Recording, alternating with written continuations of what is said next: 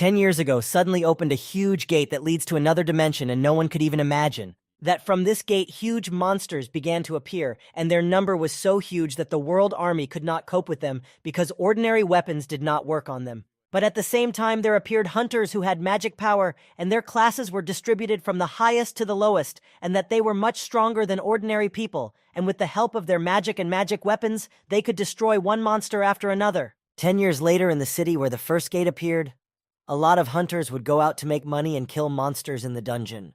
And now we see two hunters who met after many years of dungeon adventures together, and as they talked about the old days, the other hunters began to slowly converge on the place where the gate had opened, and while some were approaching, others were able to set up for the battle and drink their last cup of coffee. But at that moment, a guy named Sung Jin-Woo appeared.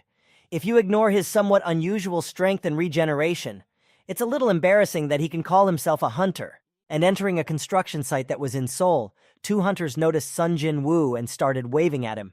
But the other hunter couldn't understand if Sung Jin-Woo was a strong hunter. Everyone was so happy that he had come. But Mr. Kim started to reply that this guy is the weakest in the world, and that he's so weak that he can get hurt in a ranked dungeon, and his coming means that their dungeon will be easy. And as soon as he took his cup of coffee, and then started walking up to the other hunters and greeting them. And as he passed the guys he had recently greeted, he heard them tell him that they called him the weakest weapon in the world. And before he could reply, he could hear everything. At that moment, he heard the familiar voice of the girl Ju-hee, who was also in this raid. The new girl started asking him how he managed to hurt his face this time, to which Sung Jin-Woo began to reply that he didn't know because he always gets hurt when he hunts. But sitting down on the building materials, he began to explain that they were in the E-rank dungeon, and he was the only one injured because the others were ranked higher, so they didn't take healers.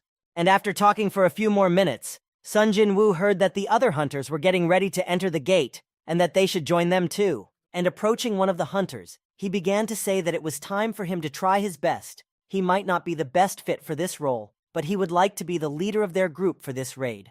But the other hunters realized that he was the only strongest of them, so no one was against it, and gathered all the equipment. They started to go into the dungeon together, to destroy the boss and make more money. Sung Jin-Woo, who was the last one to enter, was ready to give his best today, because today he would not get hurt, and he would survive, and he would earn more money to take care of his family just like the others. A little while later, he managed to get one magic stone.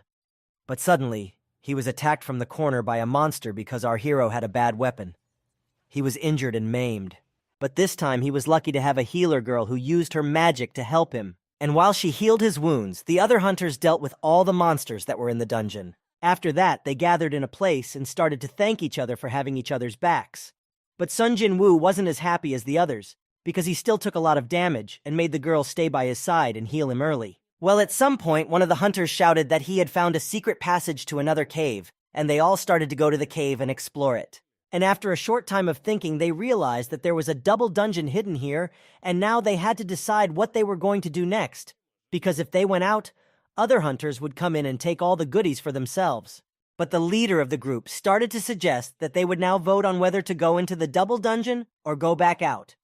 And after a short time of voting, they were evenly divided. The last person who did not vote was Sung Jin-Woo, and now he will decide what to do next because he needs to help his mom, who is in the hospital, and his sister, who wants to go to university. After a short time of thinking, he clenched his magic crystal that he held in his hands and decided that he agreed to go to the double dungeon. A little while later, our group of young monster hunters continued to walk through the deep cave, but they realized that they were on their way. If they could destroy the dungeon boss, they would still have 20 minutes to get out of the dungeon because it would automatically close.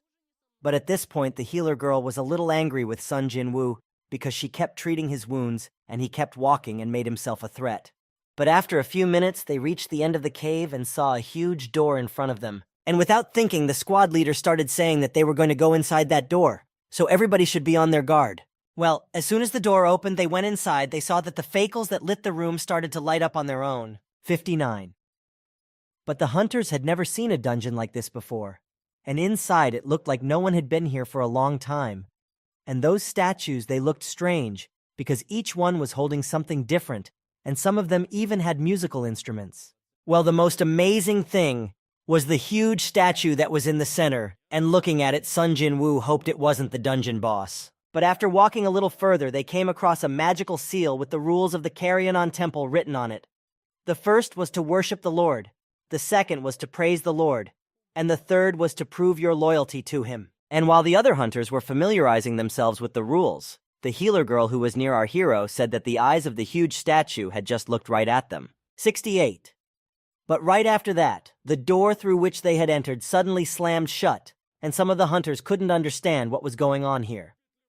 One of them began to say that he had had enough and was leaving now because it was a mistake to come here. As soon as he came to the door, a huge statue that was on opposite sides of the door suddenly moved and started swinging its huge axe, and with one blow it destroyed the hunter. The other hunters couldn't believe what had just happened and that they had to fight these huge statues. Sung Jin-Woo quickly turned his head and looked at the huge statue that was behind him, and in an instant the huge statue started to look straight into the eyes of our hero. It was not the first time for Sung Jin-Woo to be in a deadly situation, and during his first raid he was left behind and lost, and even almost died of starvation when he was trapped in a dungeon. But the worst part is that he has to work twice as hard to take care of his family. But at the same time, he saw the eyes of a huge monster looking straight at him, and at the same moment the eyes began to glow with bright fire, and Sung Jin-Woo shouted for everyone to fall to the ground, as bright rays began to appear from the eyes of the huge stat that destroyed everything in its path, and most of the hunters simply died on the spot. And raised his eyes. The hunters saw that they were miraculously alive, but still they could not understand how they could kill all the statues, because it would take a long time. But sometimes sinister and very dangerous monsters can lurk behind gates. I turned your arm, but the bleeding never stopped. I don't know how else I can help you. I don't know what more can be done myself. I didn't think it would be this difficult. I only invited 3 healers and I thought we could do it faster. But it's so dangerous here that one of them was killed so brutally that there was nothing left of him. The second one was rendered speechless and went into shock from what he saw. The third healer, whom you know, can't get her act together.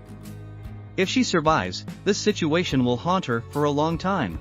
As you can see, it's going to be hard to heal with their skills in this situation. I don't think we can do anything with him. His look inspires great fear. Eventually they decided that when the situation subsided a little, they would try to escape, but it wouldn't be that easy. Desperate, the rest of the group didn't understand why they had come here. After all, this is only a D-rank dungeon. Our protagonist realized that if they went through that big statue, there was no way they could get past the guards guarding the door. "I'm not going to die here," shouted one of the hunters. "I just joined a normal guild, I'm strong, so I can get out." At that moment their leader cried out, "Don't do it." But nothing could stop him anymore. He could only rely on his speed skills. He rushed like a bullet, running with all his speed, but in an instant the statue spotted him and shot out its laser eyes. All that was left of the runner was his legs. He never made it. Everyone was shocked by what was happening. Everyone who saw it was so dumbfounded that they couldn't look at what had happened. Everyone, as one, understood that they could be massacred at any moment. Jin-Woo understood that they could kill them at any moment, but those creatures did not, and they did not understand why. That big statue doesn't kill for no reason, but those guards who guard the door sweep away anything that comes near them. From the attack, they have some kind of order, thought Jin-Woo. Exactly an order, how I didn't think of it before. Does anyone know if this room has its own rules? When he saw the precepts of the Kartanon temple, he shrieked, "This is it." He turned to his friend Song for help. "What was the first commandment? Have you read them?" he asked. "The commandment seems to say, 'Worship the Lord,'" answered Sung. "Then that is the Lord, sir. This dungeon has its own rules." "What are you thinking?" shrieking, Sung. "And if I'm right, he doesn't attack those who don't move." It was obvious from Jin-Woo's actions that he was not looking for death, but rather wanted to save everyone. He made a decision and realized that the statue only attacks those who stand at a certain height. He finally understood the essence of the first commandment and cried out, "Hear him and bow to the Lord." Everyone thought he was crazy, but he knew it could save their lives. Jin-Woo realized that if they worshipped him, it meant directly praising him. This premonition might have saved them. "We will live, we will finally get out of this dungeon by worshipping." That was all they thought about, but at that moment, goosebumps went up their bodies, and as soon as they looked up, they saw the terrifying smile on the statue's stone face. His expression changed. "What is it?" our hero shrieked. "How many times has he attacked us already? How many more times do we have to worship him? We were all wondering the same thing. It seems to have stopped. I don't think he's going to do anything worse. Will it be okay just because we worshipped him? 555, don't get up. If you get up, his attacks will continue. Look, nothing happens, and then they realize that, like, it's over. We survived, we can stay alive. But the protagonist didn't think so, he realized it wasn't over. There were loud noises and it felt like an earthquake had started. They saw the statue begin to rise from its throne. The statue was so big that the hunters seemed like small cockroaches against it. Jin-Woo, tell me, do you have any more ideas? Shrieked Sung-Gu, but at that moment our hero stared dumbfoundedly at the scale of the statue that was coming in their direction, and it seemed to be the end. But Jin-Woo remembered that this dungeon has its own rules. 1. Swear an oath to the Lord. 2. Exalt the Lord. That's supposed to be the solution, isn't it? Exalt exactly, cried one of the hunters. He was one of the members of the church choir and knew how to sing and pray. He pulled out his cross, which hung around his neck, and began to praise the Lord. They thought it worked. The statue even began to move more slowly. But Jin-Woo realized too late that that hunter was praying to the wrong god. The statue straightened up in an instant, stepping on the hunter who was reciting the prayer.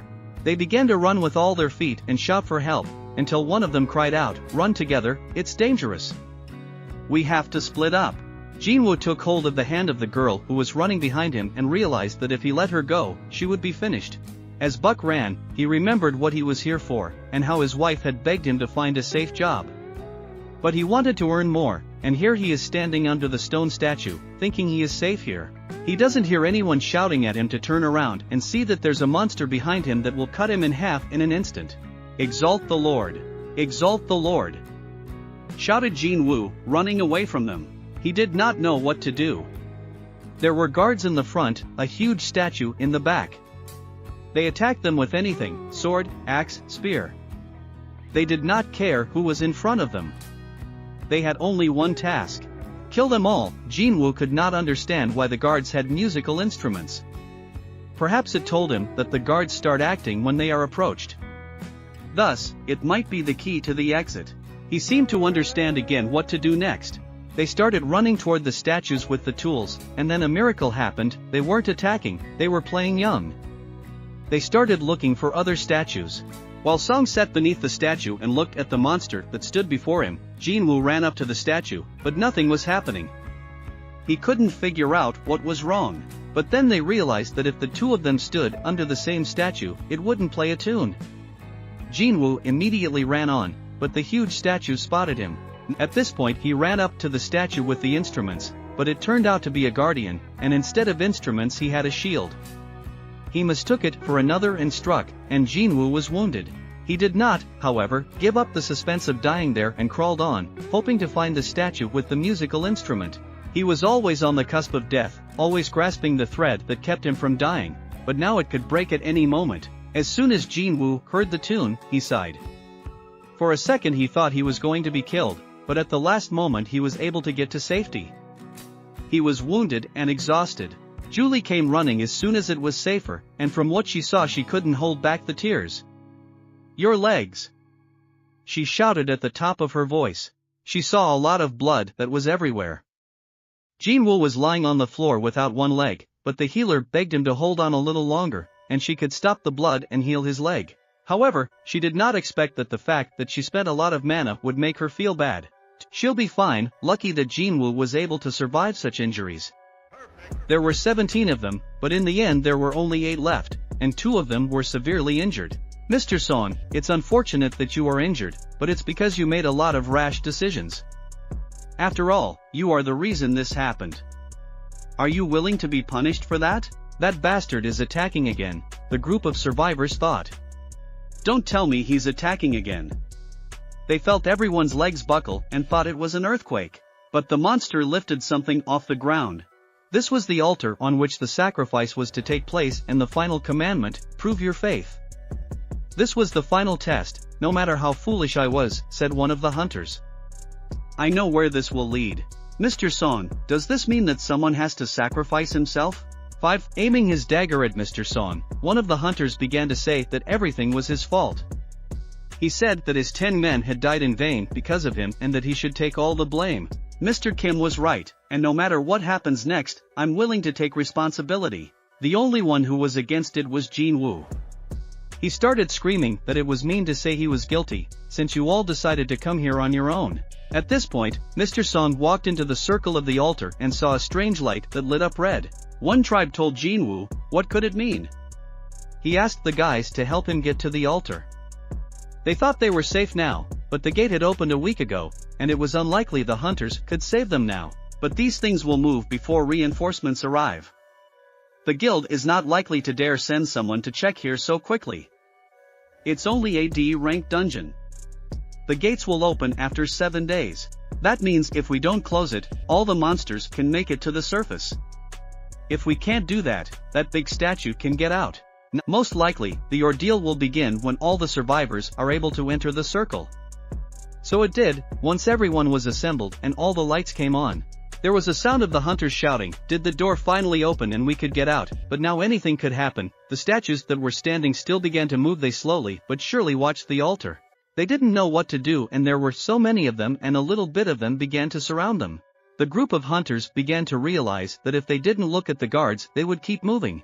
The group of hunters began to realize that if they didn't look at the guards, they would keep moving. But what was that?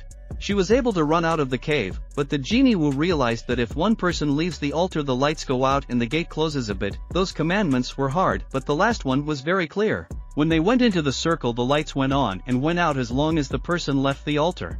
The hunter who stood and held the wounded Jin-Woo could not endure and asked forgiveness, then rushed to the exit, from which Jin-Woo fell to the floor because he was missing one leg. He shouted, stay where you are or we will die. There aren't enough of us all to look at every statue. Jin-Woo understood that. He understood that all the blue lights had to burn out and then the ordeal would be over. But it could also mean the opposite, that the doors could close back. No one would think that the weakest hunter could be so useful. Everyone looked up to him. Many died when they entered the dungeons, but those who survived, thanks to you Jin-Woo, thanks to you, and I am alive, but I can't stay here anymore. I have a family too. I can't die here. Mr. Kim shouted to Jin-Woo. But all he heard was sorry. He ran off and threw the rest of Jin-Woo to his death, dumbfounded by such an act he certainly didn't expect. The gate was about to close, and now they realized that everyone had to leave, but one person would stay and sacrifice himself. So it was decided that Jin-Woo and Madame Chi-Yul would leave together and Mr. Song would stay. But as soon as Chi-Yul wanted to get up, her legs, they did not obey her. It was because of the depletion of mana. She used it a lot when she healed Jinhwa. Mr. Song, help her get up. I can't walk with my leg. You are the only one who can help her. Take care of her. As soon as they left, Jin-Woo was left alone. He sat by the altar and thought only that thank God he is the only one, so something will die here at least. He sat alone and was ready for the outcome. Since it came to this, I will take one of you with me, he shouted. Go ahead and attack. I am not afraid of you anymore. The guards started to attack him blow by blow, and it was almost over. The only thing our hero thought about was that he changed his mind about dying for sure. He didn't want such an outcome. The last cry that was, if only I had been given one more chance. My eyes were closing, but out of nowhere an alert popped up that said you had completed all the necessary requirements of the secret Brave Man's mission. It was that last chance to become a player of the system and survive, but it needed the player's permission. If you refuse, your heart will stop in 2 seconds. Jin-Woo was dumbfounded, but the fact that he wanted to live did not negate the fact that he would not agree. He made a decision. The bright light woke me up, and when I opened my eyes and woke up in the hospital, I could hardly breathe. I had just died. But what was it really? Maybe it was a dream, but I started to turn my head and saw that I was in the hospital. At that time, 2 guys in suits came up to me. Turns out they were waiting for me to wake up, but I didn't realize who they were. And when they got closer, they apologized for the disturbance. It turned out to be the Korean Hunters Association. I didn't understand what they wanted from me, but when I found out I had been asleep for 3 whole days, I couldn't believe it. After that, I started asking them questions about what happened to Mrs. Juhee and Mr. Song. I hoped they were safe. But these guys responded that they were fine, but that Mr. Song would now have trouble working because of one arm, and from then on, if he wanted to, he could retire. And Juhee, being a hunter, is still being treated for psychological trauma, and it is not clear to them now whether they will remain hunters. As soon as they started looking for other hunters like Sick, I interrupted them and told them that was enough. I had heard everything I wanted to hear, and I didn't need any more. But the man went on to tell me that only 6 people had survived after visiting the double cave. Although hunters are always in danger when hunting, this kind of carnage doesn't happen very often. When the Hunters Association and the White Tiger Guild arrived on the scene, they had all disappeared, and there was only me lying on the altar in the cave. Neither the statues nor what the others described were found. We have been unable to find an explanation for what happened, but this is only a theory. However, these guys believe that I went through a rebirth. I certainly couldn't believe it, because a hunter's stats are set when he doesn't get the awakening or the power. Some hunters can get awakening again and rise in rank, but these guys brought with them a gauge of magical power, and all I had to do was put my hand on the crystal. If these were the high-level, deadly monsters the survivors had told me about, ordinary hunters would not be able to handle them. Only rank units or S ranks could make a difference. But when they put their hand on the crystal, all these monsters simply disappeared. Then they suspected that Hunter Sung Jin-Woo had been reawakened, since he was the only surviving hunter. But after I got my hand in, they thought I was trash, and because the lowest E rank is at least 70, and I turned out to have 10. After that, the man said they suspected me for no reason, and they left. When they walked out the door, I didn't realize that they hadn't noticed what was right above my bed hung a notification system that had a message. I turned my attention to my leg, and it was in place, even though it had been completely cut off. And there was nothing wrong with my pierced breast. I couldn't tell the difference between this dream and reality and wondered, should I have told them what I was seeing in front of me now? And it certainly wasn't a touchscreen. But at one point my sister came into my room and asked me what I was doing, because I was just standing on the bed poking my finger in the air. She asked me how I was feeling, and after that she immediately jumped on me, because she was telling me not to get hurt again, because she was very worried about me. She kept yelling, "What about the others, is everything okay? So why am I the only one who got hurt?" But I was in my own thoughts and couldn't believe I almost left her. I didn't think I'd made it out of that dream. But that message spoke back to me. I asked my sister if she was seeing what I was seeing, but she didn't understand what I was starting to say. I told her that when there was an unread message in play, how could I read it? She didn't understand what I was talking about, but seeing my message, that I had become a player and had a daily task to become stronger. I didn't understand what it was all about. A little later my sister came out of my room and along with her girlfriend started to leave. I started reading my alerts. It said that the system would help the player grow. If he disobeyed the orders of the system, he could be punished. And I also had some rewards, but I couldn't figure out what they were telling me. Well, for a second I thought I saw something similar when I was lying on the altar. The first thing that interested me was that I saw a message about the daily prepare to get stronger challenge. I decided to check it out and opened this message. Inside were the instructions for the quest, and its purpose was to work out push-ups, abs, and squats, as well as exercise and running.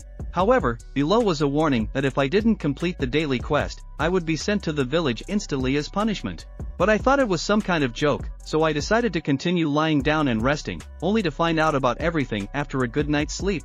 However, I suddenly woke up to the fact that my bed started jumping in different directions, as if an earthquake was about to start. In an instant, I found myself in some kind of desert. I couldn't believe my eyes, because I thought I was dreaming. But when I turned my head, I saw a giant poisonous centipede looking right at me and wanting to eat me. Immediately after that I got the quest instructions, and the penalty task stated that I needed to survive in 4 hours. But for me, that was something horrible.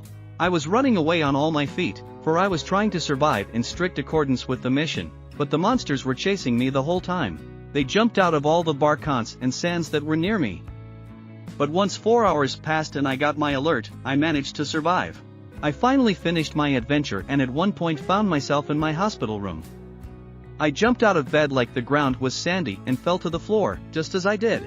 I was terribly exhausted, for I had been running for 4 hours from the horrible monsters that were chasing me.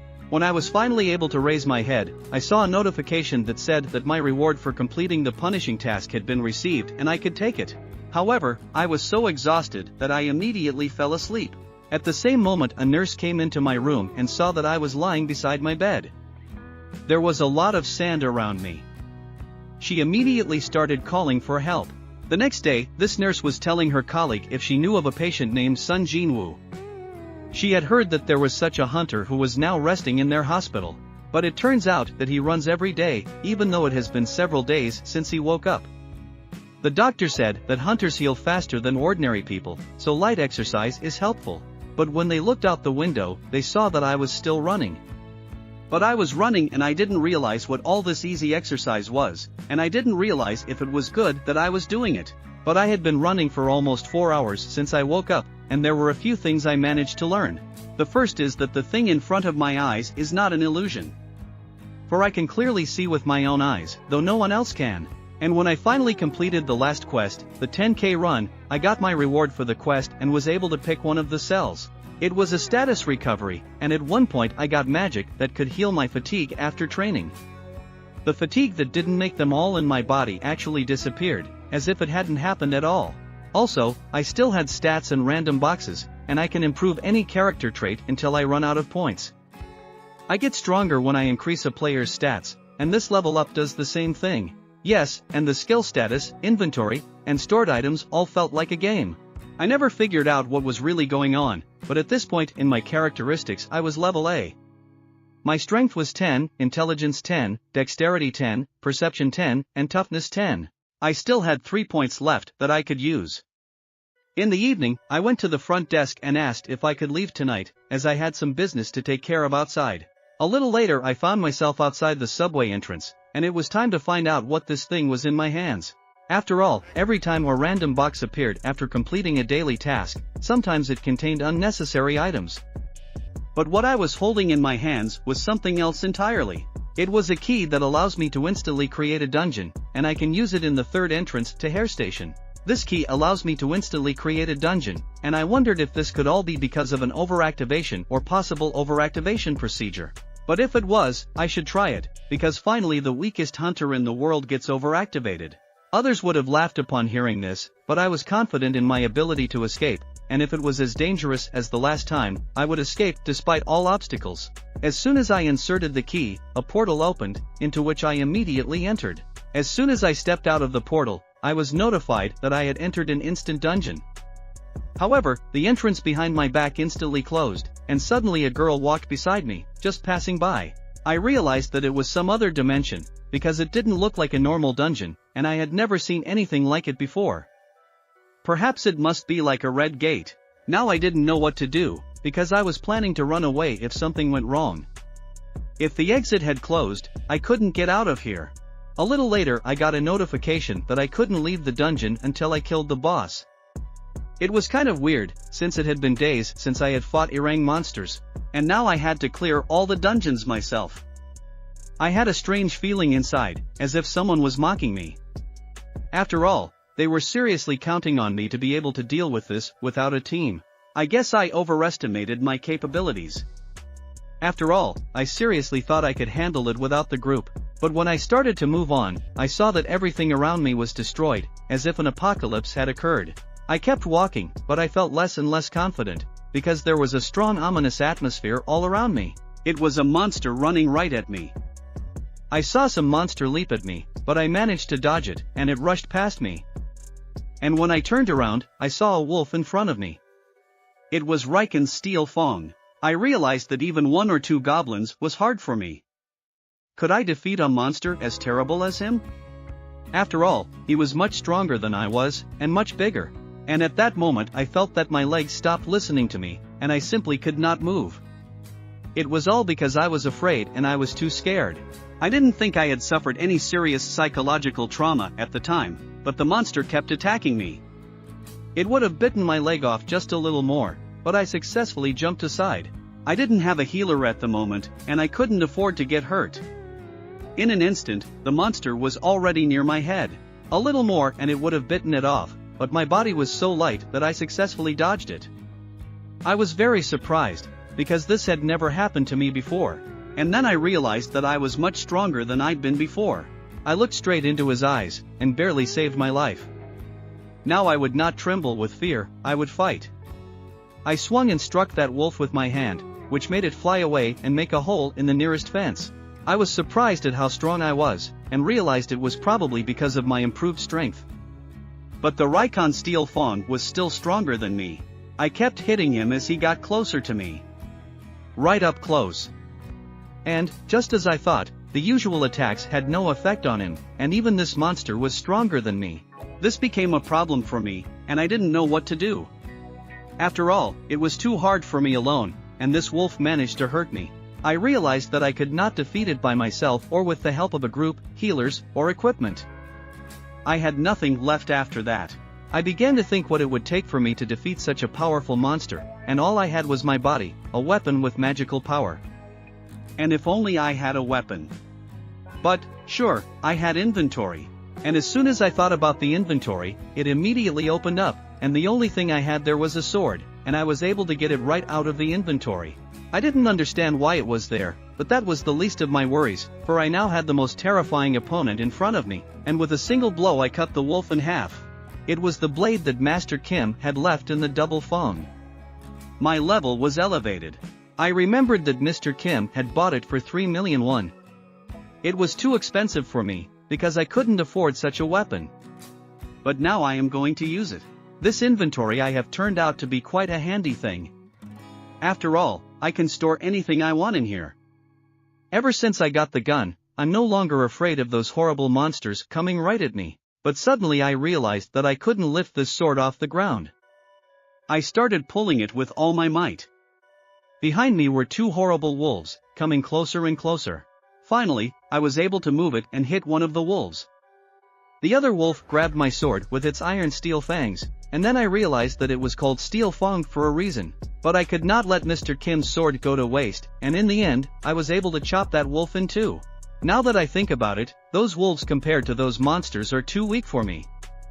Now I can overpower them all and survive at all costs by becoming much stronger.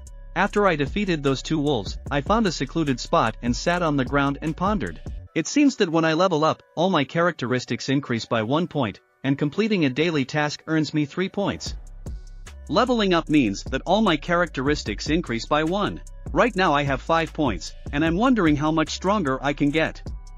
Monster hunting and leveling up seem to be the most effective. I wanted to see how much I could improve my characteristics. Even my intelligence and perception can be expressed in numbers, but the important thing is to understand my strength. It has only increased by 10 points, but I already feel an improvement. Is it possible that my characteristics will still improve? Anyway, I understand that I can get stronger as my level increases. Having just defeated 2 monsters, I wondered why the magic cores hadn't fallen off them. After all, I thought all the monsters in the dungeon had such cores. It seemed to be a separate kind of monster.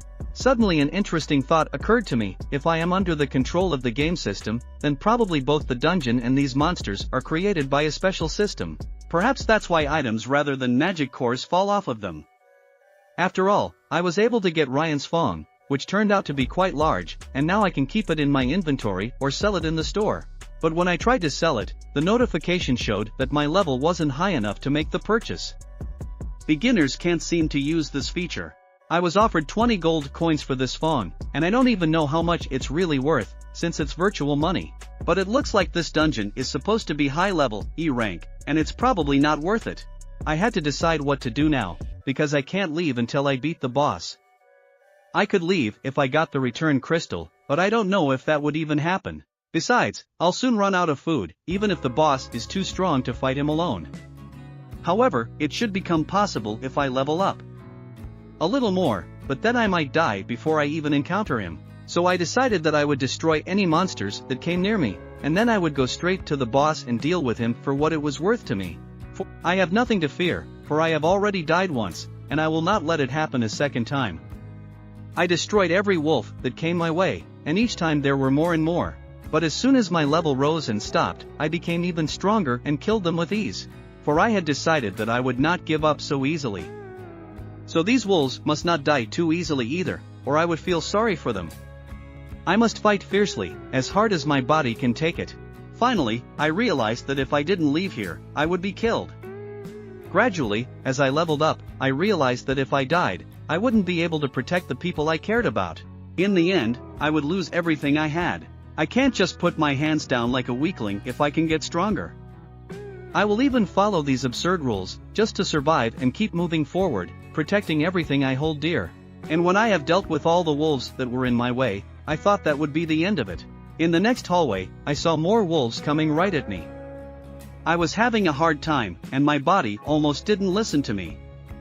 I knew I could win and continue on my way. Well, at one point during the battle I realized that the blade of my blade was completely blunt, and it would eventually lose its strength. Even if I bought a high-end weapon, it would inevitably become the same when I went down into the dungeon a few more times. There was one occasion when I bought a dagger that cost over 50,000 won. Although it became much easier to hunt, the dagger still broke easily in a boss battle, and I got 3 magic crystals that day. But I still couldn't afford to buy weapons, even though it was exhausting. I decided that I would take care of them one by one using my body. I was grateful for this blade, for it had saved my life more than once today. In the end, I received the title of Wolf Killer. This title is awarded to a hunter who skillfully fights wolves. It increases experience against beast-type monsters by 40%. I was able to get 34 wolf fangs and 2 worn daggers, a traveler's clothing and a return stone. It was more than I expected, but this return stone was too tempting. I didn't know if I should go back, but there was no guarantee that there would be another chance to get stronger so easily. And what would happen to this dungeon after I used the return stone? Will it just disappear? If it's some sort of system-created limited event, then it's very real. And I end up dancing, palm splashing, something I don't know myself. Like a dance on the palm of the Buddha's hand, I stood and pondered whether I should go on or just back off. But at the end, I put the stone back in my inventory and headed forward. After all, I wanted to get stronger, and with each step I was able to raise my level higher and higher. 4. When I fight monsters, I feel a little better and I definitely feel like I'm getting stronger. Unlike normal dungeons where monsters are reborn, these creatures don't feel alive. So fighting them is more like a game where their character is determined. If I can learn their behavior, I can understand where they come from. Perhaps there is a monkey on top and a cat on all sides. I fought them all alone, and was able to defeat them all. For I am much stronger now than before. I'm different now. As they attack me, if a month ago I would have died a long time ago, but now I know how to behave in such situations. In this case, the color of their name changes depending on their strength. White means weak, orange means strong, and red means very strong. At first the color of the Raiken's name was orange, but now it's white and I'm a little stronger. But even with the strength I have now, I'm not sure I can beat that guy. Now I started getting goosebumps when I saw the smoke heading one way. And it's probably due to the increase in my sensitivity, and I can appreciate how powerful the monster is down there. My level doesn't seem to be rising anymore. Besides, my sword won't last long if I fight in vain. Finally, I decided that I needed to go down and see for myself what was waiting for me down there. I kept going down, and I realized that the stairs had gotten longer, and it was a real subway station. And when I finally made it down the stairs, I saw this strange place. And suddenly something fast started rushing right at me, and before I could even blink, something hit me hard with its big tail. But I managed to parry this blow with my sword, but I was still thrown back into the nearest wall, which hit me very hard and made me bleed. I sat and stared at the terrifying monster. And suddenly something fast started rushing right at me, and before I could even blink, something hit me hard with its big tail. But I managed to parry this blow with my sword, but I was still thrown into the nearest wall, which hit me very hard and made me bleed. I sat and stared at the terrifying monster. I stood in front of this horrible monster and looked him straight in the eye. At that moment I realized that the sword could not pierce it, and the blows would have no effect. I need to figure out how to deal with him quickly, because I'm almost out of time. The monster kept attacking, and I realized that I needed a very quick full weight attack. At the same time, I have to weaken this guy's defense. But I have to decide how I'm going to deal with this thick scales. After all my attacks could not penetrate his thick scales, and something had to be done about it. I tried to dodge and defend myself, but I would have died if he had hit me with a straight punch. However, in the end he managed to hit me several times, causing me to be very badly hurt and fall to the ground. Was this the end I had been walking toward all my life? I thought I'd gotten a lot stronger, but it wasn't enough. And how strong would I have to get to kill a monster like that? After all, to escape my past, I am the weakest hunter in the whole world. There had been such rumors about me lately. I remembered being told that there seemed to be people who do such things for fun, and I need to make more of an effort to stop these rumors. This nickname stuck to me because I'm too weak, but I shouldn't brag about my weakness. For I myself know how weak I am, and it is a force that clutches my head and can make me back down. Even false pretenses cannot protect me. And whatever the enemy does, the sheer force of me in fear will make my knees bend and my toes dig into the ground. I am ignored because I am weak or have not been thanked before the force. I thought back to that very day when many men and good hunters died, but I stayed alive. So I have to survive right now. If it is easy to be betrayed, then I must become stronger. For this is where I must overcome all obstacles, and no matter what, I will recover and continue my journey to reach my goals that await me. For I must become even stronger, and all the monsters in my path will fall. Compared to this monster and the fear I felt then, I am completely calm now.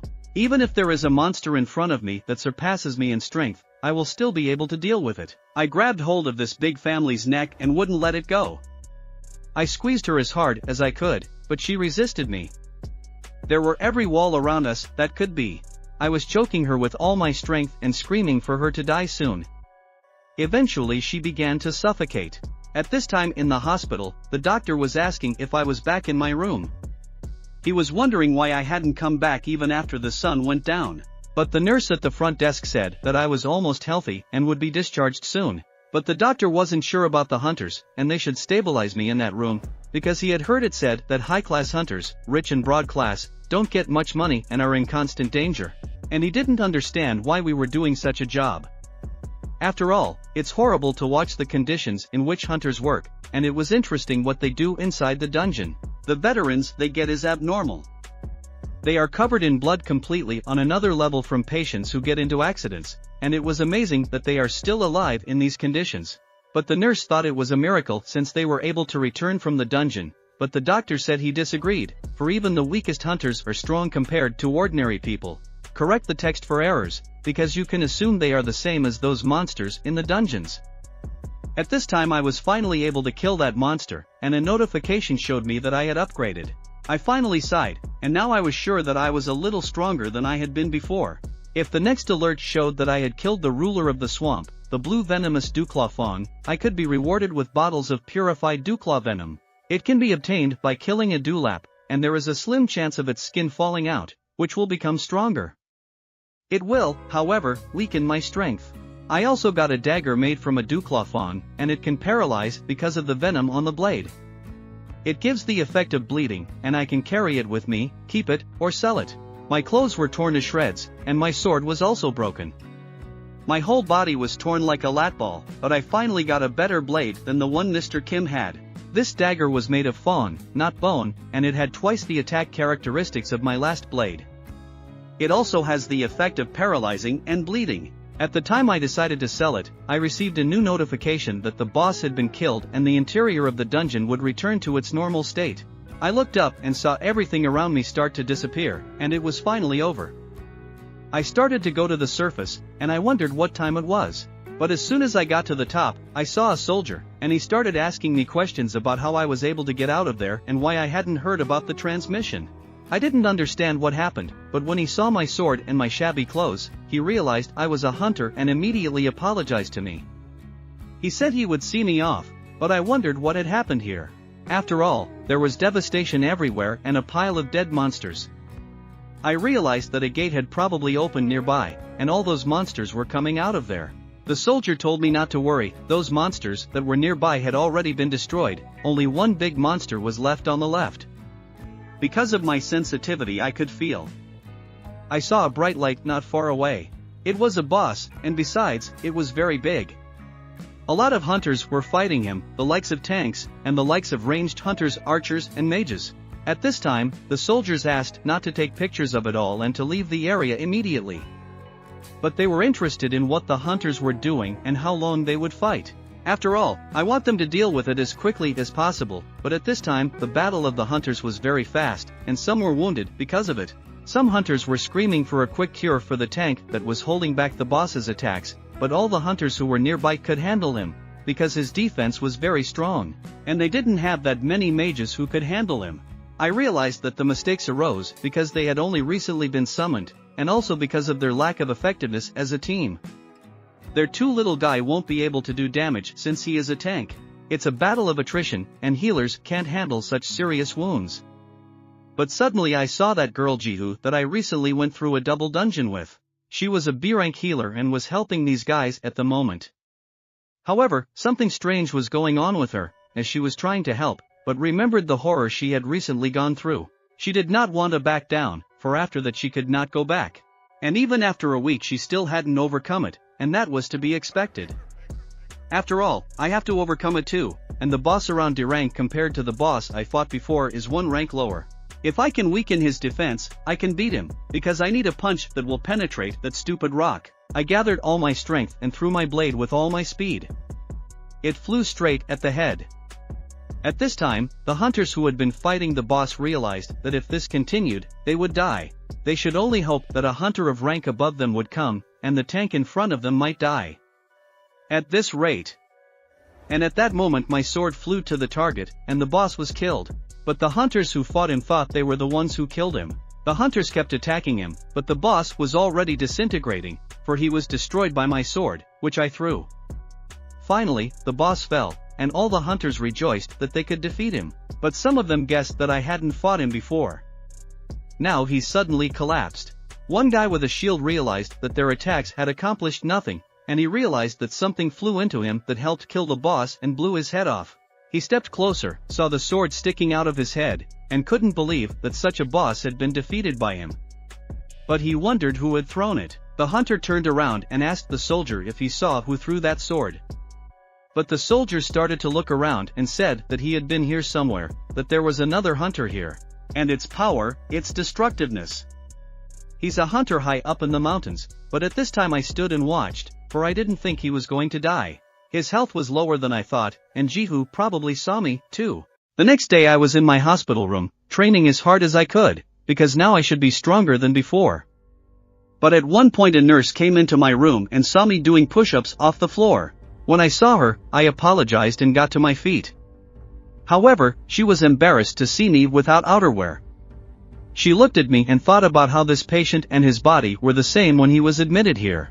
After all, he had somehow changed, and it had been a few days. She asked me when I was being discharged from the hospital. I answered that today. And she held up her phone to me and asked if I would mind if she had my phone number. At first I didn't understand what she needed it for, but then she said it was for the results she would send me later. Seconds later I gave her my number. The next day I was already at my apartment, at which point my sister was getting ready for school. But at that time I opened my door and started walking out. I was very sleepy. I saw my sister and told her that if she was going to school, she should be careful of the cars on the road. But she was more interested in my view, because she realized that I had been working half the night as a hunter. When she approached me, she asked that my body looked trim. And she realized that I had gotten a little taller. She didn't think men were still growing after 20 years, but I told her to cut the crap and get an umbrella, because it looks like it's going to rain. But she didn't want to take it, but I insisted, because this folding umbrella wasn't that big, and she'd had enough of making such a fuss about it. Soon she was gone, at which point I looked at my daily assignments and decided I would go for a run a little later. I noticed that my muscles got bigger, and there's no way that my physical status has changed in just a few weeks. So my status is affecting my body as I continue to increase my strength. Most likely my body is changing too, and it's probably because I put a lot of points into the strength box. And I wondered what would happen if I kept going. I hope I don't become a big overpumped dumb jock. Even having a high level is not good without balance. The same will be true for the other stats. And since the synergy between strength and dexterity is good, I'll put some into that. High health is also good, but the higher the stamina, the better. But the problem was still with intelligence, and it seems to be related to magic. But did I need it? I wondered.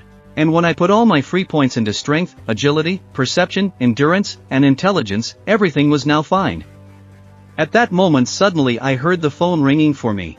And when I picked up the phone, I was told it was from the guild. They were nervous, because I hadn't picked up the phone in a very long time. But I apologized and told them that something had happened to me recently, and I had just gotten out of the hospital. But that person was calling me because a month's rent was already trickling in. He asked if I could pay now. If not, could he defer my payment for a month?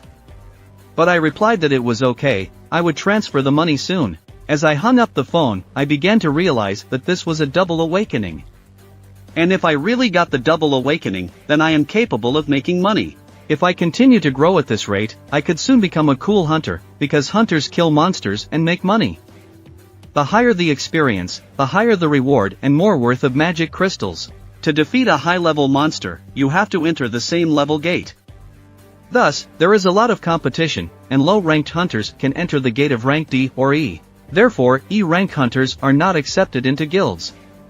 And even if it were the other way around, it would still be problematic for them to find work. Right now my rank in the guild is E, and for me, who has never entered a D rank gate, that would be a prerequisite. People are chosen on the basis of competence. And when I could not yet rid myself of the title of the weakest hunter in the world, should I work well and raise my rank? That question plagues me above all else. My awakening will turn into a wildfire, and people love to gossip. Hunting is a good topic, and the more attention I get, the better I get paid. But angry looks will come over me, and I can't reveal myself until I'm sure. I'll make money first, and it would be great if I could increase my attack power first. The next day I was already near one of the dungeons, and as I got closer, one guy said to go this way. When I got close to him, he said his name was Dongsu and asked what my name was. I answered that my name was Sung Jin-Woo, and I was an E-ring hunter. The other guys, as soon as they saw me, said that they knew me and I was a pretty famous person. They started remembering my nickname, and finally one of those guys said it was the weakest hunter in the world after all. But the big guy who was standing next to me ordered them to stop and said that the most important thing was quantity. As he said on the phone, it would be a little difficult for me, since it was a C-rank gate, and I would be exempt from fighting for the time being, but he would pay me 2 million to add to our lineup. It was a good deal for me and he held out his hand for me to sign. After that, I looked at them and saw that there were 5 C-ranks and 4 D-ranks. There is a rule that when entering a C-rank gate, there must be 10 or more people, and at least half of them must be C-rank. Because of this, there have been times when the strength of a squad is only a few. As I was looking over my contract, some guy came up to me, apologized, and told me that we were both still green today. It was Jin Ho. He was 22 years old and had a D rank at this point. He, too, was called up under the same circumstances as me. When I looked up and saw him at full height, it was strange to me, because he was wearing a stupid outfit. But to hell with the darling. I guess he was the son of a millionaire. At this point the head of that hike came up to us and said I should just follow them and take care of the luggage. There's food, clothes, gear, first aid kits, and just about everything you need. And I understood that we would go there without a healer. After that he replied that it was hard for me to understand, but that they could take care of themselves, because they always do. But to me that was silly, for the squad consisted only of tanks and attackers. I continued to read my contract and saw that it said that I acknowledge that I will not blame anyone else for any accidents inside the dungeon and the fact that they did not have a healer. That would be hard to accept. The guys finally started screaming for everybody to go inside and they're going to beat the monsters anyway. And there was no need to worry about that. And as soon as we started going inside, that guy in the other outfit told me to stop worrying so much about it, because he would take care of me. Here was the time. We were near the entrance of the building and began to gather our equipment. Everyone took their swords and clothes, and I, at the time, slung a large briefcase of equipment and food on my shoulders. We began to move, and along the way the head began to say that it looked like construction had been delayed. Most recently, just 2 weeks ago, the chief had fled abroad with millions, with workers and sponsors left behind. Hard times had come, but I didn't understand why he wasn't talking about it. When I put my bag on, this guy asked me if it would be too hard for me to carry it all and if I would be okay. But I said it wasn't that heavy, and I thanked my strength, because now a bag like that would be nothing to me. That guy started telling me again to stop being so strict or it was okay to be so quiet.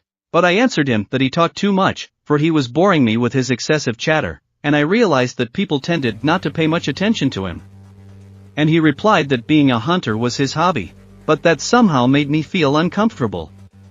Finally we came to the entrance of the dungeon, but the entrance was quite large. It was rather unusual.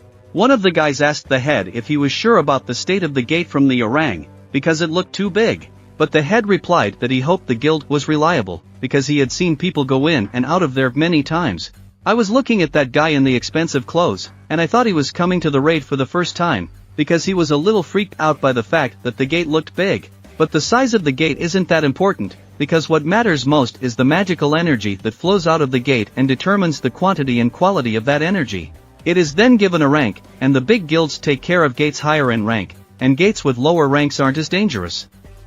I realized that, though this was my first trek from rank. The head decided to go in first and told everyone else to follow her.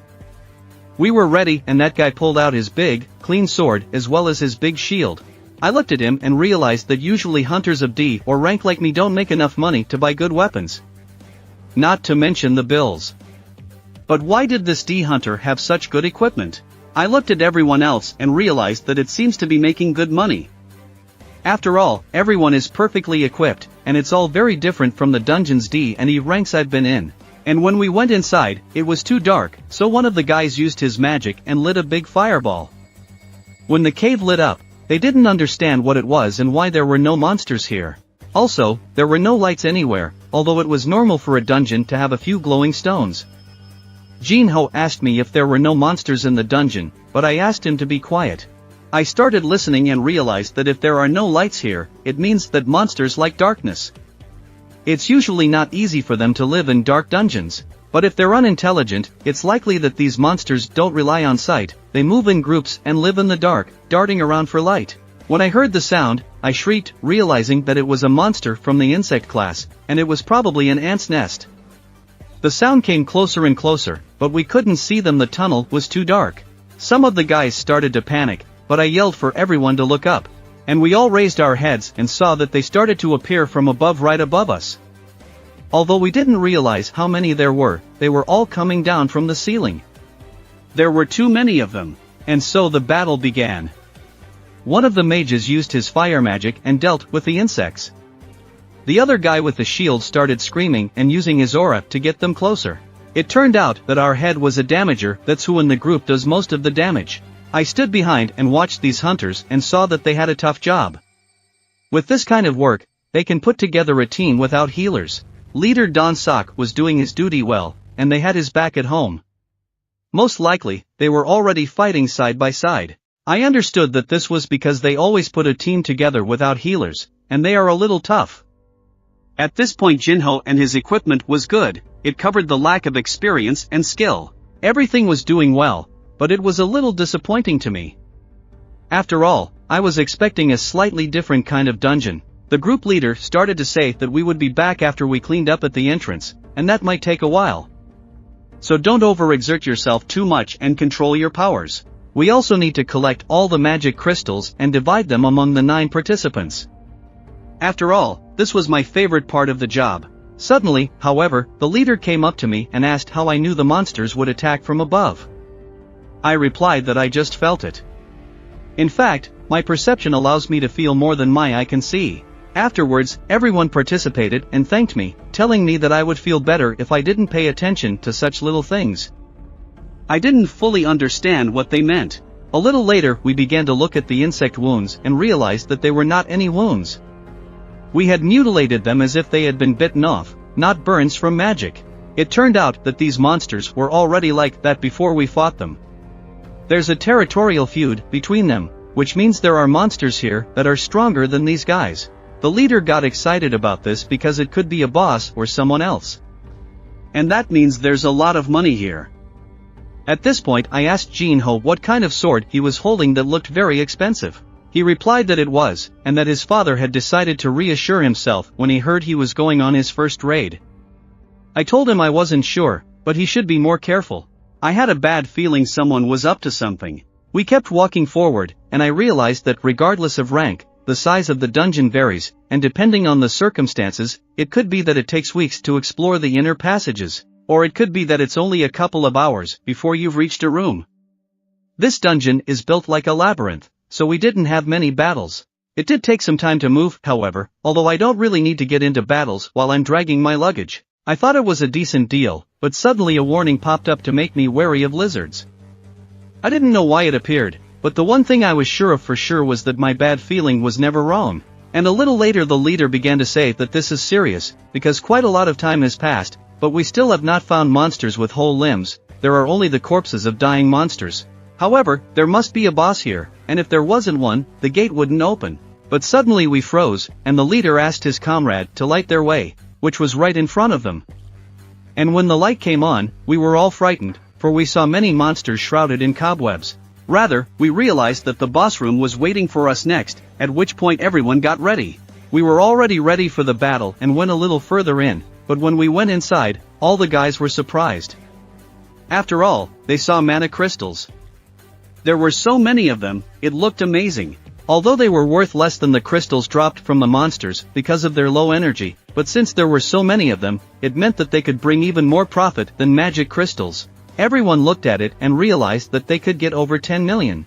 The leader began to look up and think about how his older brother wasn't always right, because he ignored him simply because he got a high rank and traded his country for America just for the money. The leader said he was still considered an elite in America and his brother should not think of him as a despicable man who would grovel at his feet. He decided to capitalize on the situation and increase his squad. At the same time, the other fellows began to say that it was a share of the big catch.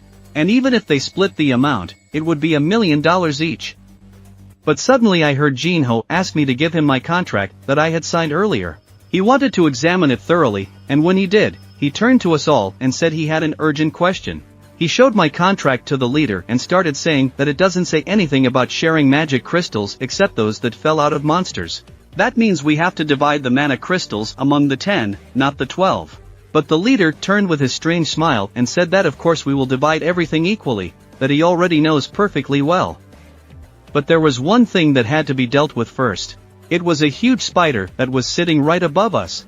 The guys from that raid realized it was a dungeon boss that was sitting right above us and looking at us with his big red eyes. The leader started saying that everyone should understand that if the boss is defeated, the gate will close. Therefore, we must retrieve and transfer the mana crystals before we can defeat the spider. Luckily, it looks like he's asleep after stuffing his stomach, and this is the perfect chance to transfer the crystals. But first we have to bring the equipment. To this the other guy replied that who would have guessed we'd find crystals in a C-rank dungeon, and he left the miner's equipment in the car. But the leader started saying he was an idiot and telling him to make a habit of carrying it with him. They apologized to us and asked Jin and me to watch the place for the two of us, and they had to go and get our gear. Jin-Ho was agitated, for he had heard everything right, that we should be left alone with the boss. But the leader began to say that he didn't think he would attack us, unless, of course, we invaded his territory ourselves. He seems to have had enough and is now napping, and everything will be fine as long as we don't provoke him. We have to trust the leader and keep our voices down, because something might happen if we keep talking loudly. The leader says he has something to tell the others, so they go and have a smoke and come back soon. I watched them leave and realized that according to the rules there had to be at least 10 people in the squad, not counting me and Jin-Ho, and there were 8 in our squad. And that means that they repeatedly did so. Since they went into the gate that way, surely there would have been no need to fill the 2 empty spaces here. As soon as the leader and his group withdrew, he ordered that the entrance to the boss's room be blocked. And as soon as we heard the loud sound, we realized that everything had been stoned. And then it finally dawned on me that you guys are revealed to be lizards. I remembered being told that sometimes there are bastards like lizards, and incidents inside the dungeon are rare, because it's a pretty dangerous job. And even if a crime has occurred, it's hard to investigate. That's why this is often the place they use. There are no cameras that can be viewed from the outside. So who's going to stop the hunters? No one. Fix the text for mistakes, and the weaker you are, the quicker you just get rid of you. But if you are strong, people will reach out to you. If they say you're useless or in the way, they'll get rid of you like a lizard shedding its tail. That's why I was told to be careful. After all, I was the weakest hunter in the world. At this time I began to panic and didn't know what to do. After all, the entrance was backed up. He was upset that these bastards were trying to kill us, and they wanted to kill us. At this time, I realized that I wouldn't have been able to stop them anyway, because we had already fallen into the trap they had set. If we did anything, they were already ready to kill us. I remembered the leader telling me that it was all clear because of me, but it would have been alright if I hadn't paid attention to the little things. Now I knew what he meant. I threw my backpack on the ground and remembered that the guy who was the light mage's name was Guwon. He'd done a good job, and getting out of here wasn't that difficult. But the real problem was that this explosion had awakened the dungeon boss with rank. At this time, the group that had abandoned us started coming out of the dungeon. They said that since they had memorized the way out of here, it would be easy to get back after the break. Another guy started saying that we should just kill them there and everything would be a lot easier. But the leader started saying that if we put up a fight and wake up the spider boss, how could we get the mana crystals? The weakest E-ranked hunter and the D-ranked hunter, who has no experience, have no chance to deal with the boss. Despite their best efforts, after the boss spider eats them and goes to sleep, we can take advantage of this and get the mana crystals. If this works, we have to kill the boss. And then there's the whole Jin-Ho outfit. It looks like we can get 1,000,001 with the sword and shield alone, but if we can't get all the mana crystals, we can still get his stuff in the end. The leader decided to find out what kind of rich family he came from, because at least we need to arrange a funeral for him, since the Rastasina caused a big ruckus. The boss is now furious, and none of this group has the courage to fight this monster alone, for it is impossible.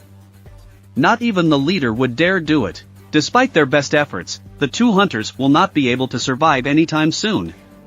We stood and watched as the big boss spider approached us. Jin-Ho ordered me to stay behind, and he would figure something out. Jin-Ho looked at this monster and began to say that he had many eyes, a hideous mouth and huge size, long legs. His power is on a completely different level. Jin-Ho didn't know where I was before and that I had met a horrible monster a month ago. The thought of him terrifies me. I said it was nonsense and started walking towards this boss. My dagger already appeared in my hand. I said that this monster was mine and I would destroy it myself, but he didn't understand what I was trying to do. I replied that of course I would finish him off. He thought I was crazy. After all, he knew it was impossible to defeat a boss on your own, unless you were an elite or higher in the city. He didn't understand how I could beat him, but I told him to think harder about getting out of here. In a way he was right. Even after waking up I was still weak, but I wondered why I didn't feel much pressure to bring me to my knees. The Azure Basilisk Swamp Lord I had met in that dungeon was too strong for an E-rank boss, perhaps he was even taller. The boss golem was rank D or lower, and compared to them this boss was incredibly strong. Perhaps this means that I became serious enough not to tremble in fear of a boss of my rank. My failing level was 18, and I was able to defeat this boss. This giant spider rushed right at me, but I jumped up and hit it with my blade. As a result, the monster started screaming, and I realized that my attacks were successful. My Rasaki Fong turned out to be a pretty good weapon, and that explains why hunters are called hunters because of their desire to kill. Now the real hunting was just beginning. I started running straight ahead. He looked at me with his mouth open and didn't understand what I was doing. He watched me fight, and realized that this was the E-rank hunter. I kept fighting this horrible monster, but it was easier for me to dodge all his attacks and block his big tentacle blows with my speed. I was able to hit him on his big legs, even though his shell was very strong. I needed to plunge the dagger as deep as possible to damage it. After a couple of minutes of fighting, I realized that it had no blind spots. The spider has 8 legs and can easily penetrate the floor or rocks. Every attack can be deadly. It takes time to get close to him. I kept attacking with all my might. Jin-Ho looked at all this and did not understand who I was, an E-rank hunter. But for him it was impossible to believe, because the guild said that I was definitely an E-rank. However, my movements did not seem so, and he probably realized that I was a false rank. After all, there are those among the hunters who can control their level of magical power. If they wanted to, they could lower their rank. Hunters who hide their true power are called pseudo-rangers. And the problem is that pseudo-rans are mostly psychopaths who kill for their own pleasure. Jin-Ho looked at me, a look full of rage. I looked even more horrible than the monster himself. In that moment, fear possessed him, and he didn't know why he said he was coming here. After all, he should have listened to his father when he said it wasn't for me. I fought the monster, and I wondered how long it took. Maybe 5 or 10 minutes? Because of that, my stamina was slowly running out. I didn't even have time to hit him. The problem was that as my fatigue increased, my speed dropped, and I couldn't prolong the battle any longer. The only chance I had of winning was in the special ability of my dagger. I decided to use it against him. After all, I had the paralysis effect, the bleeding effect, and the weak spot on my head, the eyes, which are the weakest part of the head in all living creatures. However, I didn't expect this spider to spit its horrible acid. When I saw the acid burn a hole near my feet, I realized that this spider was hiding a trump card up its sleeve and I was running out of time. If this continues, I need to shorten the distance faster and right now. I used my active jerk skill and got to this monster in the blink of an eye, instantly shortening the distance. At this point, I activated the paralysis effect, as I wanted to get it over with as soon as possible, but I couldn't deliver a critical hit. I needed to accelerate even faster. I was a little short. Jin-Ho watched me and saw how fast I was, but she knew that my stamina would run out if I kept this up. I kept approaching this spider and was already close to it, but my fatigue was only 70%. At one point the spider hit me with its big foot, but it flew off, leaving a hole in the ground. I saw that the spider was about to strike one last time, and I remembered that I had a status recovery effect. I was able to apply it before that big paw reached me. At this point I was already over the spider and was able to thrust my dagger right into its eye. I took the dagger out and struck a few more blows. My paralysis effect was also activated, and the spider began to bleed. At this time my opponent was losing 1% of his health every second. I kept throwing more and more punches and finally delivered one last crushing blow. The system informed me that the dungeon boss had been defeated. At that point, my level went up and I was excited to get my daily quest reward. And if I didn't know what might have happened. Jin-Ho stood at the side and watched the whole thing. He couldn't believe his eyes that I had single-handedly defeated the boss. He looked at me and realized that I was definitely a liar. He saw me with a horrified grin as I began to slice through just a spider to finish off my magic crystals. At that moment, Jin-Ho turned to me and offered to put my magic crystals, which he was holding, in his backpack. At which point he held out his hand to me and said that I must be thirsty and should take this water. I didn't understand what was happening to him. For in an instant he picked up a pickaxe and started chiseling mana crystals. And then I realized that I was something of a savior to him. But at that moment the passageway, which had been blocked, collapsed, and I saw the guys who had abandoned us approaching us. Those guys walked in on us, and they had a leader at the head who looked at us and couldn't believe his eyes that we were all still alive.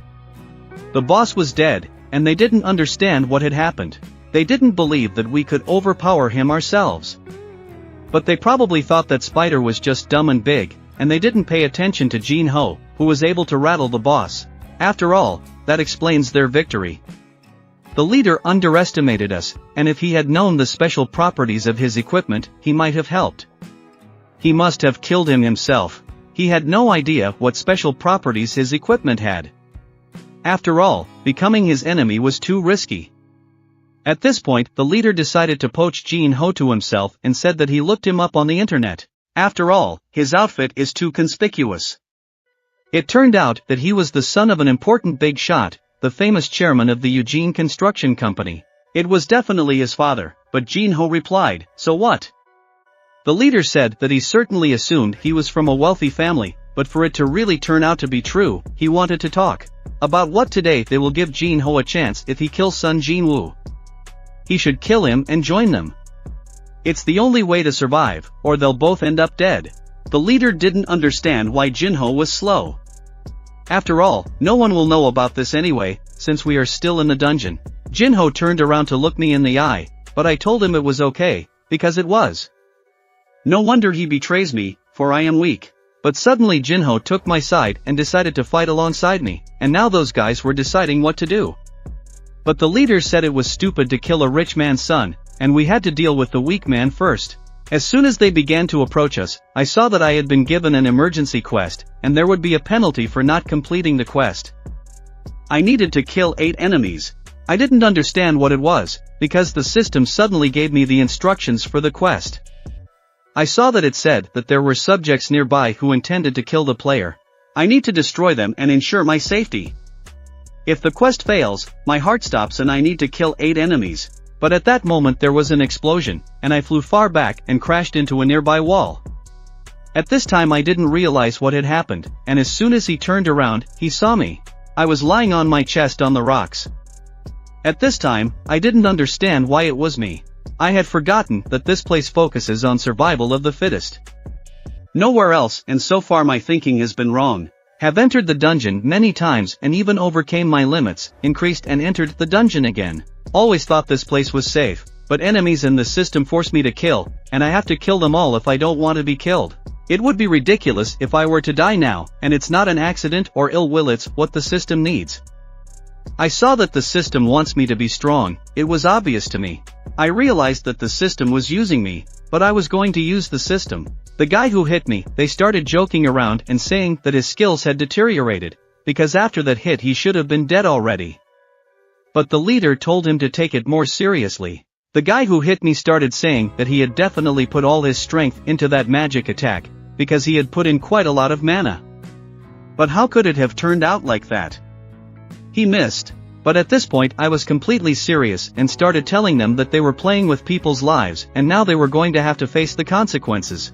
But these guys didn't understand what I was telling them, but I was getting closer and closer, and I said that since they were hunters, they should be prepared to be targets themselves. And the first one standing said he would deal with me.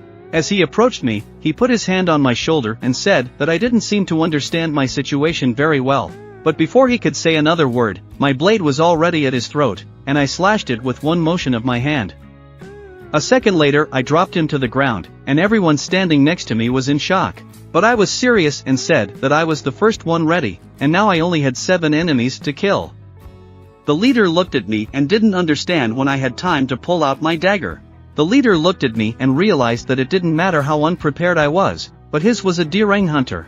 I was out of my mind, because it got to the point where I killed a man, and I could make all the excuses I wanted, that the system made me, but that wouldn't change the fact that I killed someone. After all, I must kill or be killed, and I can no longer run away from it all. If only the strongest are destined to survive, then I will only become strong so that what happened a month ago when I was studying in that double dungeon and where those horrible things happened that give me the creeps. It was when I first saw good hunters and good people die in horrible ways. We tried to survive, but in the end most were killed. I will never forget what happened to me, the way I was abandoned and ran away leaving me alone. I have seen strong hunters cry. Well, of course, in the end everyone left me. And I was left alone, wounded and exhausted, and I thought I could trust these men, but they abandoned me. Even though I was too good to them and helped them as much as I could. I am a different person now, not the same as I used to be. My eyes burn differently, and I look different. I have become more violent, and now no one can overpower me. After all, I didn't just come all this way to get here. I was too serious at this point, and there was a terrifying aura coming from me. But those guys in front of me weren't about to let their guard down and decided to take another wrong punch that sent me flying off into the wall. That mage started to attack me, but I ran aside and approached him in a flash, saying that his magic only annoyed me. I was able to cut through my second enemy, and everyone who was looking at me from those bastards began to run at me with the goal of finishing me off. As soon as they got close to me, I was able to kill my third enemy by cutting off his arm and stabbing him with my dagger. As he fell to the ground, the others were terrified, for they did not understand how I could move like that, and they could not manage to hit me. I was too fast for them, but I knew that sometimes hunters can be game for a tougher hunter. Now it was their time, and at one point I activated my paralysis skill, and the body of one of the attackers was unable to move. They thought it was some kind of magic, but I was too strong. Jin-Woo, who was watching me, saw that I was a little stronger now than when I fought the dungeon boss. And the moment my bleeding paralysis hit my enemies, those guys were in terrible pain and didn't understand where I was coming from. But it was too late, and they all fell to the ground. Here was the last one left, and it was the leader of this gang. He couldn't believe it, because he saw it. For a moment I could make out his whole crew. He realized that I was hiding my powers and that I was the one who killed this dungeon boss. He didn't expect all his men to be defeated, so he decided to show me that not all rangers are the same. The leader used reinforcement and started flying straight at me, saying that it didn't matter what kind of monster I was. And after a fight with a boss and 7 hunters, I would be exhausted, because there was no way a tired hunter could penetrate his armor with some knife. And a hunter with an emphasis on speed and dexterity shouldn't have an ability that will pierce his reinforcement ability, and he'll die the moment he touches it. But the leader, the Don bitch, was strong, but something he didn't notice was the way I was already near him. I grabbed his head and slammed him to the ground. He didn't know that I kept raising my level. He was lying on the ground, covered in a pile of rocks, and he didn't understand what was happening. In the blink of an eye, I stomped his face into the ground. When he raised his head, he saw me standing over him with my blade in my hands and began to beg me to spare him. He promised to give me money and to give me all the mana crystals and magic stones. I didn't understand why he was asking for mercy from the man who had tried to kill him 3 times, but the leader didn't think I would get away with it. I ordered him to be quiet, for no one would know what had happened in that dungeon. At this point the leader started screaming that I had no idea who his little brother was. Before he could even say his last word, I cut off his head and he fell to the ground. I stood there and saw that all my clothes were torn again. Also, they were getting a little small in size. I decided it was time for me to go to the store and buy myself something new. But when I got back, I saw that Jin-Ho had gotten sick from what he'd seen. At that moment I realized that the boss of this dungeon had been defeated, and we needed to leave this place as soon as possible. 12:12. But at this time in Washington, USA, someone had a beautiful morning and the guy who woke up wondering what time it was in Korea because he had a bad dream and even his eyes were moist as if he was crying in his sleep. A little later in one of the buildings, a man came up to Jin Chul's manager and said that something had happened here. He began to explain that 8 people had died in the course of the dungeon, but the survivors were 2 hunters, D and E, both of rank. The manager reported and saw that it said they had just escaped, and that was quite normal. But the other guy said they didn't run away, they cleared the dungeon. He began to explain that the D-rank hunter Jin-Ho was an incredibly high-ranked hunter and had a different outfit. Perhaps this allowed him to defeat the boss. The boss turned out to be the giant arachnid Bermuda. He was not dangerous to organized groups, and it was strange that 8 people died. But the manager told him not to beat around the bush and said, if there wasn't anything unusual, you wouldn't be talking to me right now and decide for yourself. But the other man said that the other survivor was Hunter Sung Jin-Woo, from that very incident, and that seemed a little suspicious to the manager. She decided that they had nothing to worry about, because the magic power meter they were using at the time was a high-end item extracted from A-rank monsters, and overwaking is such a common occurrence, and they didn't need to become paranoid. 1 check is enough. But that guy also wanted to think it was just a coincidence, but he couldn't let it go so easily. Because one of the dead was Hunter Dong-suk. The manager was talking about Hunter Hwang Dong-suk's older brother. In that case, he can't leave it that way, but I was at home in my apartment at the time and was sitting with my sister. My sister began to ask, why did I buy chicken wings? Unless something was wrong, but I told her that I hadn't figured out yet, good or bad. But my sister guessed something was wrong. After all, I'm usually such a cheapskate, but I was worried about another problem. I wanted to get drunk. No matter how much I drank, I didn't feel anything. But suddenly the notification system showed me that noxious substances had been detected, and my passive ability to be immune to poisons would cancel out the negative effects. And I realized that because of the ability issued to me by the system, it was now not even affecting me. And 3 seconds later, the negative effect was successfully cancelled. I remembered how I had received the reward the system had given me after I had passed that horrible dungeon. And how many things had happened lately that I just overlooked. And to think, I had been rewarded with something like that. Also, thanks to this reward for the mission, the leg I lost was restored. Suddenly it occurred to me that if I was no longer susceptible to all poisons, I decided to check it out. I got up and started walking away. My sister asked me if I wouldn't eat it, she could do it for me. I told her she could get as fat as she wanted, and my sister looked at me. It was hard for her to get used to me after I started my workouts. After all, I used to be so nonchalant. But she seems to be looking at me more seriously now. Sister realized that it was because something happened in the dungeon. When I went into my room, I decided to see if all the negative effects were automatically cancelled. Could my ability handle the negative effects of this item? But it didn't matter, so I decided to just check. And after 3 seconds, the negative effects were successfully cancelled. The effect of the object's poison dewlap and its muscle weakness were cancelled, and everything happened just as I thought it would. But suddenly my sister came into my room and asked me if I knew anyone named Jiho, as he was calling me on the phone. A little later I went into the cafe where I met the guy. When I went up to him, I asked him how he found my number, but he said it was all thanks to the guild. He had connections there. Soon after, he offered me a cup of coffee, but I declined. I was surprised to see him again, but he said I was his savior. I smiled, for he had shared magic stones with me, and I was able to earn some money. If anything, I was able to make almost $900 in taxes. And the fact that he kept his mouth shut didn't cause me any problems. But Jin-Ho responded that the guys tried to kill us first, and that we were hunters, so we couldn't give up our lives so easily. And it was an internal showdown. Jin-Ho sat there nervous, because he understood that I was hiding my rank and that I was a homicidal maniac. There was no way he would normally deal with someone like that. Eventually, I asked him, why did he call me? But afterwards Jin-Ho told me that he was actually planning to start his own fighting guild. But I immediately said that I refuse and don't even want to listen to him if he hasn't already finished talking. After all, if he is forming a battle group and wants me to join, I still wondered what it would be. But I'm not going to babysit rich kids. If he doesn't have anything to add, I'll just leave. But Jin-Ho got up and started saying that all I had to do was help him 19 times. After that I asked him if he wanted me to go to the dungeon with him 19 times. But he replied that he promised to split the loot fairly. I started to tell him that he should have realized by now that hunters not only happen to kill monsters, but people as well. Raiding is not an extreme sport, and even so, he still wants to assemble a battle group, and he won't change his mind, even after the horrors he's seen. I asked Jin-Ho if he might want to be the head of the guild. Shortly thereafter, he replied that he did, and I should hear him out. After all, like I said, he wants a guild head license. For a hunter, it's not that hard to get. You can get a guild leader's license after you've been to at least 20 raids, and he's already been to one.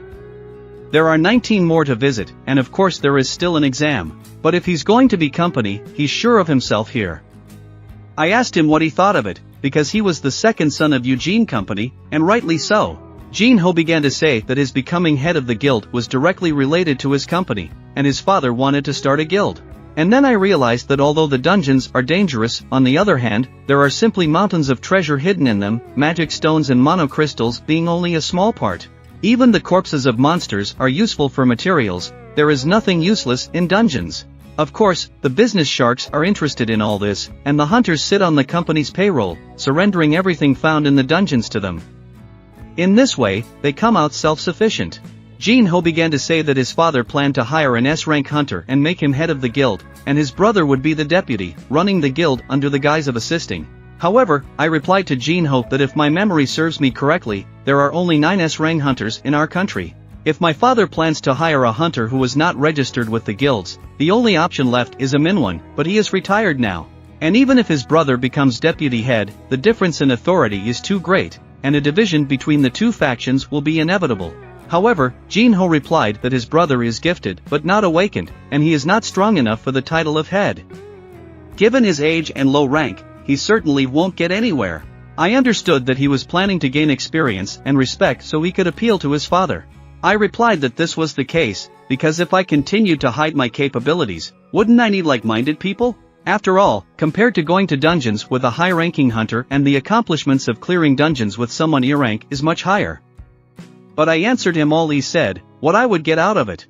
When Jin-Ho handed me a folder with everything written on it, and I read it, I was very much surprised by what it said. I certainly didn't expect this. The next day, I asked my sister why she decided to come to practice with me. After all, it was hard to get her out of the house before. My sister started asking that she thought things were getting better for me lately, and anyway, it was better than sitting around doing nothing. I told her to keep up with me during this run, and while we were running, I decided to ask my sister, assuming she unexpectedly got 3 million won, what she would do with it. She didn't understand why I was asking that, and then she said she could buy a bigger house with it. And for the rest she never even thought about it. 3. My sister started asking me if it was too fantastic an amount and why exactly 3 billion won. But to me, that amount wasn't that fantastic. At this point, I started to run even faster, and my sister stayed behind me. She stopped and didn't understand why I started running so fast. But 3 billion was the amount Jin-Ho offered me. After all, it's an assignment we're working on, and we plan to use it as a guild office. The estimated cost of this project is 3 billion won, but the price will go up. The $3 million building was bought by me for 19 trips to the dungeons. Heard from Jin-Ho that it was a small price to pay for the opportunity to become the head of a guild, and it turned out to be just that.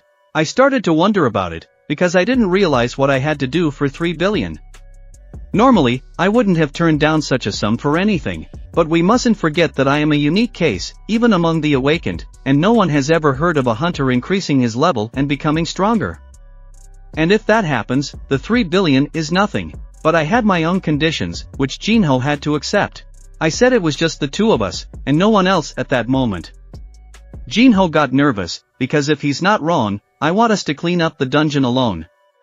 From the rank, everything was right. I told him that he got it right, but Jin-Ho replied to me that only a group of 10 people could enter the dungeon. I told him that people would line up for the chance to get money just by being a crowd, and we'd use Hwang Dong-su's method. Jin-Ho started to get nervous. It was dangerous for him to drink. But I realized that he couldn't handle two. In other words, if we can handle it, no one gets hurt. He just needs to think about it.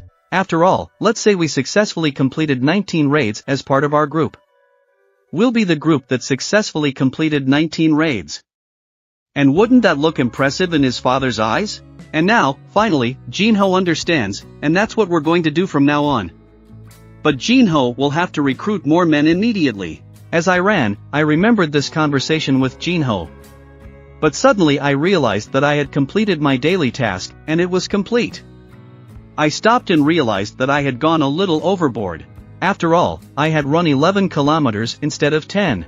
When I had already turned around, I thought my sister was running behind me, but she wasn't there. I started thinking about why the quest was counting even after I had completed the quest, and I decided that I needed to wait for my sister anyway.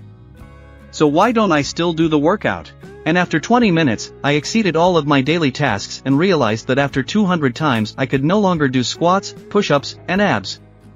And it's the same with running. I realized I can't run 200k. So I'll start with 20 for now, but suddenly my sister was behind me. She was so tired when she got to me. As soon as she stopped to talk to me, I started running even harder at this point and ended up running farther and farther away from her. At this time in Washington, D.C., a man was on the phone to be sent information on these two survivors. And at this point the girl came into the room and asked Mr. Hwang what he was doing so late. But Mr. Hwang asked this girl Lola if he could ask her something, and she said anything. Mr. Hwang asked what the consequences would be if he killed someone.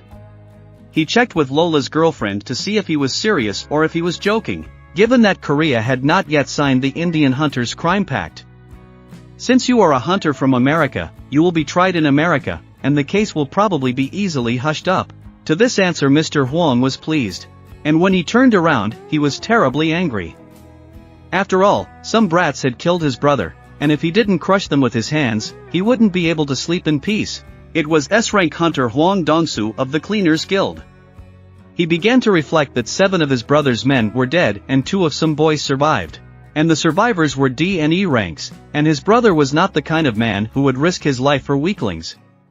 Also, they were only porters, not fighters, and they must not have trapped and killed him. And that's why he told him he couldn't do anything without me. Mr. Hwang began to tell the girl that he needed to visit Korea for a while, and she in turn should clear out for him, to which the girl replied that if he disappeared so suddenly, the guild would be paralyzed. I asked the girl when he would have some free time, and she said in about 2 weeks. However, Mr. Hwang stated that 2 weeks is not enough time even for a decent funeral. He would have an opportunity for revenge, but the girl Lola asked, "Will it be alright?" He was more than sure of that. He hoped that the 2 scoundrels would still be alive in 2 weeks. And the 2 guys in question were Hunter D rank Jin-Ho and Hunter E rank Sung Jin-Woo.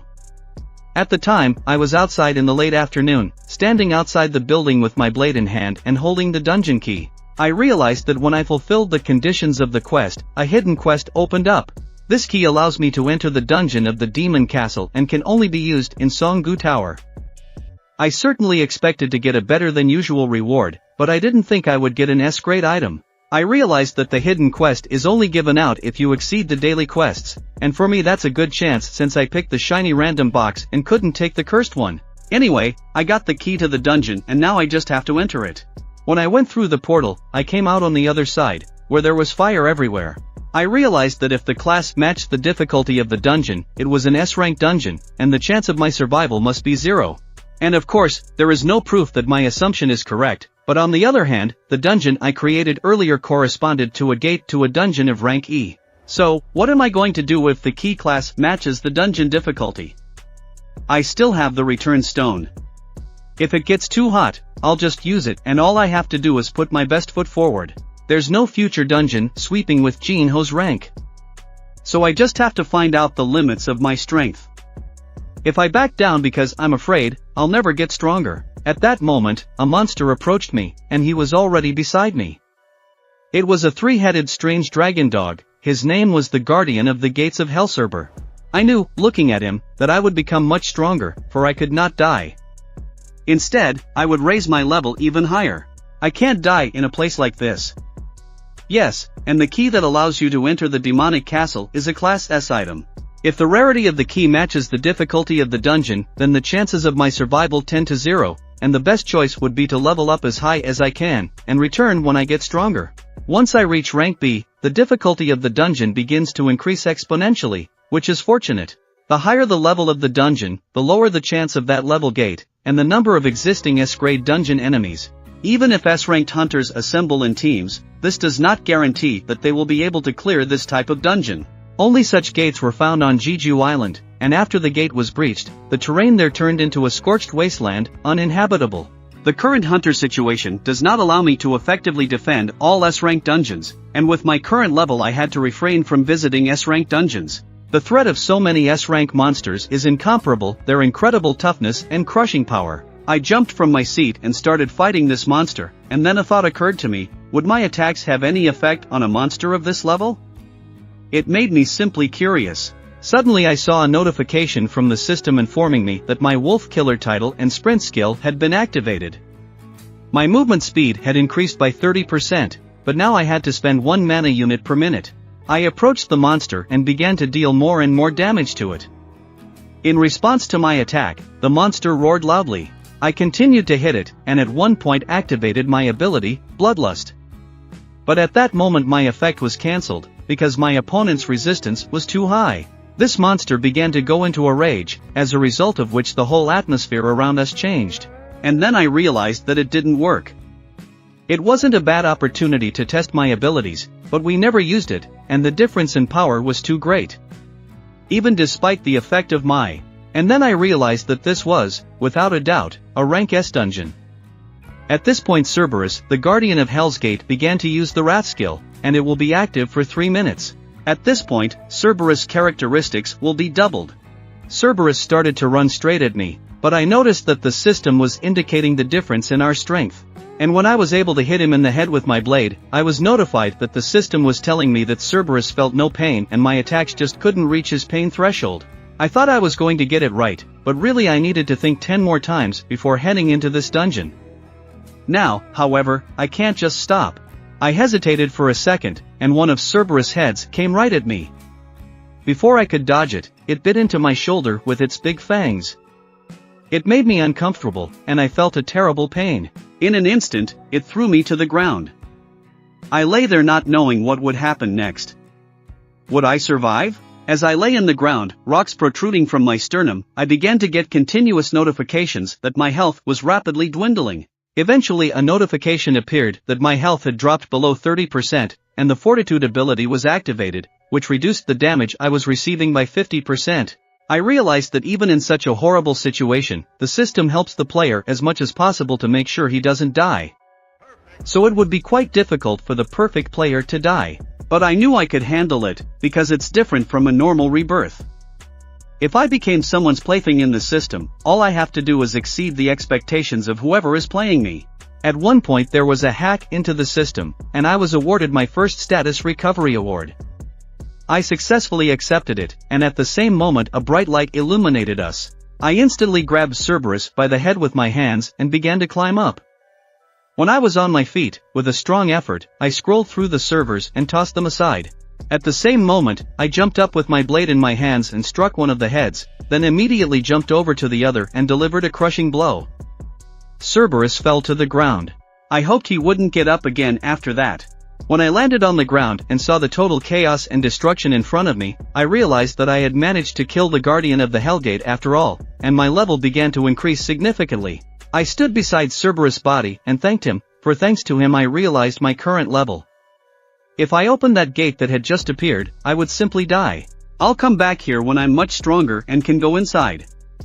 In addition, as a reward, I'll be able to get an item, the Guardian's necklace, as well as the key to the castle gate and Cerberus's phone. But at this time late at night, in one of the buildings, 2 men met, and the guy in the stylish black suit began to say that he was the genius director of some business and some business he wanted to talk to me about. That older man started saying that he heard that everything that happened in the dungeon stays in the dungeon. But the other guy didn't understand what he was implying. Suddenly the old man threw a bag on the table and pointed it toward the man. He began to say that the bag contained 20 billion, and he thought the man understood what he was trying to say. He begged that hunter to take the case. This old man who held out the bag started shaking and begged the guy to kill those bastards. But in response, the old man heard the guy start saying that he would have to pay an extra 10 billion for all the other hunters. And if he can do that, we'll have a deal, because there's no problem for me to kill those insects he was talking about. But there will be other hunters with them. If you become a ranked hunter, you become a high-ranked hunter that the guild pays attention to. But you know why I wasn't tempted to join the Hunter Guild Oversight Division? The thing is, it's more interesting to me to kill people than monsters, said the guy in the black suit. A little later we see two guys practicing taekwondo.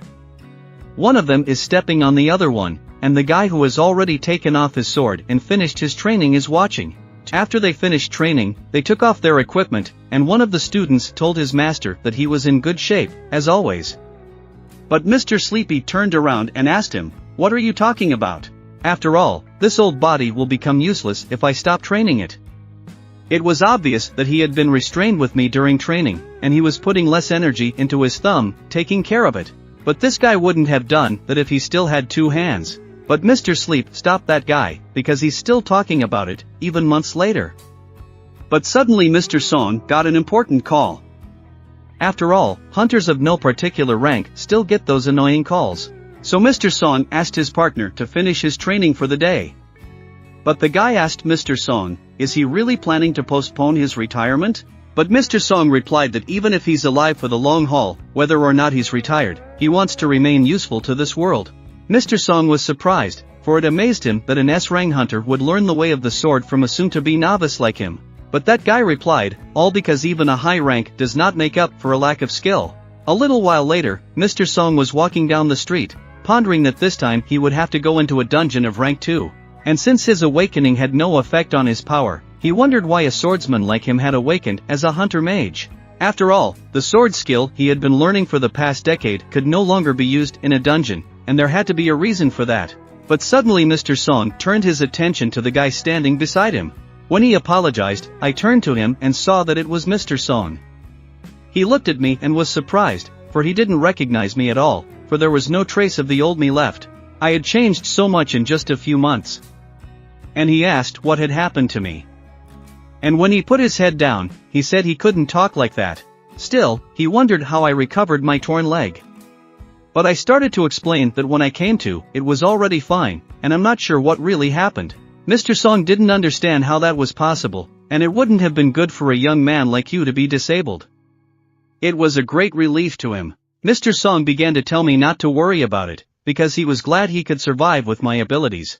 The word got back to him that I had survived, and I still couldn't believe it when I saw me with my own eyes. I started to ask him if he was still working under the guild's orders. He replied that yes, he did. Apparently, so are you. But when we turned around, we saw three silhouettes coming toward us. Mr. Song was surprised, for he had met some old acquaintances that day. Everyone who was there that day was back together again, and that healer girl named Juhi looked at me strangely, as if she had seen a ghost. But I noticed some guys beside her that I especially didn't want to see. It was Mr. Kim, and Mr. Song saw him and began to think that he had run away that day, leaving us behind. He must not have been happy to see us after he threatened me with his sword to use me as a victim. But even I left Jin-Woo at the end, and at this point he has no right to judge them. He didn't think about it before, but now he sees that we all came back alive. Julie looked at me and started to say that I had changed so much, because she almost didn't recognize me. But I replied that I was a little late. But the fact that she was looking all over for me and didn't understand why now and why I had grown so much and my leg must be in bad shape. But when she saw my feet, she knew I was fine, and she didn't understand what was wrong. 12. But just as I started to answer, I heard words behind me that someone had started talking about a romantic atmosphere. And when we turned around, we saw the prisoners getting out of the car. They started saying that someone was shooting drama here or the hunters had decided to have a date tonight. But the guy, the last one to get out of the car, ordered them to shut up. 13. After all, this is no picnic, and we need to be more serious. But when one of the inmates walked by Jijo, he told her to take care of them today. We didn't understand what it was all about, but the manager came up to us and apologized for being late. She wanted to take care of the formalities first, but we were wondering what was going on here and why the prisoners were here. The girl began to answer that these people were in rehab, so they should join the hunters in this raid. But Mr. Sleepy was angry, because how can they go through rehab and also suggest that we go on a raid with criminals? But the girl replied that even though they are criminals and have been hunters in the past, it is not uncommon for hunters to commit crimes and serve time in dungeons to reduce their sentence.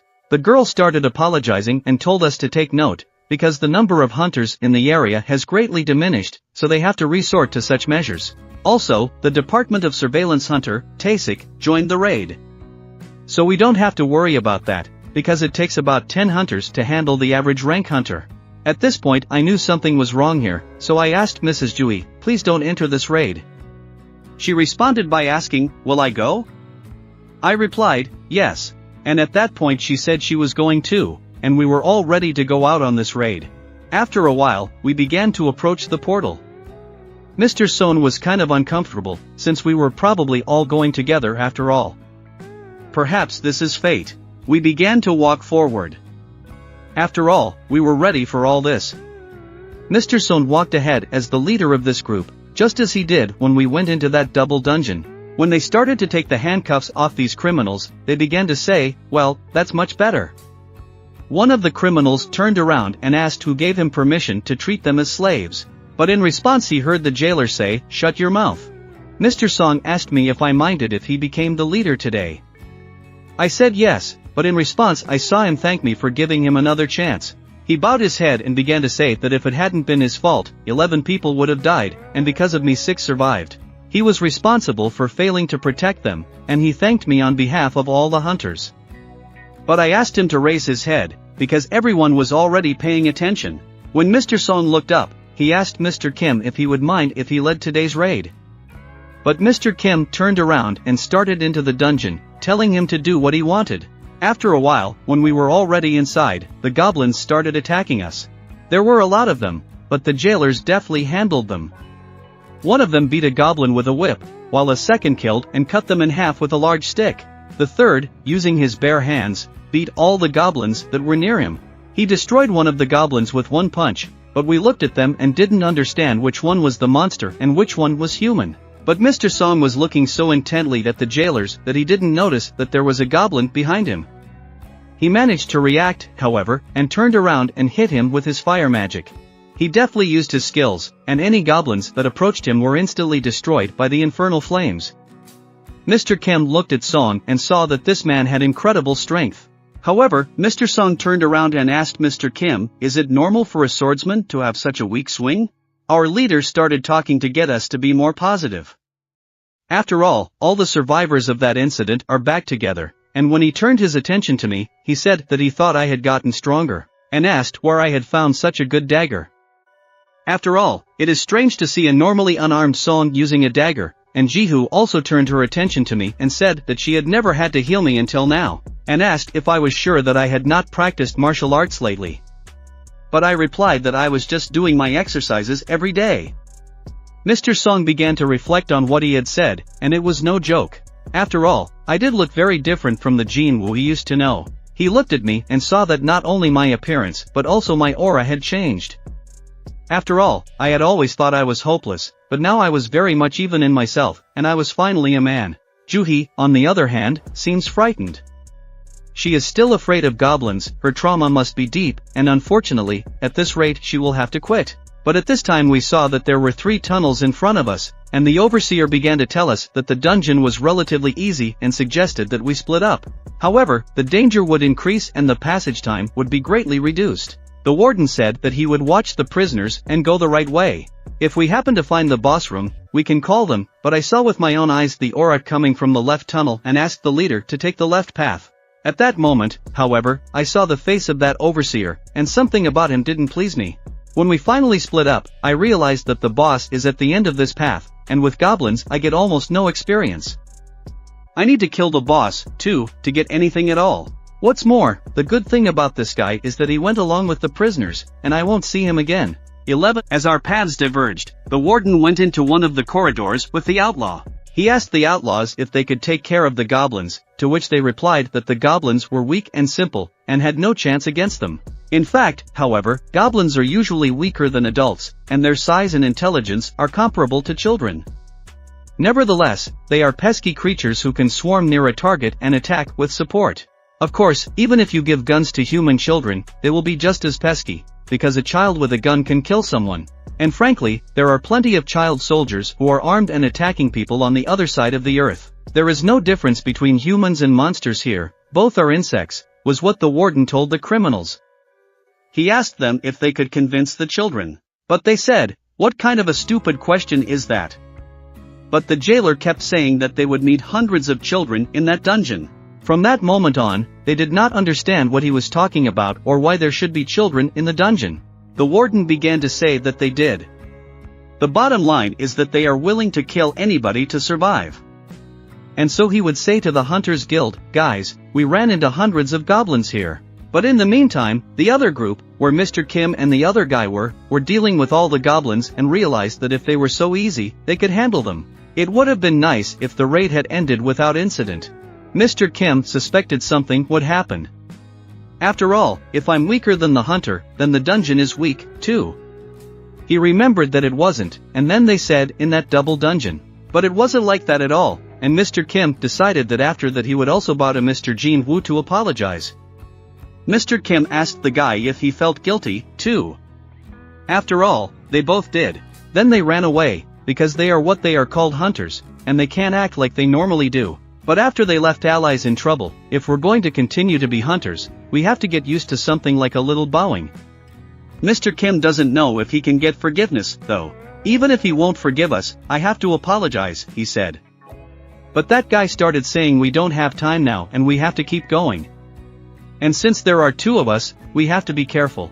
And it looked like those who went the other directions weren't done yet. But suddenly Mr. Kim came around the corner, and what he saw horrified him. The warden began to say to the prisoner, "Our lovelies, we've had enough of you ourselves, and our job is to kill you as painfully as possible." I guess I was done with them too quickly, but it was fun to watch you call for help. And your bodies are lying under my feet, but there's nothing I can do about that anymore, because I was told to kill you fast. And at that moment Mr. Kim and his partner came out from around the corner, and he was horrified by what he saw. The warden had killed two prisoners, and he had the third by the throat and was about to deal with him in the same way himself. When the warden saw your hunters looking at him, he didn't understand where they were coming from. And that means that the way to the boss's room is on the left. Now you won't have to walk around aimlessly, and his schedule has changed a bit. At that moment I heard a scream coming from the other end of the hallway, and I immediately felt a thirst for blood. I asked Mr. Song to hurry back, and we started running back. When we ran into the next corridor at the end of the tunnel, I saw the warden, lurking in an ambush, tried to kill Jin-Woo, but I managed to react and stopped his blow. At this point it became clear to him that I was as fast as he was. I asked him why he was doing this and why he wanted to kill us. The warden was shocked that I was able to block his ambush. The warden bounced back at this point and didn't understand how I got such power. After all, I had actually stopped his attack, and the warden realized that I had a heightened sense. The overlord began to say that even if it hadn't been in my plans to fight everyone else, it seemed that the healer would still have been a nuisance. So I tried to eliminate her first. But it looks like I'm going to have to change my plan. I'm going to kill you all right here. When Mr. Song started yelling at him to stop and asked why the guild member was doing that, I turned around. But what I saw behind me made me not believe my eyes.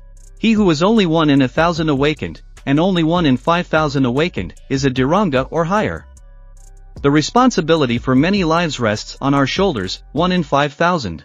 Although I am a hunter, I am also a husband and the father of my children. So I cannot die today, and I cannot die tomorrow. Mr. Kim, covered in blood because he was cut by that warden, sat up, but I looked at him and could not imagine such an outcome. It's a raid. I saw him sitting on the ground bleeding. I asked Mrs. Jui to hurry up and fix him quickly. She ran up to him and started to heal him, but I heard back from her that we couldn't save him, because it was too late. She needs to stop wasting her strength, for he has already lost too much blood. But I started yelling at him that he had to live, because he said he had to live for his family. He must live, no matter what, so I could hate him. But in response I heard him tell me that he was sorry and he didn't want to apologize. That's how he wanted to apologize in his head. But if he put his head down now, he would just die. After all, Mr. Kim did let out his last breath and put his head down for good. The last thing I heard from him was him telling me that he was really sorry it had happened that way. And after that I never heard from him again, for he was sitting there covered in blood, nailed to the wall, exhausted and wounded. I started to ask the other warden, why did he do that to Mr. Kim? But the answer I heard was that the warden said he didn't know, because it could have been monsters. And then one day the gates opened and the monsters burst out. It was like a natural disaster. Now he came up with a great story. It was originally supposed to be the story of a massacre by goblins, but it seems like he has to change it a little bit. Got out and tried to escape, and after they killed all of you, they tried to attack me while I was fighting the boss. But their strength was clearly not enough to kill a hunter of rank, and in the end the only survivor of this raid was me. The warden asked us if we thought the people outside would believe such a story. But I thought he was just a piece of shit, at which point Mr. Song told me to stop, because he wasn't the kind of man I could handle. I should leave it to him. Mr. Song understood that he was in rank, and a hunter like me from rank wouldn't be able to hurt him. Besides, he's an assassin class hunter, and I would lose him in speed. But Mr. Song picked up the sword that lay near his feet, and realized that perhaps the overlord had a weak defense, and who knows what would happen if I managed to get his spells. After all, it had been a long time since I'd fought against a human. At this point Mr. Song asked Miss Jui if she could cast a physical strength enhancing spell on him. And she agreed. At the same moment, she applied her skill to Mr. Song so that he could not return. When the BAF went into effect, Mr. Song was already ready to act. The warden looked at all this and asked what he was going to do. After all, he is an ordinary mage, and the buff that increases physical strength is really quite useless to mages. But now, Mr. Sun was willing to do all this for the sake of revenge and to protect all those who were near him. He won't do it the same way he did last time, and he won't just run away from this dungeon, because he is a swordsman, not an ordinary mage. And since I am a mage, I need to be wary of the differences in strength, stamina, and dexterity between us. Even if I'm protected by Miss Jui, it's like putting a car engine on a bicycle and pedaling as hard as I can. It's like a steep descent. If I can't control my speed and I drift, I'll probably die. While I was thinking about my plans, the warden had already attacked me and was ready to destroy me at that second. The overlord didn't consider it normal for a mage to be defenseless against an assassin, and it was a good idea to bring a weapon with him. But he's only a mage, and his physical strength didn't even reach D rank. What difference would the fact that he brought a weapon make? But after these words from the warden, Mr. Song engaged him, and I saw how Mr. Song was instantly able to hit him as if to cut him in half. Mr. Song had pretty good moves, and he was also strong thanks to the healer buff. Besides, Mr. Song had practiced a lot of sword fighting, but he still lacked the speed to catch up with that guy. I noticed how Song was able to catch up to the overlord for a second, but it was still an obvious difference in class. They continued to fight, but Mr. Song wasn't getting anywhere, because his sword wasn't keeping up with that guy's speed. The overlord began to smile suspiciously, because he noticed that his opponent's attacks were so fast and accurate, and that's pretty cool. It was a good idea to give up the magic and take up arms. Still, Mr. Song miscalculated a bit, and the warden was able to wound him. After that, the warder began to say that if he thought a little, he would understand why there were no mage swordsmen among the mass of hunters. But suddenly he saw the healer begin to heal him, and the wound he had inflicted disappeared instantly. The healer became a real headache for the overlord, and the overlord decided that he could not let this battle drag on. The warden decided to finish off the healer at the first opportunity, for to him he was now the source of many problems. But at that very moment, Mr. Song began to act, for it was not a good idea to put the swordsman's back to him in combat. A second more and Mr. Song would have finished off the overlord, but he managed to turn around and parry his blow. Mr. Song was no ordinary old man, and the jailer understood that already. After all, you can't tell about Mr. Song, but he has an apprentice who is of rank S. If his body isn't strong enough, his skills make up for it. But the warden didn't think so, and unfortunately, there are always limits to a given strength. Let's face it, an offensive mage cannot keep up with the speed of an assassin. The overlord began to move even faster, and with his speed and skill with his blades, he was able to inflict many wounds on Mr. Song, causing him to start bleeding. The healer did not have time to heal everything. If it had been anyone else, Mr. Song would have had a chance to win, but the warden's rank outnumbered him several times over. I was with Jin-Ho and watched the battle. And when we saw Mr. Song bow his head after his wounds, we knew that he realized it was all useless. After all, the warder was already standing beside him, ready to kill him painlessly. But Mr. Song had planned all this in advance and was not ready to give up so easily. He put his hand on the ground and was able to use his fire magic. The overlord found himself in a ring of fire. Mr. Song hoped it would work, but it wasn't that simple. For the warden was already behind him and began to say that he was a mage pretending to be a swordsman to hide his magical abilities. And unleashing all his magical power at the right moment is not a bad plan, you sly old fox, but that would be the end of it.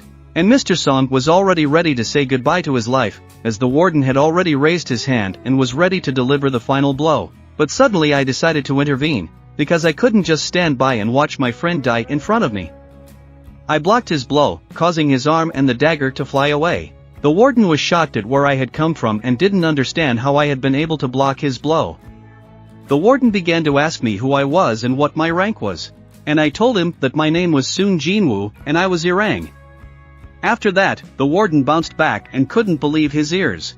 After all, there was no way that someone who could fend off his attacks and be as fast as him was just an Irang. At this time, Mr. Song was able to get to his feet and did not understand how I managed to do it, but the warden was surprised and began to tell me that if I was a power type, then releasing such power would have been possible even for an Irang. However, looking at my speed and reaction time, it wasn't that easy. After all, I was able to block his attacks twice, and it turns out that my class is an assassin. Not only that, but it looks like I was hiding my true power, doesn't it? And even if you're a false ranger, you're not, because your friends seem to have known you for a long time. And that's impossible, because a pseudo-ranger wouldn't allow someone who sought his real power to survive. And there is only one answer here: you are an over-awakened one. After these words, Warden Jin-Face and Mr. Song were surprised, for they had no idea that Sung Jin-Woo had been reawakened. The overseer went on to say that judging by my friend's reactions, you had recently awakened, and come to think of it, my guild boss had recently checked on someone because he thought he had awakened. And I think it was you. Anyway, it looks like you're an inexperienced hunter, in which case the warden should teach me a lesson. When the warden finished talking and threatening me, I decided to ask him why he did all this. And it wasn't just about the prisoners, because maybe they deserved all this. But why did you kill all the other hunters? The warden looked at me and saw that I was angry beyond belief. My face became very frightened, which made him smile strangely. And I say that, to be honest, he only did it for fun. And a little bit earlier, the old man who had offered the warden the job had told him that night that he'd heard that whatever happens in the dungeon stays there, and nobody else knows about it. Then he gave him a big bag with a lot of money in it for the work to be done. The old man began to plead with the jailers that he should kill all those responsible for the horrible crime. But the warden began to say that to do this he would have to pay an additional 10 billion for all the other criminals. If the old man could do it, the deal would go through. However, the jailer wondered why he would want to do this. But the old man began to say, when you go outside and see trash, you feel uncomfortable, but you don't clean it up. The warden didn't understand why he had to do all this.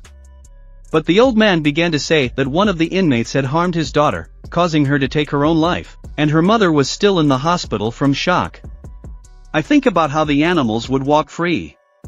Only a few years after the incident, he still can't sleep at night because of his actions. Eventually, the warden said he understood and was willing to provide a service worthy of 30 billion won. So the old man doesn't have to worry about it. Eventually, the warden began to explain to me that he just couldn't say no to the father whose daughter had been beaten by these criminals, and he tried to get him to change his mind by raising the price. But he accepted it anyway. Even though it turned out that way, the warden didn't want to hurt all the other guys. If they agreed not to talk about today's incident, he'd let them go. But I didn't think he would say that. But from the look on his face, he still wants to teach us a lesson and show us who's the best here. After all, I didn't believe him from the beginning, and there's no reason to trust someone who recently made up a story about our deaths. The moment the warden began to approach me, we got into a fight. I was able to parry his blow, and when he was next to me, he started saying that whether I believed me or not didn't matter anymore. He would be sorry that all of you would have to die with these insects, but I told him that he was too damn pathetic. At first the warden didn't understand what I was telling him, but right after that I told him that he was definitely going to die today. After I said that, the warden started smiling strangely, and he didn't know how high rank I had gotten since I was E rank. but now I shouldn't think it would be so easy. And so we began the battle, and when I swung, he walked away from my strike. It was like he evaporated. I looked at him and all I could see was his head flickering around me. I thought I could finish him off with one punch, but it turned out he was pretty fast. I underestimated him, and Mr. Song was watching us, and his eyes couldn't keep up with our speed. He couldn't understand how we could move at that speed. Mr. Sleep looked at me and realized that I wasn't the same guy I used to be, not the guy he'd known a month ago. At the same time I was fighting with this warden, and during the battle he started telling me that 30 billion won wouldn't be enough for a job like this. And who would have thought that I would meet a hunter of that level here? After all, we have the same speed. The wardens began. They asked me what my speed limit was, and even if my eyes could follow me, it was useless if your body couldn't handle it. But at that point Mrs. G put a speed boost on me, and I was able to move even faster. And at that moment the warden realized that the game seemed to be over, and we had to get serious. 12. We started fighting even harder, and everything in that cave was flying in different directions because we were moving so fast. My friends were standing behind us, even though they knew we were fighting equally, they couldn't even keep up with our speed. They just watched as the pile of stones and dust rose in the air, and the sounds of our blades were heard throughout the cave. Mr. Song and Mrs. G had never seen such a battle before, as if two monsters had begun to destroy everything near them. During the battle, the overseer began to say that even if we had the same speed and ability, and the difference in experience was too great, the difference would lead to my defeat. If I am going to defend my healer, I have to do it right. At that moment, he launched one of his blades directly at the healer. I turned around and realized that I wouldn't have time to move in time to protect her. But at that moment, Mr. Song got in front of the healer and was able to fight that blade off with his ball. I breathed a sigh of relief, for nothing threatened the healer. At that very moment, however, the healer began to attack me with all his might. He was cutting me with his knees, but I adopted a blocker pose and thought he could not inflict serious wounds on me. Although there were wounds, they were non-critical, and I was still on my feet. When the warden stopped attacking me, were surprised that I was quite resilient.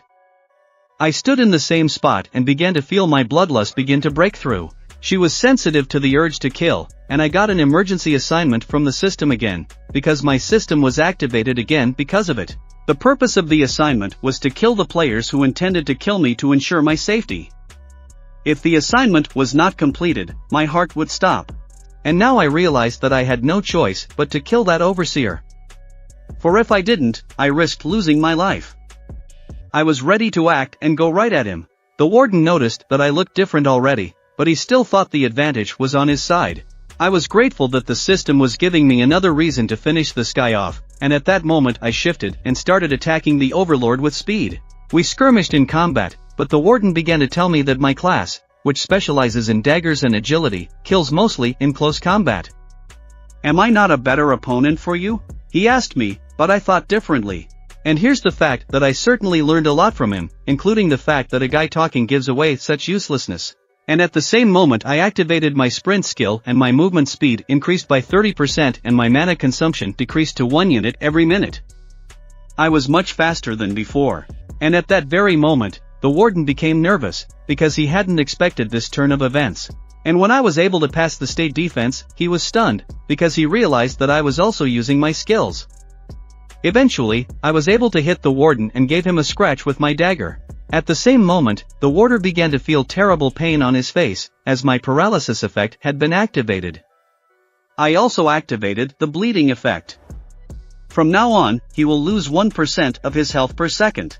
The warden stammered as he realized that it was poison acting directly on him. But after a moment he realized that my dagger was poisoned, and I could cast effects with the poison I had learned to use in my dagger. However, the warden was not such an easy opponent, and he began to resist my effect because of his high resistance. My effect was cancelled at the same moment, and I looked at him with surprise, because my action stops quickly if my opponent is strong. The overseer also began to show me that she had something interesting in mind. I watched to see what he wanted to show me, and I saw the warden begin to disappear from where he was standing. And after an update, he completely disappeared. That's what I didn't expect. I couldn't figure out what had happened. It was as if he had evaporated before my eyes. But suddenly I felt someone want to hit me. I was able to block his blow with my intuition. And at that same moment, I began to hear a voice beside me begin to tell me that I had indeed blocked it. So even though he was hiding his presence, and considering that you have great instincts, that deserves praise, the Overlord was able to erase his appearance, his scent, his sound, and even his aura, and only a few will be able to kill using this rare skill. At first it was said that no one yet knew that he had this ability, but there are those who have seen him use it. No one yet has survived. Suddenly I felt a pain in my legs, and when I put my head down, I saw blood starting to flow from my legs.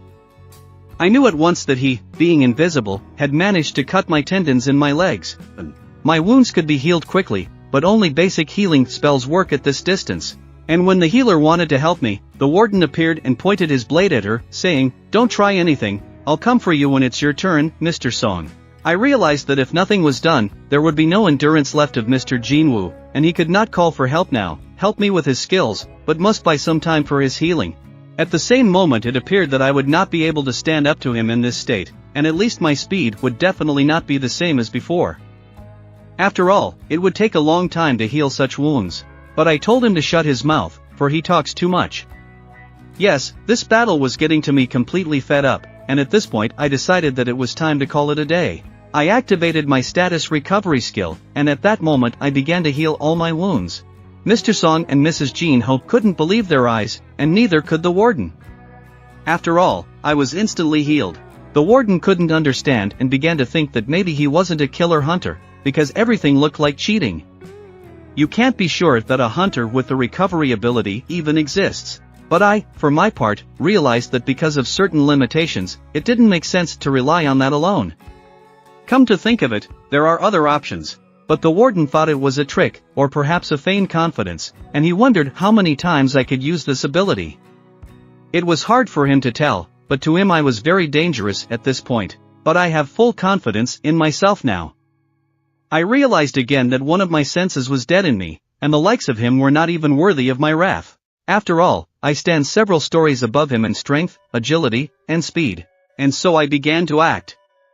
I approached the warden directly and swung, but I didn't hit him. Although I was very close, the warden immediately realized that I saw him again through the camouflage, and I aimed straight at his neck without any hesitation.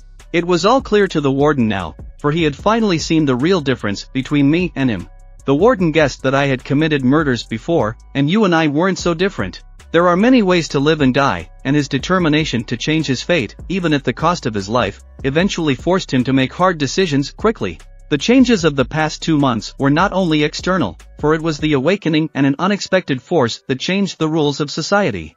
New exclusive rules have been created just for hunters, and there is no need to be constrained by law or morality, for the words of the strong are law.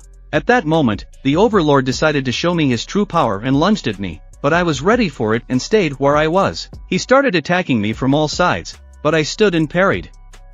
The warden seemed to understand how I saw him through the camouflage. When the camouflage is activated, it hides his presence.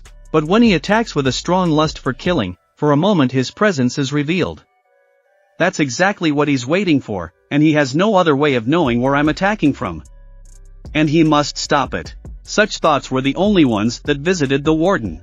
I didn't care what that warden thought or guessed, for my killing lust skill had been activated. The Overlord had fallen into my trap, and now he wasn't going anywhere. For my trap had already worked, and my terrible shadow was already consuming him, and he didn't realize what was happening. But when he lifted his head, he saw something ominous in front of him, staring straight into his soul. It was my darkness that clouded his eyes. My shadow began to recede little by little, and now the warden no longer knew what to do or how to get out of this terrifying trap. I decided to deliver one last controlling blow right into his heart, and my dagger plunged into him. He, in turn, didn't even realize what had happened. But I was already standing in front of him, ready for the next step. He who fights with monsters must be careful not to become a monster himself. And if you look long into the abyss also looks into you. For in the course of his life, the hunter witnesses countless deaths and takes his own life. Often there are situations in which the hunter finds himself between life and death, and in such moments he fights not only against monsters, but also against other hunters. We become the perfect killing machines, but you, as an ordinary person, do not fall into that category. I'm going to die because I lost, and that's natural. The warden decided to ask me only one question: who am I really? An assassin with recovery magic and skills that impose a negative effect. After all, he'd never heard of anything like that, but I wasn't entirely sure myself, either. The warden went on to say that although his words meant nothing to me, having a bunch of secrets wasn't so great. At this point, my paralysis effect activated, as well as the bleeding effect. The overlord began to bleed even more, his body no longer listening to him. After I killed him, I could no longer hide my abilities, but I began to tell him that let's pretend I was a hunter, getting stronger with every battle, and how strong he thought I could become. The overseer began to smile and said that my shadow was merging with the darkness, and I would become as strong as my shadow would sink into the darkness.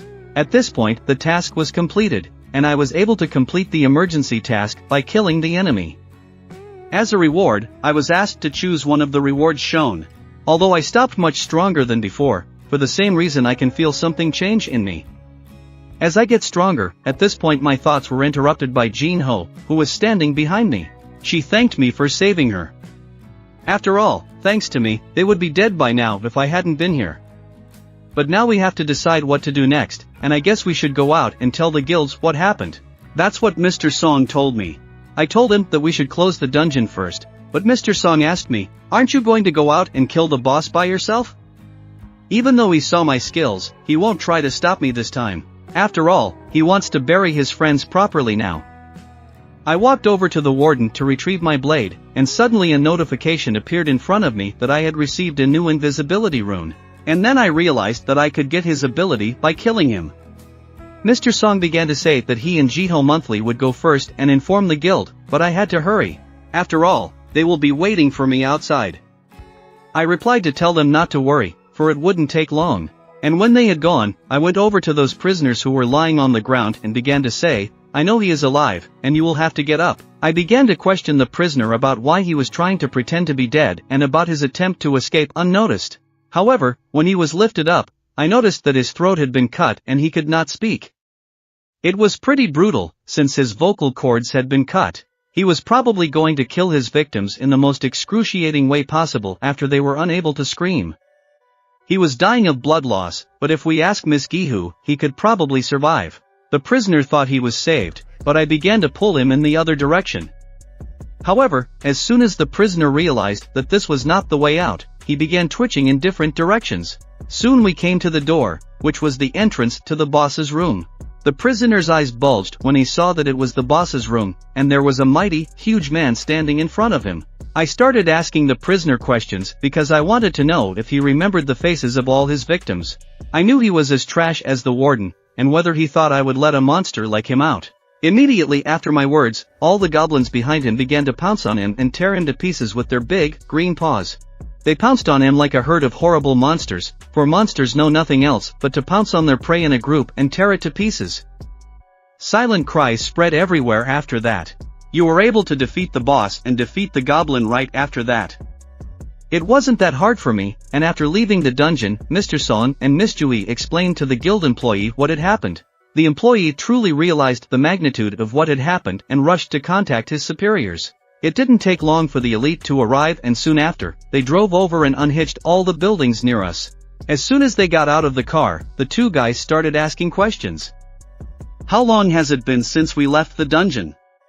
one of them asked. The girl replied that it had been about 40 minutes and only 20 minutes left.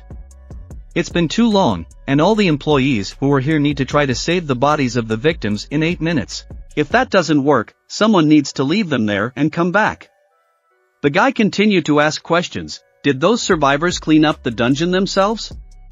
The girl confirmed that they did. Then the guy who arrived realized that the warden had tried to kill the other hunters while performing a contract killing. If this was true, then he had deliberately arranged the corpses and closed the dungeon because he had something to hide. But suddenly this guy saw me, and he was surprised. He realized that he was the hunter's Sung Jin-Woo. At first he didn't recognize me. He asked me, "Finally we meet again." I realized he was one of the supervisory officers. The guy introduced himself and said his name was Jin Shul and he was the head of the oversight department. He seemed to think that one of his employees had inconvenienced us, and they would give us their unofficial apology after the case was solved and the investigating committee would handle the case in their place.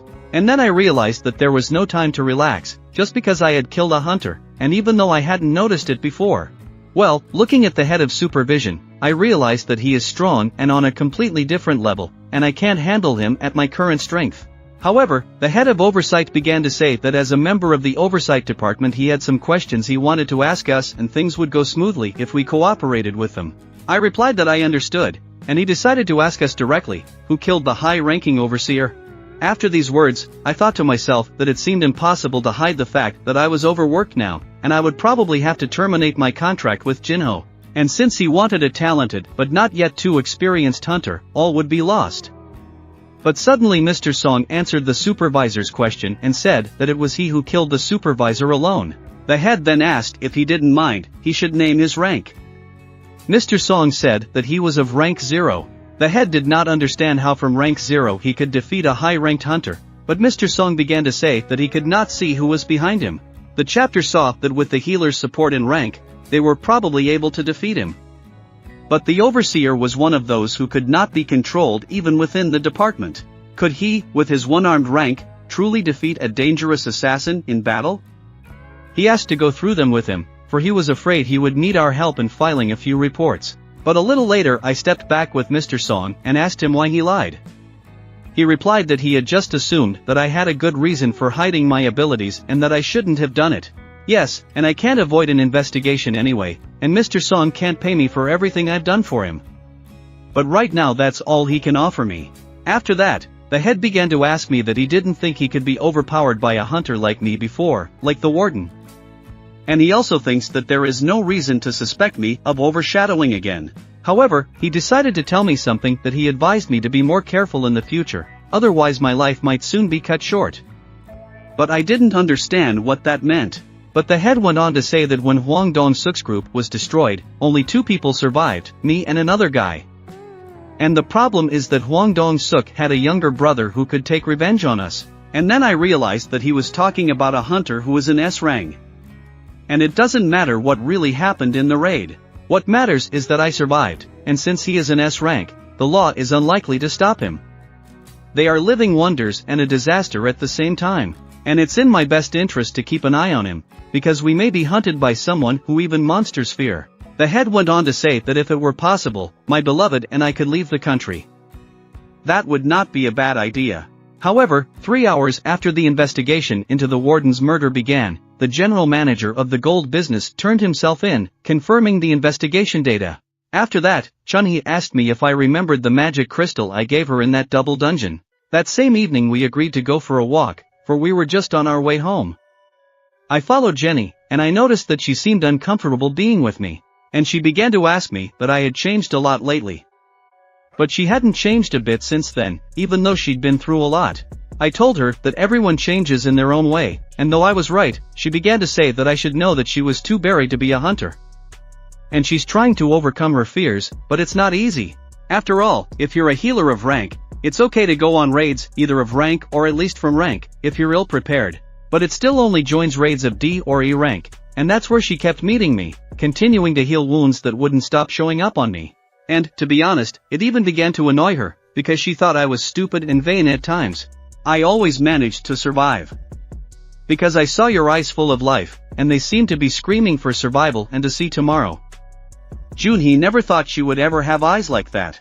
And I promised her that we would have lunch together when we came back alive. When she held out her hand to me, there was a magic crystal in it. She said she had to give it back to me. I noticed that she started talking about how she was going to leave and go back to her hometown of Busan. She said that if I was in that city, I should definitely call her and she would treat me to sushi. But I tried to hold back and not show too much enthusiasm. I held this magic crystal in my hand and told her that if I ever found myself in the neighborhood, I would ask her to walk with me again. She was very happy to hear this, and soon she waved me off and left. I stood alone that evening and wondered what I should do next, for I had just gained another reason to become stronger.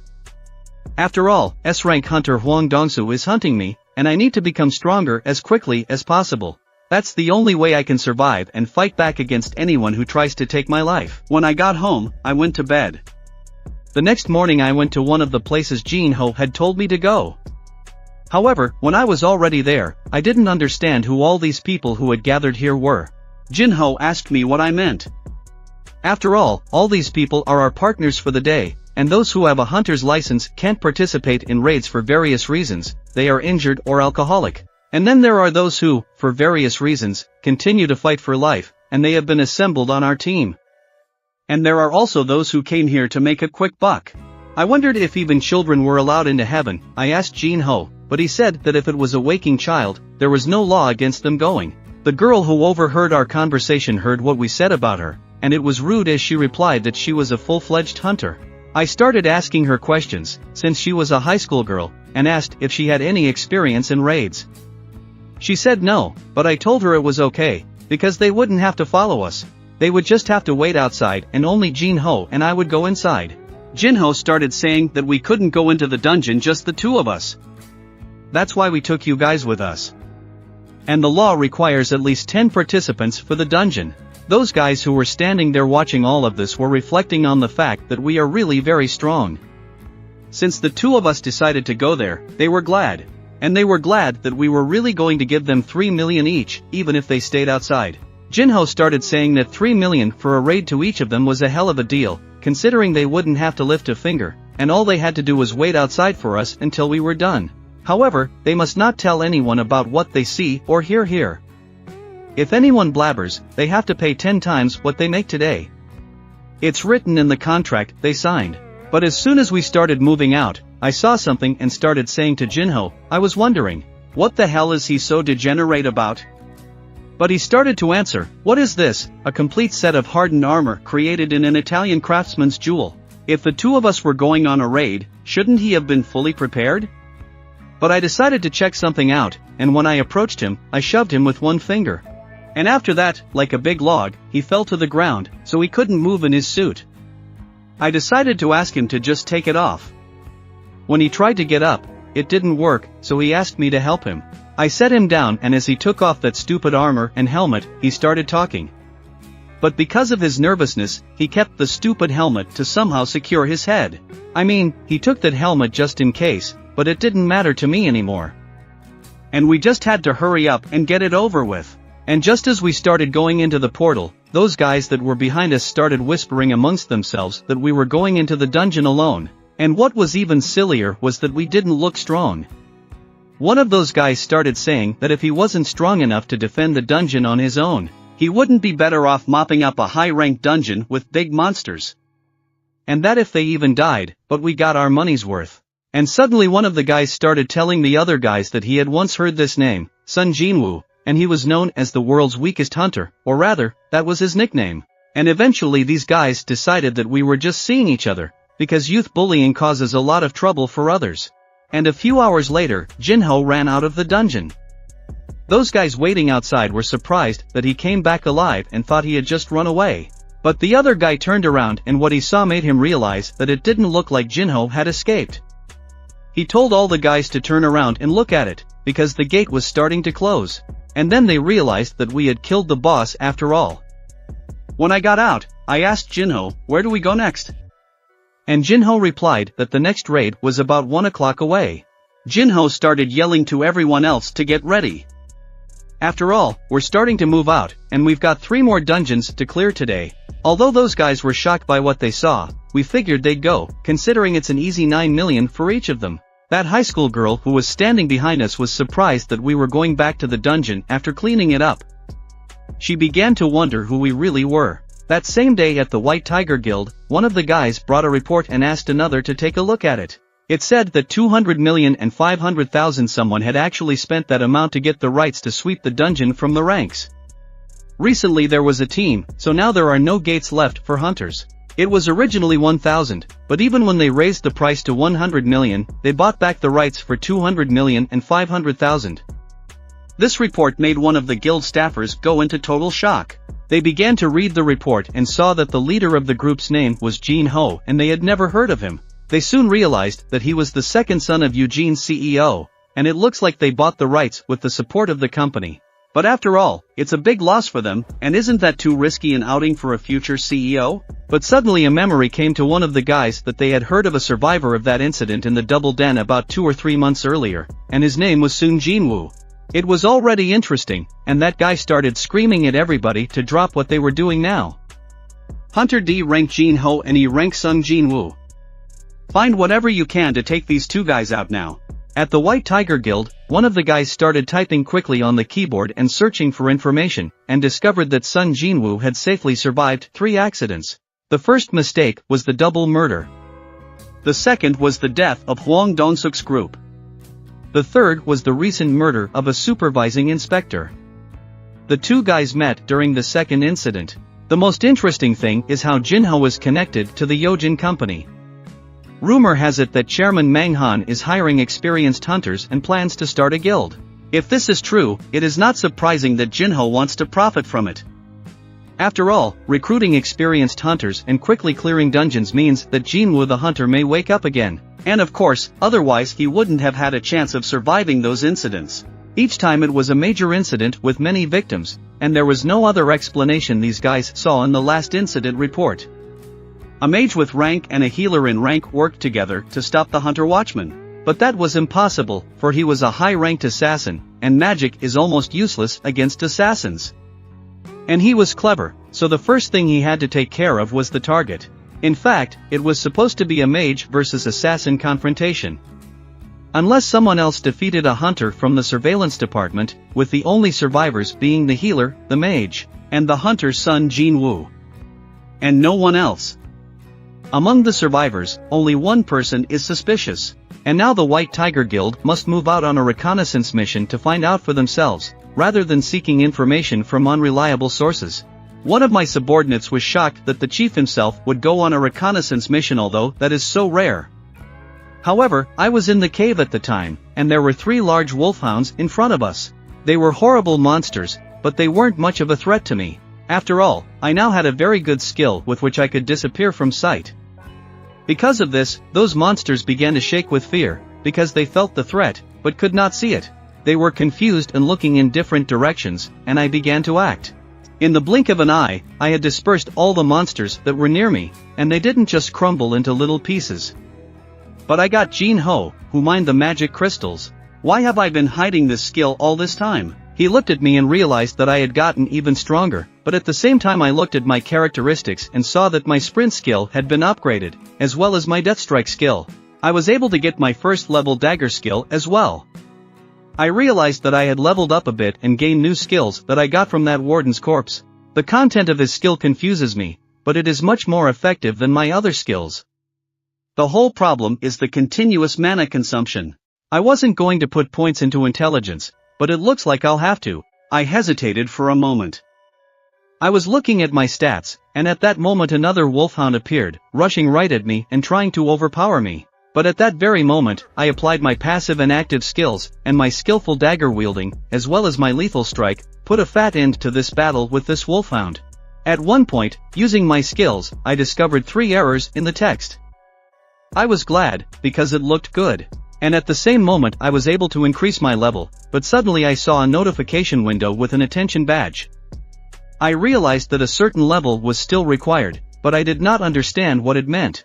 In addition, I noticed that I was offered a task to change my profession.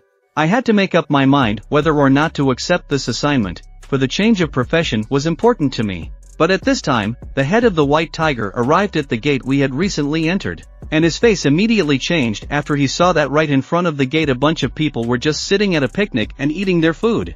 It looked like a playground for little kids who were brought food and told to stay there. I didn't understand what was going on and why everyone was waiting outside the gate. But suddenly a high school girl came up to the head of the guild and said, "What are they doing here? Because this is the forbidden zone." But the head of the White Tiger Guild wondered, what kind of child is this?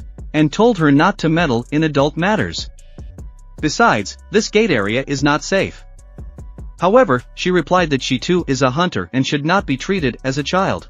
She is part of this raid, and though she was embarrassed to say so, that she is special, she did not even enter the dungeon with her partners. If the head's intuition doesn't deceive him, I'm definitely the recruit who showed up for the first time in a long time.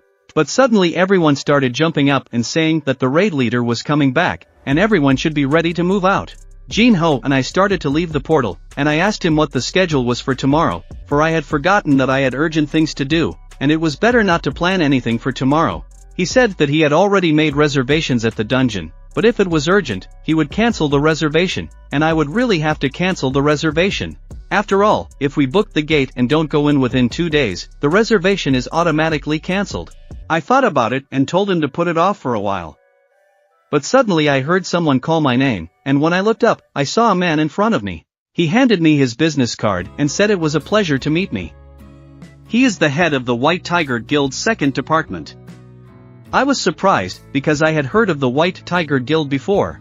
I wondered what he wanted from me. A while later we found ourselves at a nearby coffee shop and sat at a table talking. That guy started telling me about hunters, reapers, knights, and the words white tigers. I should have heard of them at least once, but instead I replied that of course I knew that the White Tiger Guild was one of the best guilds in South Korea. Then he cut to the chase and said that they wanted to invite me to join the White Tiger Guild and offer me twice the salary of Eugene Company. This White Tiger Guild guy decided that there was no point in stalling, because the true moment had arrived, and if I demonstrated my skills beyond expectations, the remuneration could be increased. I don't see how that can't be a generous offer for a hunter who was still an E-Ranger not too long ago. I decided to ask him how much it cost to build a building so he could offer me that. But this guy didn't know what that meant or why I was asking. Maybe I needed to clarify how much he was willing to increase his generosity. He began to say that they were using it to the tune of 50 billion. After that I asked him if he would really give it to me, but he didn't quite know what I was talking about. 30 billion! Shouted the head of the White Tiger Guild, and it made all the coffee houses go up in ears. He himself was quite frightened, so much so that he even jumped up from his chair. When he saw that everyone was looking at him, he quickly sat back down and pretended that he had accidentally shouted. I began to say that the amount Eugene offered for the straw was 30 billion won. If you offer twice that amount, that means you are offering your 50 billion won. At this point, the head wondered how great his abilities were if Eugene offered him 30 billion won. They had not yet checked his rank and did not know if he was bluffing, since there was no way to check his words. But I replied to him that if he thought I was bluffing, I could provide proof. And since he offered twice as much, I thought he had heard about my deal with Jin-Ho. But that didn't seem to be the case, and the head of the White Tiger Guild began to say that it was not within his power to pay such a sum. If I could give him some time, he would discuss it with the guild leadership. After he said that, I said let's call it a day and started to get up from my chair. After that, the guy started getting nervous and wondering if he might be in too much of a hurry. If only he had known the details of Eugene's proposal, he would have gotten permission from the guild and acted in small but confident steps. But before I left I decided to ask him how he had obtained information about me and whether he had been watching my surroundings. And at that very moment the guild leader felt a cut on his face, which caused him to start bleeding. He realized that I was using invisibility, but I ordered him not to turn around. And after these words it became clear in my head that if I'm an overawakened person who can use invisibility, then the way out of this situation is obvious. And I began to say that he was digging for me on purpose, and he had been informed that someone was sweeping the dungeon too quickly, and they began to investigate the matter. They pushed on me, because 3 major incidents had happened in the dungeons, and he had no evidence. Inside the time, it's no longer a coincidence. And after I was reawakened, I got the abilities of a high-ranking hunter, which helped me get through all these incidents. Jin-Ho must have seen my ability during the second raid, and when I got my father. And that's what I seem to be doing now. And all things considered, it all adds up, and they know what they know. After that I asked him how many people knew about it. And the head of the White Tiger Guild answered that it was just him and one of his subordinates, but at the time that subordinate was sitting outside wondering how the chief was doing. And that's when I realized that maybe mopping up the gate too quickly was drawing too much attention. I don't want the number of people who know about me to increase, and if rumors about me start to spread, you and your subordinates will be ready to answer for it. However, the head of the guild was obligated to report to his superiors, but he didn't want to die either. And then I told him that I would personally warn my subordinate. And at that moment I cancelled my spell and appeared right in front of him, beginning to talk about how we seem to have inconvenienced the White Tiger Guild by removing too many dungeons. Unfortunately, we're not going to stop yet. The head of the guild interrupted me and began explaining that this is exactly the problem. We are letting our newcomers out of the gate by training them, but we can't send them to higher ranked gates. Then I asked, how about a deal? We will sell 3 of our armor, and of course, this offer is only valid for today. If you don't take advantage of this opportunity, it will be difficult to book these gates later. The head asked me, am I really a gate buyer? Gates don't just appear in metropolitan cities, and they can train recruits in other provinces as well? The only problem is that it could cause conflicts between us and the other guilds. Eventually, the head replied that he agreed, and asked how much it would cost. I told him let's say 300 million for each dungeon. But after that, the guild leader got nervous and told me that for mana crystals and magic crystals from the dungeons they could get a maximum of 200 million, and buying at that price would take a big loss. He offered me 200 million won. And after that I said that I agree. And when we shook hands, I told him that 3 brothers for a total of 600 million, that he should transfer the money to my personal account. And finally, I told him that I had a gift for him. He had to open his mouth. And as soon as he opened it, I poured him a special liquid, which made his face disappear early, his head in the same turn. I did not understand what this ability was. Also, the wound on his face instantly healed. I got tired and started walking, and at the end I heard the head ask me about the fact that I had just shown him invisibility and healing abilities. He asked if that could be considered a sign of my trust. But I told him that if it meant that he would at least keep my secret, then yes. At the same moment I disappeared, but a subordinate of the head ran up and started asking him what kind of light it was and how it went with this guy. However, the head of the guild was in the sky and very nervous, because he realized that they had met a much scarier man than they thought. A little later I contacted Jin-Ho, and he told me that the transfer was received 600 million, just as I had told him. Jin-Ho was delighted because the cancelled raids had been sold for that amount. He asked his husband, was I able to sell them? But I answered him with a smile on my face that it was a trade secret.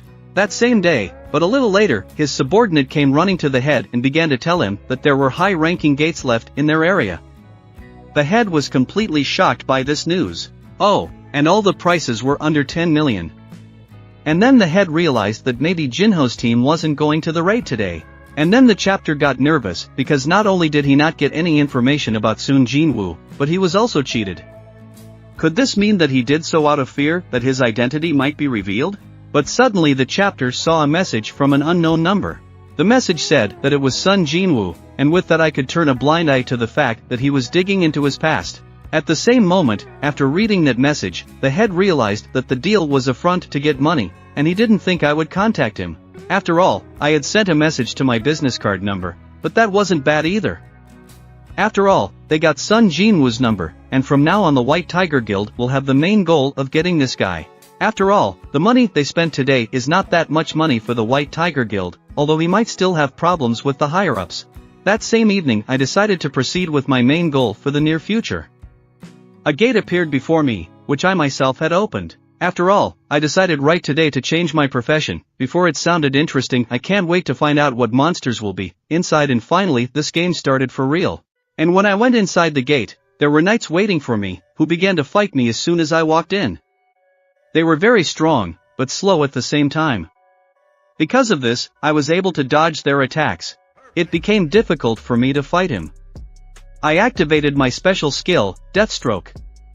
Now I am able to inflict critical damage to the enemy's vital points. At the same time, I also used the sprint skill, which increased my movement speed by 30%. For every minute I use this skill, 1 unit of mana is consumed. However, after all that, I realized that my attacks weren't doing him any damage at all. Although the opponent wasn't too strong, my dagger can't penetrate his armor, and his movements are predictable. His attacks are not strong enough, and his only advantage is defense. He does not use his skills, and perhaps he does not know how to attack effectively.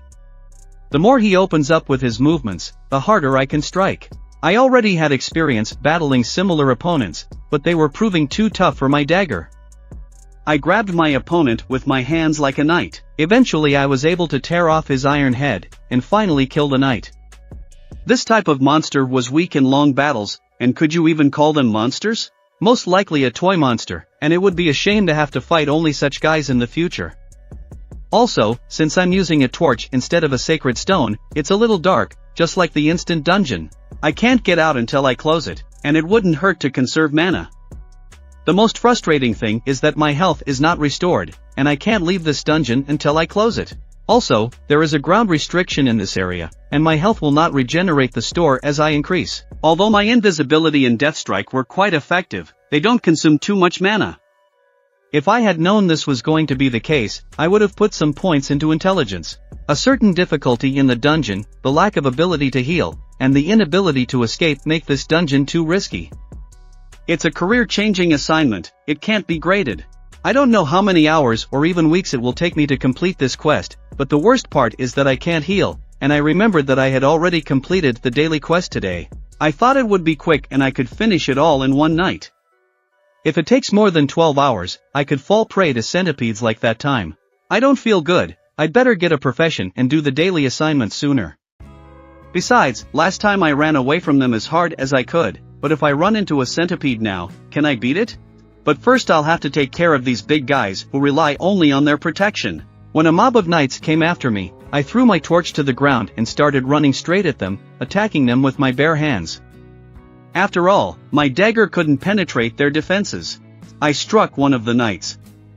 The result was a dent in his chest, and he flew off toward the other knights who were standing in the middle. However, I still had to deal with the two knights on my sides. I jumped up and started hitting them in the head. I was lucky that the knights were too slow and couldn't keep up with my movements. I could have just jumped and attacked them in midair, since their line of sight was limited because of that armor. Eventually I finally managed to defeat the last knight that stood in my way. I realized that if I couldn't cut them, I could just be where their bones should be. But even decent things fell off some of the knights. It's a money pouch and a breastplate above the knight. It was just wonderful that the elements of the armor could be hidden and not necessarily display their appearance. If anyone saw me, I would be a laughingstock. And I wondered if in reality he would protect me, too. I was also able to get gold from the pouch that fell out, and at this point I had as much as 863,400 gold coins. But suddenly I began to feel something strange, as if someone was approaching me. My instincts did not fail me.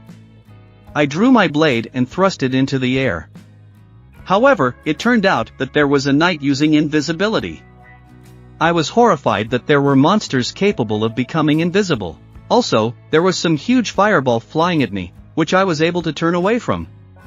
When I turned around, I saw a mage standing not far from me. He used fire magic and threw that orb of invisibility at me, the same kind of magic that Mr. Huang had used back then in the dungeon.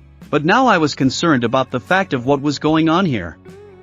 After all, it looks like a repeat of battles that have already been fought. It turned out to be harder than I thought it would be.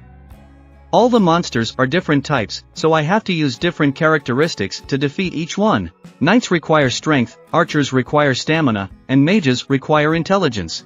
If I didn't put enough points into strength, I wouldn't be able to break the armor of knights, and if my perception was lower, I would have problems with assassins. Since I didn't put points into intelligence, I'd have to save mana as much as possible and stop using skills altogether. Also, I'm starting to get tired. I have to finish as quickly as possible. The longer this goes on, the worse it is for me. I'll have to close my eyes for a while and get some rest to reduce the fatigue. But suddenly an arrow flew at me, which I caught right in front of my face. And when I looked up, I saw the archers standing not far from me. Luckily, it looked like they weren't going to give me a break. I was able to overpower them, and a little later I found another bag with 20,000 gold in it. There was also a bottle filled with warm water. I upgraded a bit and collected quite a few items. I also got some rest and thought I could move on to the next stage. However, the way I looked was ridiculous with that guard necklace, the breastplate above the knight, the archers and higher knights' gauntlets, and the assassin's boots. It all looked awful on me, but I was glad no one could see it. I was pretty much leveled up. And when I saw the big door in front of me, I wondered what skills the monster lurking behind that door had. After all, this was the boss's room, and that bone-chilling cold was coming right out from behind the door. When I opened the door, I saw that all the torches that were in this room were lit. I could hardly see anything in front of me, for there was some kind of strange fog. But eventually I could see that it was the royal throne room. I began to hear some footsteps, as if someone was approaching me from the darkness, and my vision, hearing, and fingertips began to give me signals. I realized that I remembered the feeling. It was the same as in the double dungeon. This coldness I realized seemed to emanate from this guy who was coming toward me. After feeling that way, I doubted whether I could beat him. And what should I even do? After all, my fatigue had more or less calmed down. But it wouldn't be for long if this battle dragged on with him. This huge knight began to emerge from the wall. He looked terrifying in his bloody armor. It was the blood-red warlord Igris. I saw a dark red name that was definitely different from the others. It was a knight defending the empty throne of Igris. It did not take him long to attack me. He swung his great sword, but I managed to duck in time, and he missed. Soon after that, total destruction began, as he cleaved through the pillars like air. To me, this guy turned out to be an insanely strong knight. He was also impenetrable, as my blade didn't even leave a scratch on his armor. I didn't expect her to attack me instantly in response to what I was trying to do to her. She swung her big sword and struck with all her might, making the ground beneath us shake. But I managed to jump away, and now I was flying through the air. Suddenly I saw something red moving right toward me, and smoke began to rise from underneath it. It was already too close, right next to my face, and luck was on my side. I was able to dodge after all, and his blow hit the nearest column that was behind me, and it started to collapse. And as soon as the column collapsed, I was able to jump off the back of it and look right at his back. It was hard for me to breathe because the fight didn't stop for a second. Also, my armor speed reduction effect only works if my strength is below 80. This guy's strength is definitely above 70. His destructive power far exceeds mine, and his agility also prevents my dagger from penetrating his armor. That means his defense is higher than mine. If there is any way to defeat him, I realize that he is even stronger than I could have imagined. I don't think I can beat him without a weapon. If I don't try to penetrate his armor, I can't do any damage to him. There is only one way, and it could be much worse: a bare-knuckle fight. But Igris noticed it, too, that I hid my blade, and began to look at me strangely. He seemed to understand. I want to fight with my bare hands, and in the meantime he was aiming his big sword straight into the ground and began to drop his cloak to the side. He was also willing to fight me with his bare hands, though he was a terrible knight, but he was fair. He decided to show me nobility by fighting me as an equal, too. He underestimates me, but at the same moment he started running straight at me with the purpose of destroying me. He turned out to be pretty fast, and in an instant he was already near me and hit me right in the chest. I hesitated from the blow, and at that moment he grabbed me by my clothes and threw me into the nearest wall, which I broke through. I was stunned by the sheer force he displayed in a split second, but that was only the beginning, and at the same moment he ran up to me and hit me again with all his strength. I was able to block that blow somehow, but eventually our environment collapsed completely, and debris began to fly around me. The air in the room was polluted with dust from that blow. Because I was able to somehow block his blow with my hands, I was able to bounce to the side. I blocked that punch, but I felt like I lost about half my life. If it wasn't for the armor that time, I wouldn't have survived if I had continued to take direct hits. He remained surprisingly strong even without his sword, and I began to question whether I could even stand up to this monster with dignity. Even if I lose in strength, I have to rely on speed, and I began to activate my sprint skill. The speed of my movement increased by 30%. I became too fast and approached him. At the same moment he elbowed me right in the head. I managed to put my arm up in time to block his blow. His arm bounced to the side, and at that same moment we fought furiously. Our blows were so fast that it was impossible for an observer to see even one straight punch. Because I was too tired and exhausted after the battle with the knights, I underestimated my capabilities. He hit me with such force that I started spinning in the air, and at the same time my health dropped below 30%. At the same moment my fortitude skill was activated, and the damage I received was reduced by 50%. If my defense increased in conjunction with my passive skill, I still had a chance. I couldn't give up in flight, and I was able to strike him in the head. But soon after, I saw his gaze pointing directly at me, and he got even angrier. He grabbed my leg with his hand and hit me with such force that I instantly flew aside. I hadn't expected that at all. After all, I thought I could somehow get through some more time and come up with a plan. But as soon as I started flying into the nearest wall and made a big hole in it, I started to come to my senses and realized that I was sitting on that throne in this room. And from that impact, I was thrown right across the room. I was sitting there opening the pancake and I started bleeding. At the same moment, Igris realized that it was over, and as he approached me, he raised his big hand to give me one last blow, after which I would no longer be able to stand on my own feet. Somehow he began to summon his sword, which was nearby, shredding the ground. The sword instantly flew straight into his hand, which he raised, and he swung it, pointing it straight at my neck to deliver one last blow. If I had hesitated for a second, he would have ended our fight. But I managed to block his blow with my hand. After all, I still had one more item, the Gauntlet of the High Knight, which gave me 3% physical damage absorption and had the added effect of preventing rock injury if my strength was less than 80. As a result, my movement speed was reduced. There was a big wave around us that raised all the dust in the air, and I started with my other hand. After all, I hadn't lost yet. And as soon as my blade was in my hand, I stabbed it right in the head. Igris rolled to the side after my blow, and at that moment I picked him up and started running straight with him to the other side. For in that moment I realized that I could overpower him. I ran across the room with my blade, and suddenly crashed into the nearest wall. At the same time, Iris raised his hand to pull my blade from his helmet. I told him that I wouldn't let anyone touch my things, and even if my dagger was stolen, I could summon it back. At last I could deliver one last crushing blow.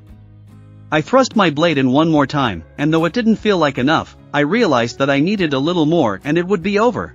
My Deathstroke skill was activated several times, and eventually, I hit him with all my might and looked him straight in the eye, for I wanted to finally wait for the moment when he let out his last breath before I beat him completely. And that moment finally arrived. Igris fell after my blows. And, finally, I saw the notification I had dreamed of. I finally killed the bloody red warlord Igris. And at that very moment my level went up. I was terribly exhausted, and I sat right beside him, watching to see if it was over for sure. I had finally won. It was really close, and I felt the impact of technique, skill, and experience. I was weaker in every aspect. It's pure luck that I was able to win. After all, any mistake could have cost me my life if my opponent is so strong that he can fight on a par with the hunters and have the same rank. But suddenly I saw that I had knocked out the snow, the ruler's touch, the leather pouch, and the stone. Coming back was a joyous moment, for I had won as many as 4 awards at a time, and to me it was a well-deserved prize. Looking at it, you could tell that the risk was worth it. And when I opened the leather pouch, I found 1.5 million gold inside. I couldn't tell you how happy I was to have gotten it all in one go. I had never had that much gold before. To think, my gold had doubled in an instant. Also, I was able to get an item of rank S, unless you count the key to the gate of the demonic castle. This was the first time I had an S-rank piece of equipment in my hands, and the characteristics were also significantly different. Even a simple 15% increase in physical damage absorption would be a great boost, but adding 20 to my stamina and strength stats is incredible. And then there's the rune, and I was wondering what skill it contains. However, the skill can be gained by destroying the rune. There's also the return stone, which is a unique item to complete a quest. If you destroy the return stone, you can leave the dungeon instantly. If the skill change quest is completed in the dungeon, it will automatically be destroyed with no way to return. But I didn't understand why I was given the return stone, because it was definitely a room that opened in an instant. If the return stone had fallen out, it might have meant that the quest was not yet complete, and I would have many more battles to fight in order to change my profession. It didn't take long before I began to feel something appear near me. As soon as I turned my head to the right, I saw a portal appear beside me. I turned around and saw many portals appear near me. At that moment, I realized that the career change mission had begun. I already knew it couldn't be otherwise.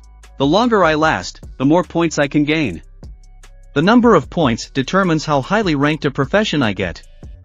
And just as the time meter started going, I saw someone slowly start to exit the portals. I saw a bunch of knights coming out of the portals one by one. I realized that I could handle these guys even in my current state. If they were at Igris level, I wouldn't even be able to handle the first opponents. So the longer you last, the more points you gain. The probability of getting a hidden class increases with every second, and it's good enough to do the job of changing professions. I have 390 mana left, and using it requires 200 mana. I also have 190 mana units left to maintain invisibility. It also requires 1 life unit per second to maintain invisibility. This means that I can last in invisibility for 3 minutes, and I have enough health, HP. I will try to last as long as possible. A mage appeared out of nowhere and started using the detection skill, and at the same moment he was able to find me, even when I was in my invisibility skill. That's when I knew I was in trouble. All the knights that were near me started to notice me and attack, but I bounced to the side and hit them from behind, which made them start flying in different directions. Corrected text, as soon as they flew off to the side, I stood up to my full height, turned around, at which point my blood activated, reducing the target's stats by 50% for 1 minute. My bloodlust consumes 100 mana. It's my only chance, I have to give it my all for the duration of the skill. But there were too many enemies, and they were coming right at me. There were so many that they couldn't get through the corridor properly, and they were all pushing against each other. At the end of the corridor, a terrible battle broke out. And eventually, I started taking damage and my HP started decreasing.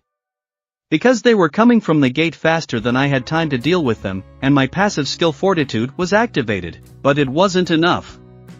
After all, I'd taken it too lightly and wasted too much mana on invisibility. And at this rate I wouldn't be able to use the skills anytime soon. I wondered if it was time for me to use the returning stone. And I'm not sure I'd get anything out of switching professions at my current level, it's too complicated. If I used the return stone, it would mean that I had failed the task. But as soon as I looked at the time, I saw that only 5 minutes had passed, and it looked like there was nothing left but for me to get out of this dungeon. But suddenly one of the knights hit me in the side with his huge hammer. I fell to the ground, and my return stone slipped from my hands and fell nearby. I lay on the ground and realized that my end might be near. All the knights who were nearby began to converge around me.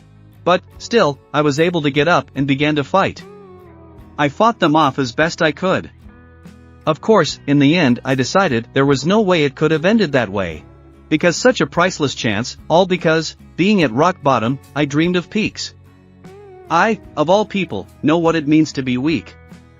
I remember being told how I could help them. After all, my rank is so low. And even the guild thinks the same, that this guy is always hiding behind his partner, and to survive and think only someone who can't kill even one monster calls himself a hunter.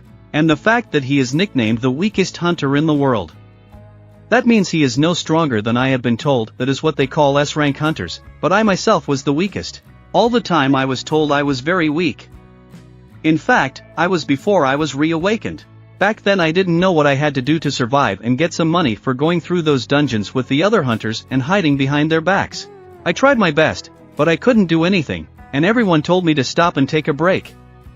Still, it was my fault. And then why didn't I take the safe roads and dance with death every chance I got? And isn't it too much luck that a hunter like me was able to grow so much? At the same moment I was surprised, because it really was me, and I couldn't believe that we were the same person.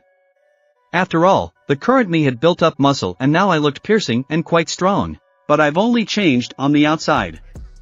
Inside, I'm still a wimp, and I wondered, what's the difference between the me of the past and the me I'd now become? After all, I pushed myself into situations in which I was on the brink of death time and time again. Well, of course, we are also the hunters that we really are. And if I can't control myself, my courage will turn into recklessness. I will continue to fight these knights who have surrounded me, but there were so many of them that at one point I didn't know what to do, and when I was hit again. And when I fell to the ground, I felt a terrible pain inside me. The blows that these knights struck were even harder than before. They pounded me into the ground, and eventually I was no longer able to get to my feet. Lying down, I was completely surrounded by my enemies. I could hear a voice echoing around me. That voice was my own, belonging to my former self. I was a weak guy who was considered the world's most unsuccessful hunter. I could hear it telling me that I still had a long way to go, and now I would have to kill more people and sacrifice or leave many behind, including friends and family. As a result, I alone would be responsible for my death. This situation in which I now find myself reminds me of how I felt 2 months ago in the double dungeon. But what happened after that, I could not remember at all. Suddenly, however, the notice of the daily task appeared in front of me, and I had to get ready to get stronger. If the stopwatch that was in front of me counts down, I realize that the daily task is ending, and luck is probably a skill, too, and it seems to leaving me to die. Too much time is being wasted here. When the time expired, the notification system showed me that I had failed the daily assignment and now I needed to be punished. I will be moved to the penalty area. At the same time, the knight who tried to kill me struck his final blow. But suddenly he didn't realize what had happened, because there was no one near his sword anymore. I disappeared right before their eyes. And at that moment I was already in another place, where it was even hotter than in that dungeon. And as soon as I opened my eyes and saw the desert, I knew it was a penalty area. I started thinking back to what I thought at the beginning of my career change hike, that I hadn't done the daily assignment. And I thought it would be quick, and I could finish it all in one night, and I needed to get a profession and do the daily assignment sooner. But if it takes more than 12 hours, I might become a prey like that time, because last time I ran from them because of all the selves. If I run into her now, can I beat her? And come to think of it, I really didn't do my daily task today. So his time is up. Well, it was about time, and to think I was able to get out of that situation alive. And the assignment was so difficult that even the system wished me luck. Or was it said to encourage me to get more points? Luck or coincidence? Let them call it what they want. But at the same moment I called my in-game store, and as soon as I saw my fatigue, I thought it was the first time my fatigue had exceeded 90. And since I had enough money, I decided to use a potion, for it was supposed to help restore my energy. Eventually my fatigue started to decrease, but at the same time my health points were not restored, and it seems that potions have no effect on restoring health points when I am seriously wounded. Apparently, the only way is to wait for natural recovery. I'm not sure about the dungeon area of the profession change quest, but maybe my health will recover faster if I level up in that area. And even though I can die from one hit, I've never felt better than I do now. Where are the monsters to help me level up? And it didn't look like I had to worry about that. After all, they appeared right in front of me as soon as I brought it up. It felt like they were waiting for me to remember them. The battle began again. I jumped up and ended up right on top of the centipede's head. This is how I deliver crushing blows to get stronger and replenish my health points, HP, as quickly as possible. If I can hold out until the end, I go back to a place where I can get a very good profession. I only need to last 4 hours. I realize that what doesn't kill me makes me stronger. After all, I don't have any more backup lives, and now I just need to get as strong as I can so I don't end up in situations like this in the future. That same day, late at night in the house where I lived, my sister got up to go to the bathroom. However, she was contemplating the strange dream she had had. When she looked at the time, she realized that I hadn't come home yet, that I was still working, or maybe I had a girlfriend. She thought about the fact that she had definitely told me about the parent-teacher conference that was to be held today, and she hoped that I would come to it. I had been fighting for over 3 hours now, and I was only 15 minutes away from completing the penalty assignment. I kept fighting against those centipedes, which were very strong, but with my death blow I was able to kill a lot of them. My skill level in the death blow was higher. Also, I was able to increase my level and recover my hit points, HP. I ended up with mountains of centipede corpses lying next to me, as expected. In the penalty area, you can heal yourself by leveling up. Also, thanks to the ability to use the store, I can heal with items. There were only 3 minutes left before I was back to my profession change mission. I still have a little time to prepare, as the basilisk fawn is not enough to break through the knight's defenses. I have to do my best, and I need a stronger weapon. When I opened my store, I saw a dagger capable of piercing heavy armor, so I bought myself a dagger called the Night Killer. Even though it cost 2,800,000,000 gold, it was a bit costly. But things should go differently, because when I used this dagger against opponents in heavy armor, my attacks deal an extra 25% damage. In addition, I decided to purchase bandages and wrap them around my arm, taping these daggers directly to my palm. I realized that if I did that, I wouldn't lose my weapon, as I did with the return stone, and would find another way. I have no other choice, I must try, and I still have one more rune, the Ruler's Touch. This skill can be obtained by destroying a rune. When I killed the Overlord, it allowed me to absorb and learn invisibility. I finally mastered this skill, the Ruler's Touch, and I can control objects without touching them. This skill requires no mana, and the description of the skill gives the impression that it is quite effective. Maybe that's what that guy was using. I don't think I can move too many objects, though. I was right. I couldn't move big objects because my level was still too low. I stood and watched as the completion of the penalty task approached. There were only a few seconds left, and this was my last opportunity. It was all I could do. Now all I had to do was rely on luck. When I got back, I realized that the number of knights had increased considerably in a few hours. As soon as they spotted me, they immediately rushed at me, seeking to destroy me. However, the first 2 who ran forward were instantly cut down by my daggers. They were surprised that I was able to chop them up, and this night killer effect definitely helps me. It's much more effective than fighting them with my bare hands. 10-10-10-10-10-10-10-10. I was killing centipedes and leveling up, and before that I was gaining experience by killing Iris the Warlord. The system was saying that there would be no healing effects from the level increase, not that levels in general would not increase. Although mages continuously use spells, they never attack me directly. Only knights perform such attacks. Then I wondered what kind of spell they were using. Perhaps a weakening or some sort of curse, but I didn't feel anything like that. But suddenly I realized that it was summoning magic, and as time goes by, more and more knights appear. And no matter how many knights I kill, I get experience for them. But these monsters, they were summoned by someone else. So I don't get experience for them, and the summoners were the last ones to come out of the gate. And they were mages. When I threw my dagger, I was able to kill one of the mages. As soon as I killed that mage, all the knights he summoned began to disintegrate into pieces. It turns out that the knights were summoned through a gateway created by the mages. And that's not the end of it. I have to find the remaining mages and deal with them. But as soon as I used my invisibility skill, I sensed that the mages detected my presence. And then I realized that they seemed to have found me, but that's what I expected. Because of this I was able to find them, and there were only 5 mages left for me to kill. But with my skills and my new blade, I knew that I could complete this task and take out all my enemies in this dungeon. Thanks to my dagger and my skill with the ruler's touch, I was finally able to take out the first enemy that stood in my way. There were 4 more to find and destroy. The mages were not heavy opponents, for they always summoned knights and stood on the sidelines, watching the battle unfold. But now I need to find and finish them quickly, because if I don't do it quickly, it will take a long time, and it will be harder for me to fight them. I started running and killing all the knights that stood in my way. With my newly acquired blade, I was able to cut through all the knights with great ease. Thanks to my ruler touch skill, I was able to win. I will cut them all to pieces and stand on their armor. For I am far stronger than all of them put together. They're annoying, running in different directions and trying to do something, but there's no way. I'm stronger now than I was 4 hours ago. Well, just as I decided to relax for a while, one of the knights who was hiding behind me was able to strike me with his sword. I instantly turned around and sliced his sword in half, then severed his iron head. This caused me to start bleeding, which only increased my rage.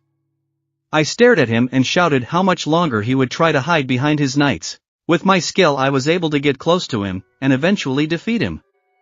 There were only 3 mages left, who decided to team up and began summoning something horrible that ended up under my feet.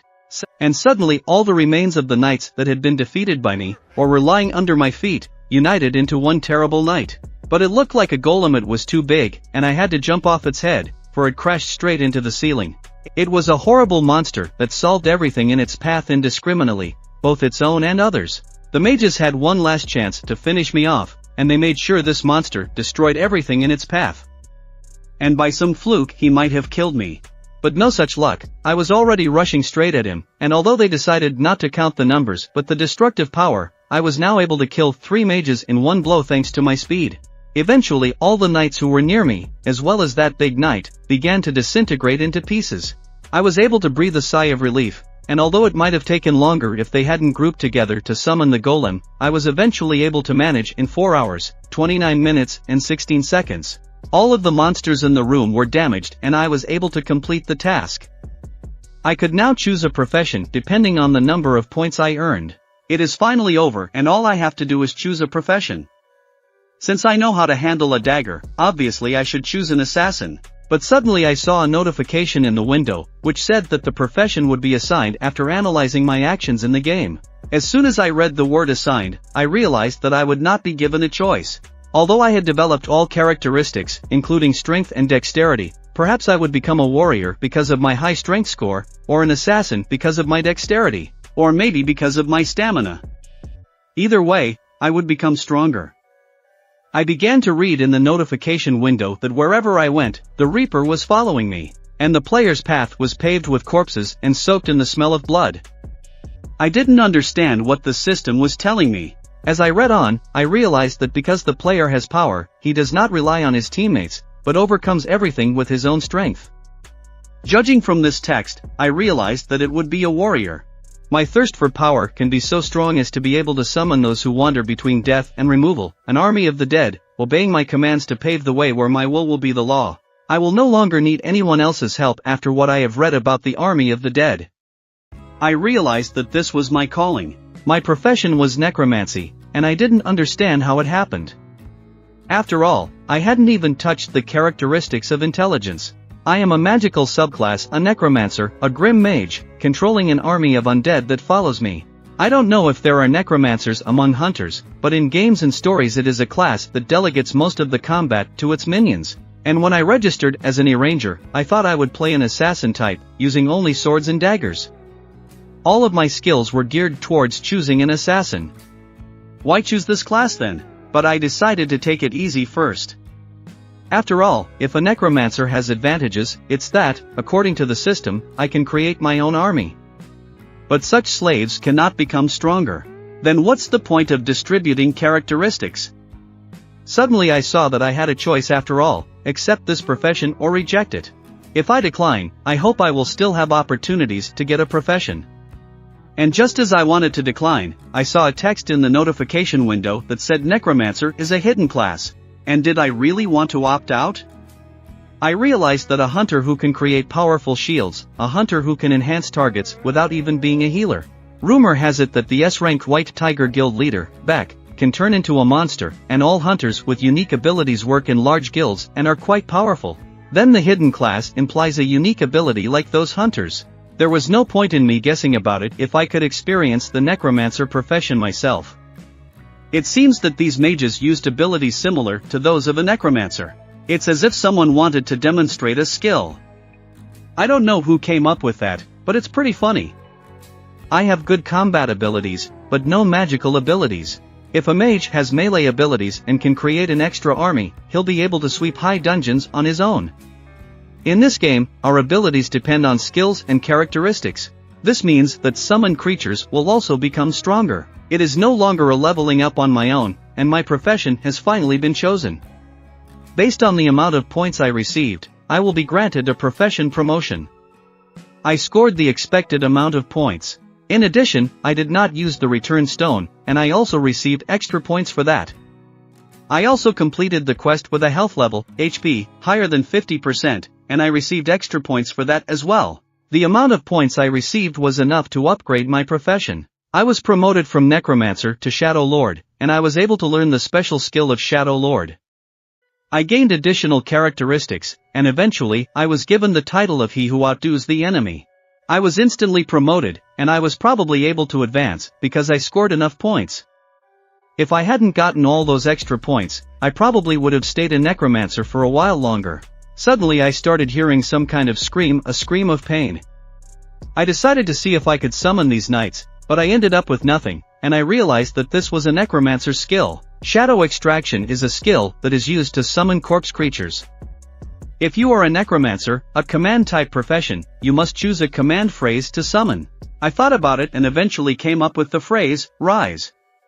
Immediately all the knights who were near me began to rise to extract the money. Shadows began to appear from their armor so black that I couldn't see any light that was inside them. And it looked pretty cool. I was able to turn a dead body into a shadow soldier using its mana. The higher the characteristics of the target and the more time that had passed since its death, the higher the probability of failure. I can absorb created shadow soldiers and save them. Shadow saves can be summoned and reabsorbed whenever and wherever I want.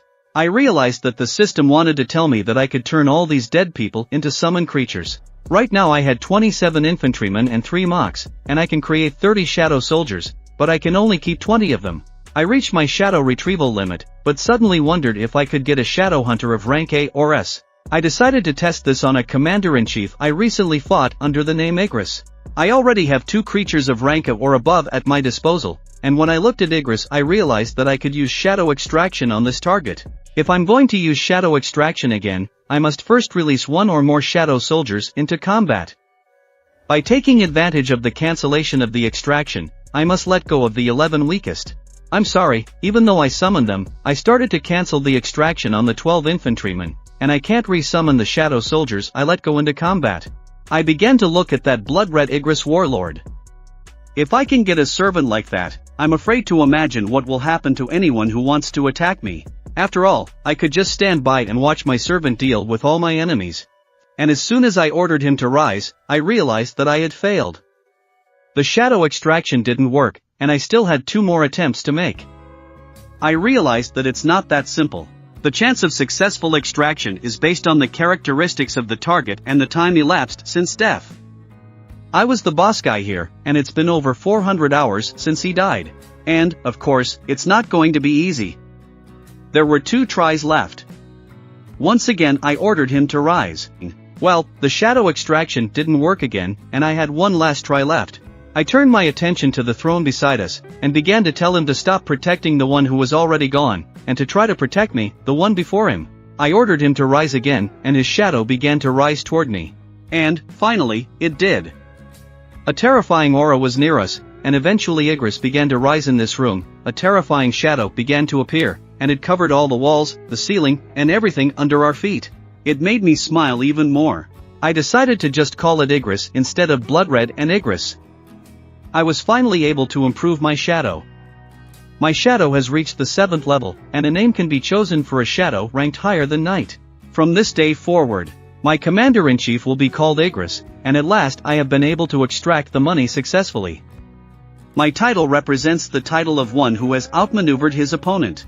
The title is awarded to those who heroically defeat the enemy, and their characteristics increase in proportion to their loss of health. Characteristics are increased by 1% for each percentage of health lost. At the same moment, all those I resurrected bowed to me, which pleased me. I asked them to take care of me in case I couldn't protect myself. A little later, I started to walk out of the portal and felt the fresh air. As soon as I stepped out, I looked at the sky with new eyes.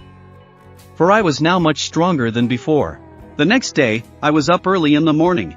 I was lying in my bed, very tired and exhausted, but suddenly my phone started ringing.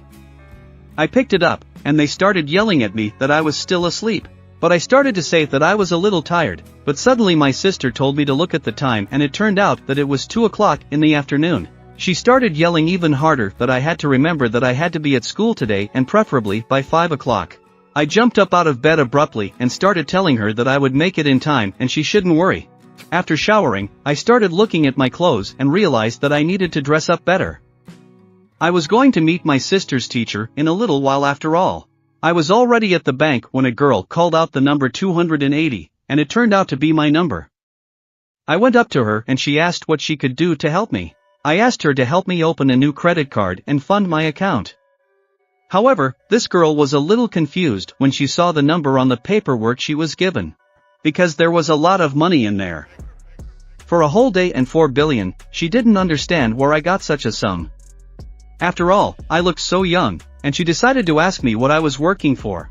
But I answered that I was a hunter, and then she reminded me that people say hunters make decent money.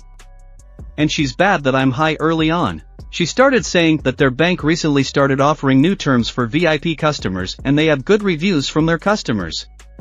And wouldn't I want to give it a try? But I decided not to try it and said I didn't need to.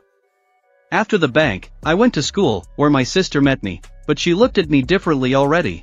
She asked me if I was really her brother, but I didn't understand what was wrong. She started asking me if people could change so much in such a short period of time.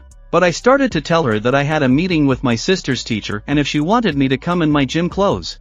And as soon as we started walking along, all the students looked at me strangely, especially the older girls in high school.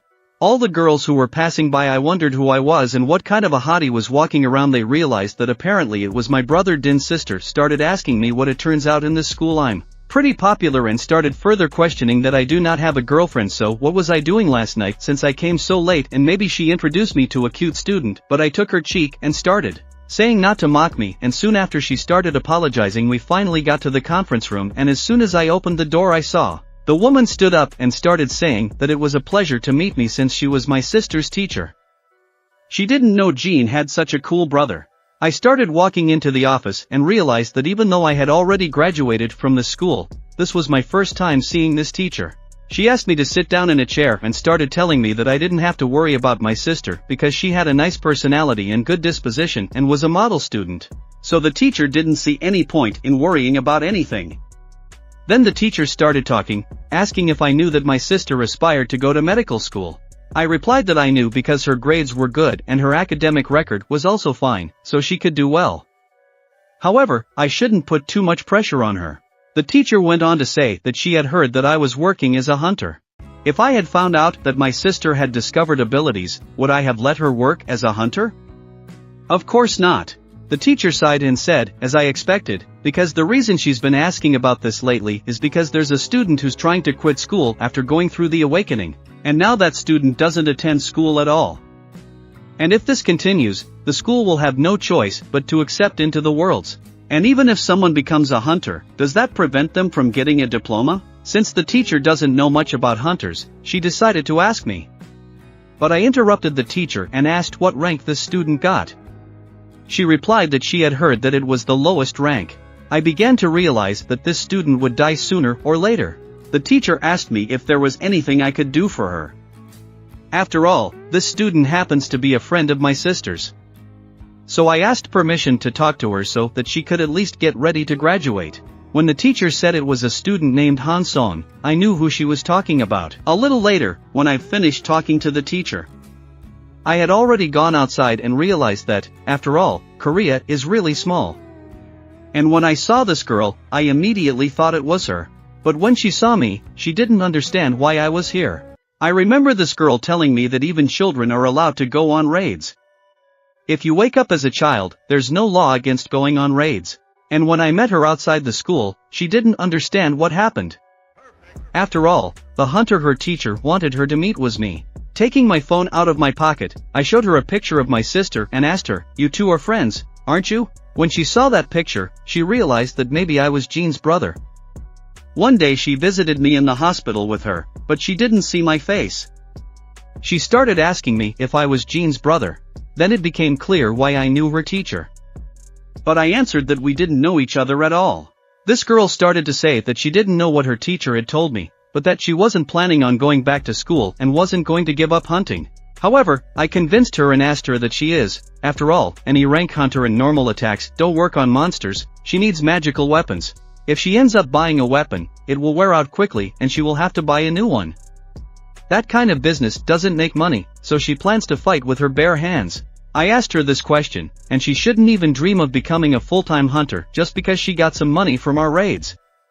She started asking me to stop lecturing her. This is where I didn't realize she was pretty persistent, and I told her that I was the same way, and she shouldn't worry, because I wasn't going to convince her to quit hunting.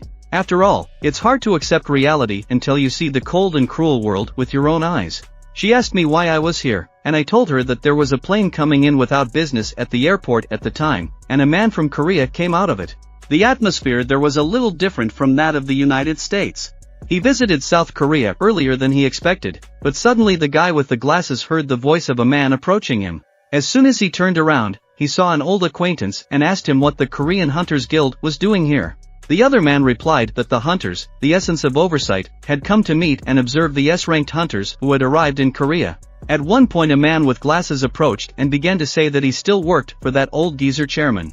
If it had been him, he would have cut off his left hand and made sure he could do nothing without his right, and taken over everything. A man from the Hunters Guild asked how long he planned to stay here. The other guy said he wasn't going to stay long in Korea and would return as soon as business was done here. But the Korean Guild guy asked the businessman who left his homeland but came here from the United States, and whether it was related to Hunter Sung Jin-Woo and Hunter Jin-Ho. Suddenly the other guy realized that, as expected of the department member, he was asking what he already knew, and immediately he turned around to ask if he could stop him. But the department member said he was just following his duties. Dong-soo put his hand on the inspector and said he liked him and made his offer. How about joining the scavenger guild? After all, we can take better care of him than that old man. But the inspector began to ponder the fact that S-rank hunter Dong-soo and his brother were suspected of killing a lot of hunters. This lizard that throws off his tail is the reason they couldn't start the investigation. After all, they really are blood brothers, even their insensitivity after the brutal killings. So, it seems, just despicable trash. At this time I met with the head of the 2nd Supervisory Unit along with my sister's girlfriend. His assistant, the department head, realized that a high-ranking girl had come with me, and there was nothing special about it. He realized that he should not jump to conclusions, like the Sung Jin-Woo hunter case. He was surprised when he received a call from Hunter Jin-Woo offering to try out a new recruit.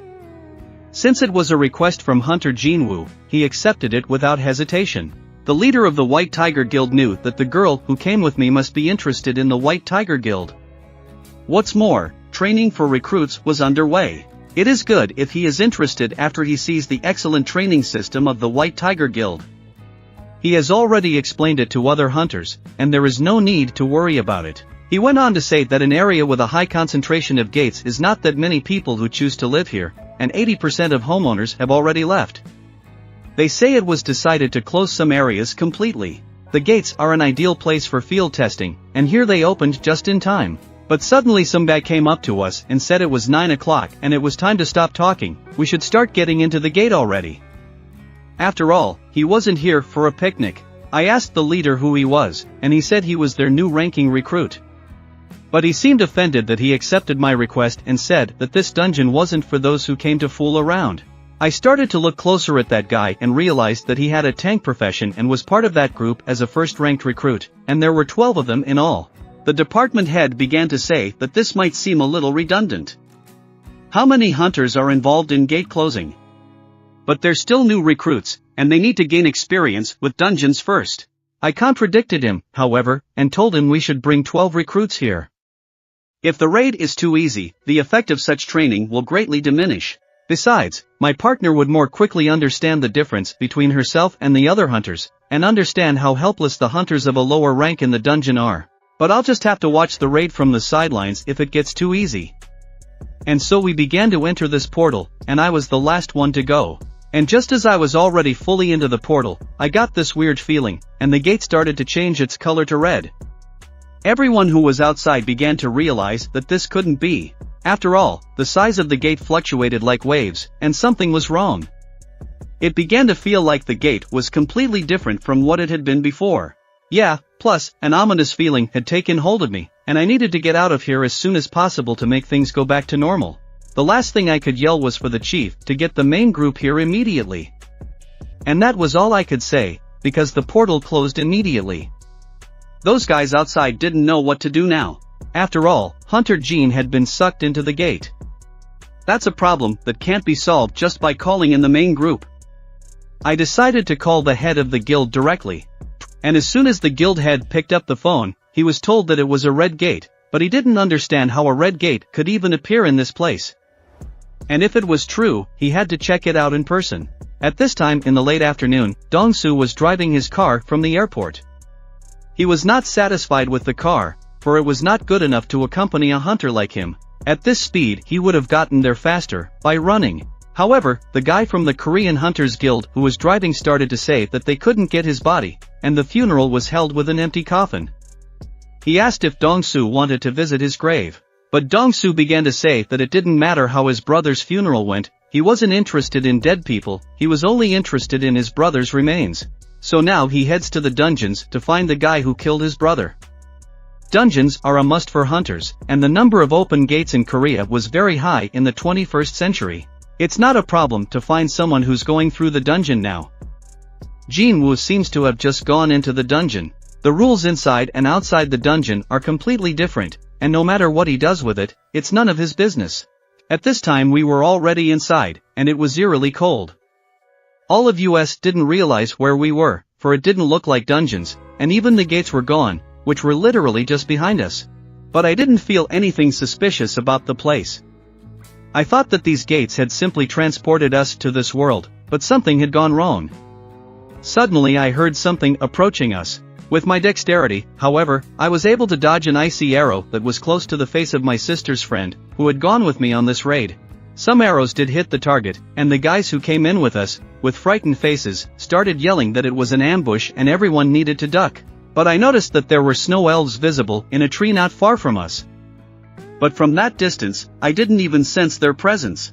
Those who had not encountered them used the term snow elves.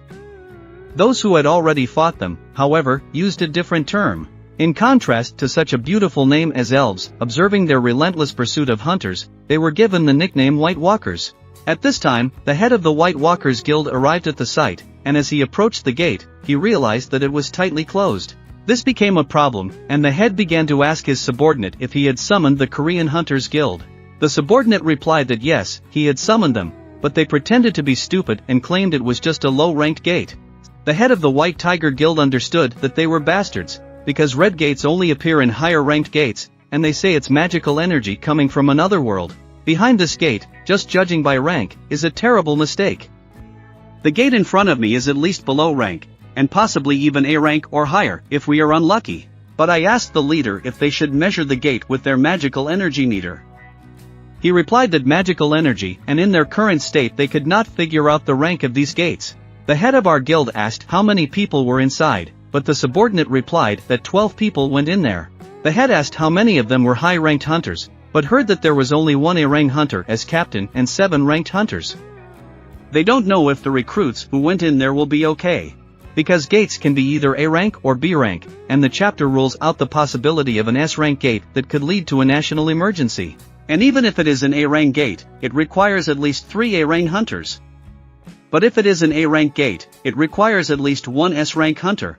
So if it's an A rank gate, everyone inside can be considered dead already. And if they're lucky, maybe 2 or 3 B rank hunters will come back alive. But the subordinates began to say that there were actually 2 more people inside who weren't part of our guild, and 1 hunter he'd recently looked up to. And the head began to ask what rank this hunter might be, A or B.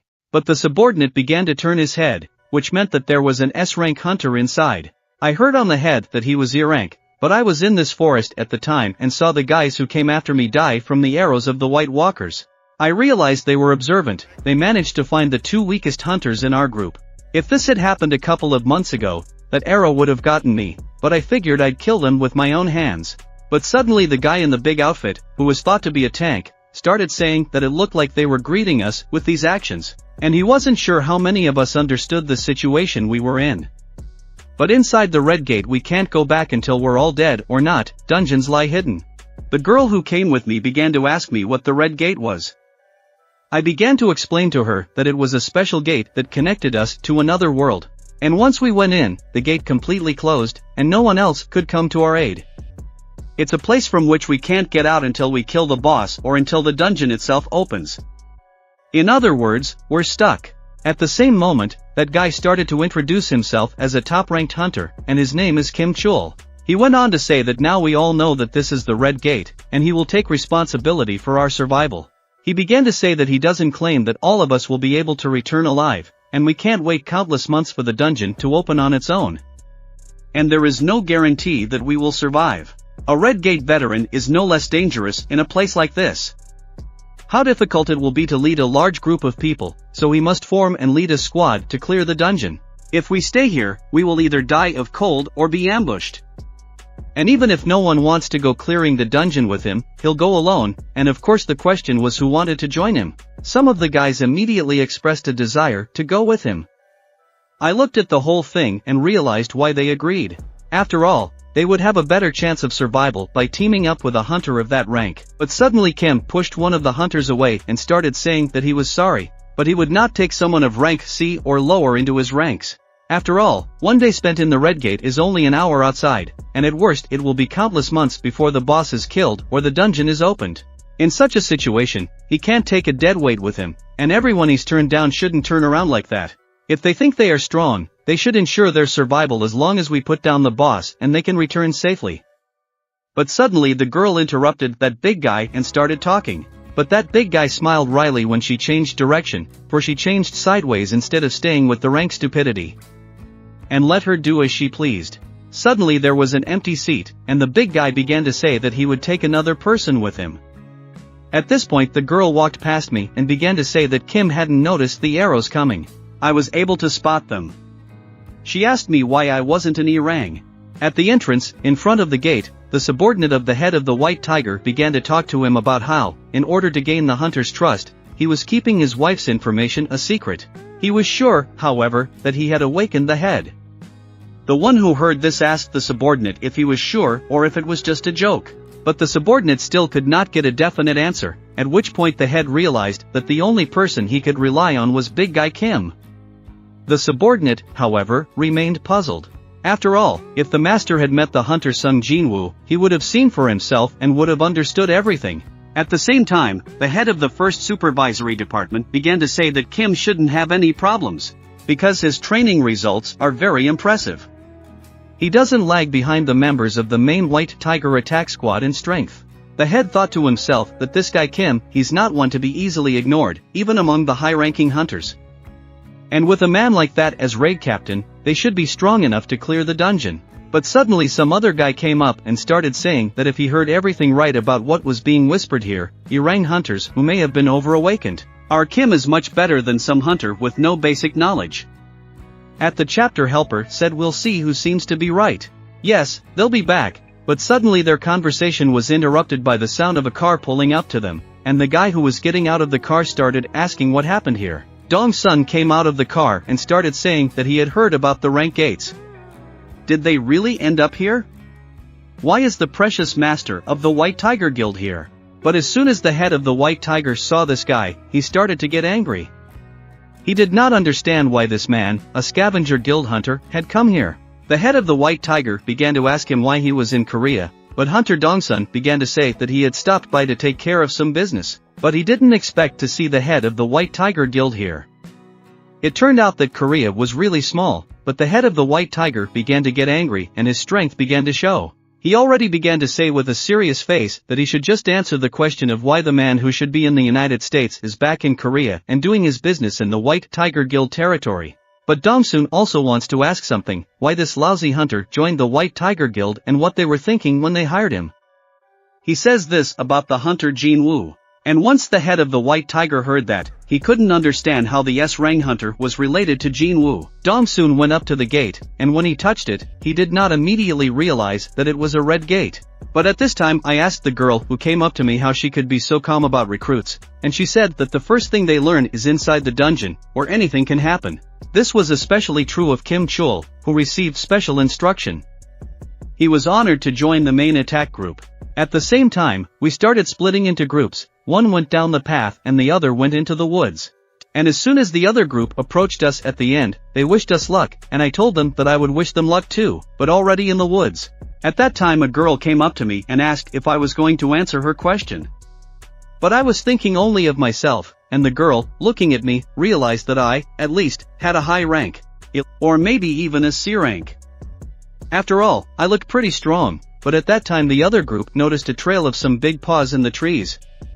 I didn't realize what was inside the woods where we were headed. It was snow bear territory, and by the mistake of one inexperienced Irang, innocent people were about to die. But the other guy started asking Mr. Kim if he thought he would ever get an Irang position.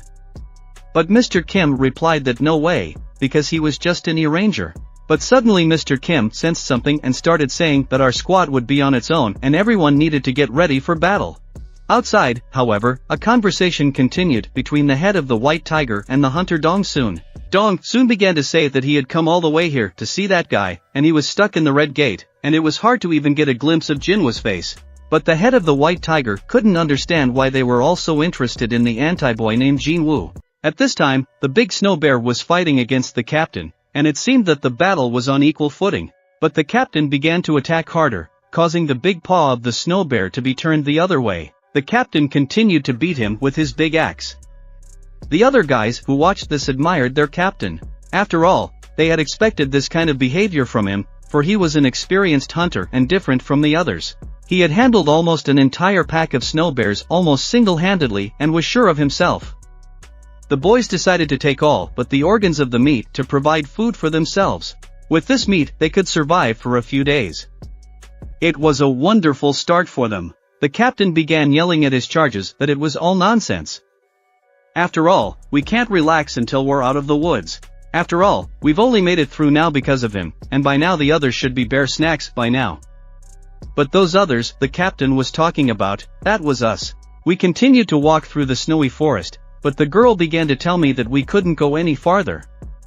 I asked why not. She pointed her hand into the trees and asked me if I could see that this whole area marked by gentle bears and the whole forest was snow bear territory, and we should go back before the monsters showed up. But I started to tell her that if this area belongs entirely to the snow bears, then we shouldn't go back. After all, I have a plan, and that's why we're going deeper into the woods. But that girl started to get nervous, because she didn't want to hear what I was telling her.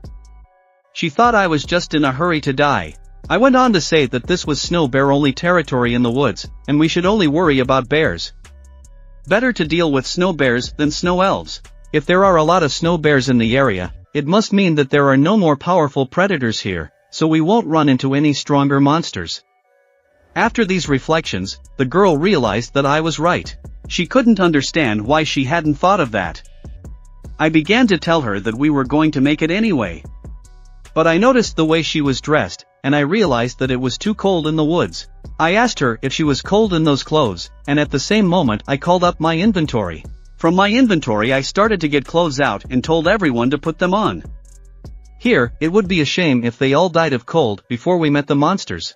The girl was a little shocked, because she didn't expect me to have spatial magic. The other guys were surprised, too.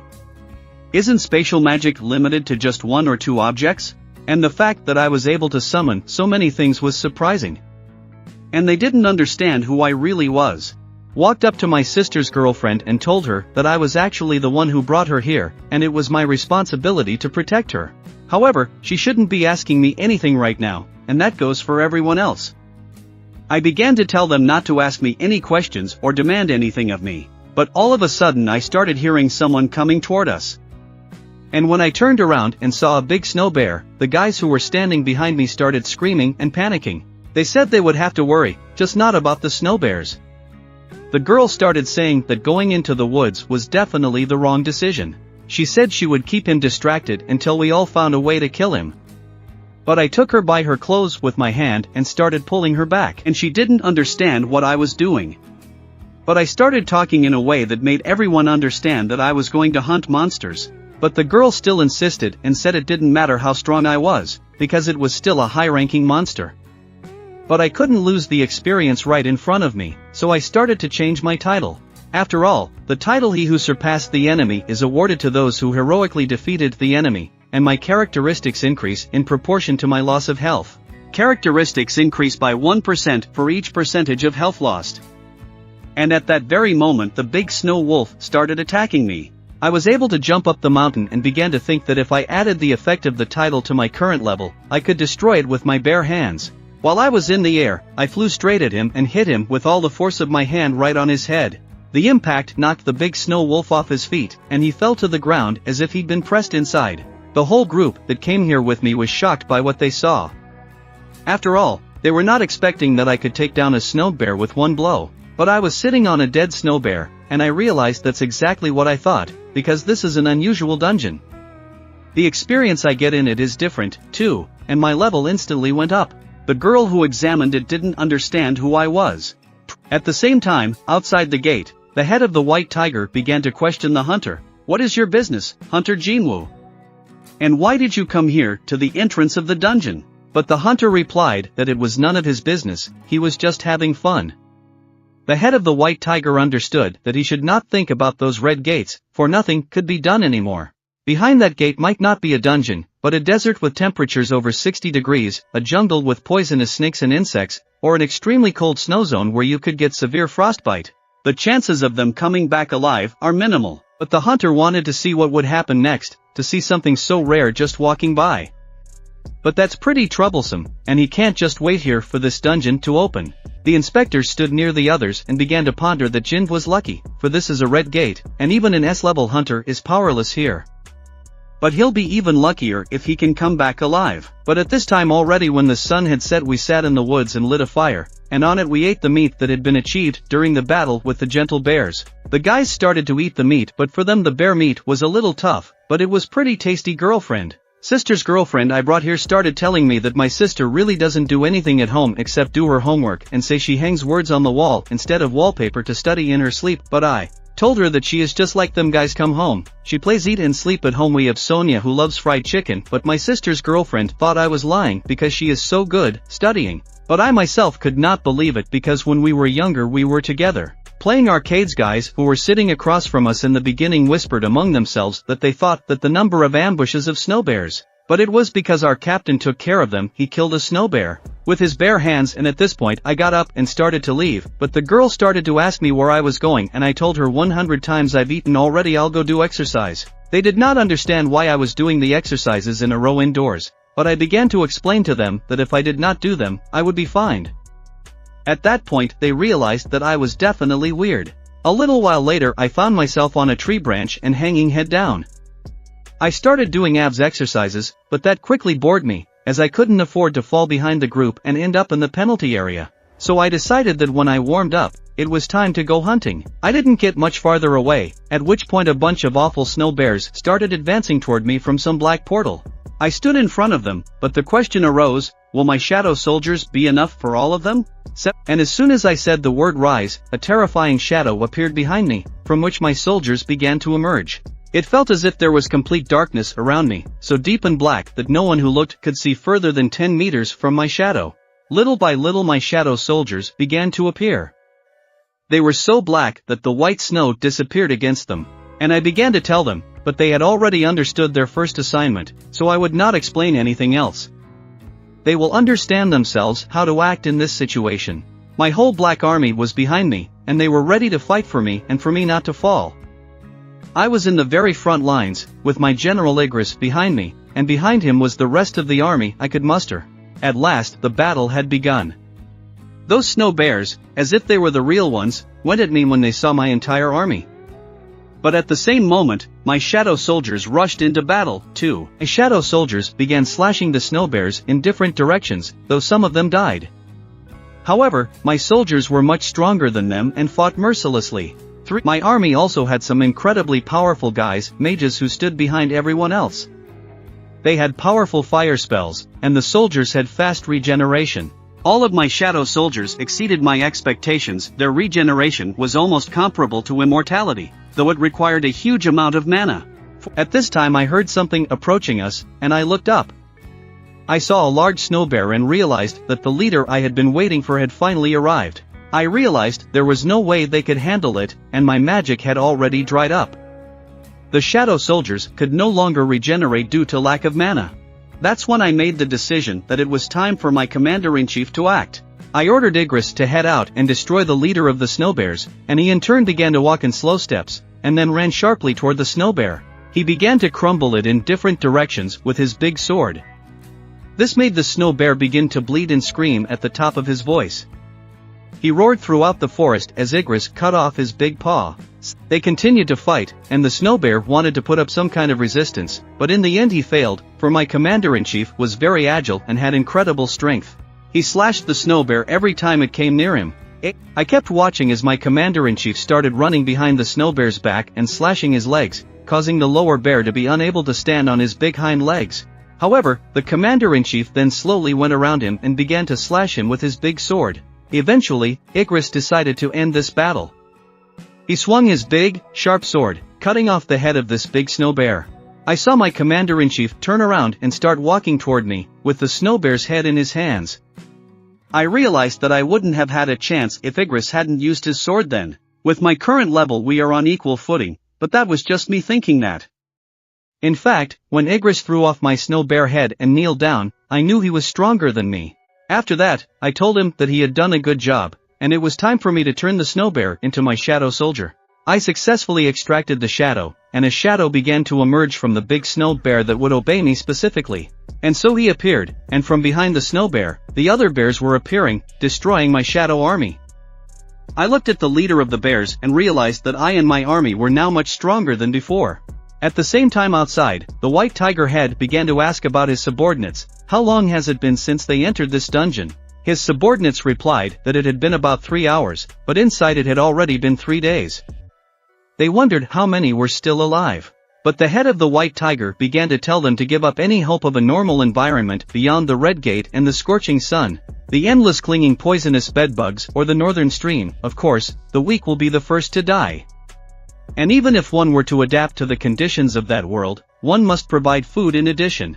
They could try to eat monster meat, but these gates are too high for low-ranked hunters, and hunters of rank and below are likely dead.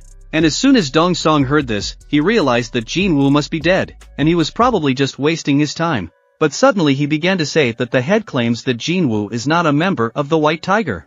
As he found himself there, a subordinate of the head began to say that he was an old acquaintance of his. He asked permission to take part in the raid, but did so early and reluctantly. The head agreed and brought him in, though he realized that his subordinate was trying to cover for Jin-Woo the hunter. So giving him away became problematic. Besides, foreign S-rank hunter Hwang Dong-soo knows of the existence of this E-rank.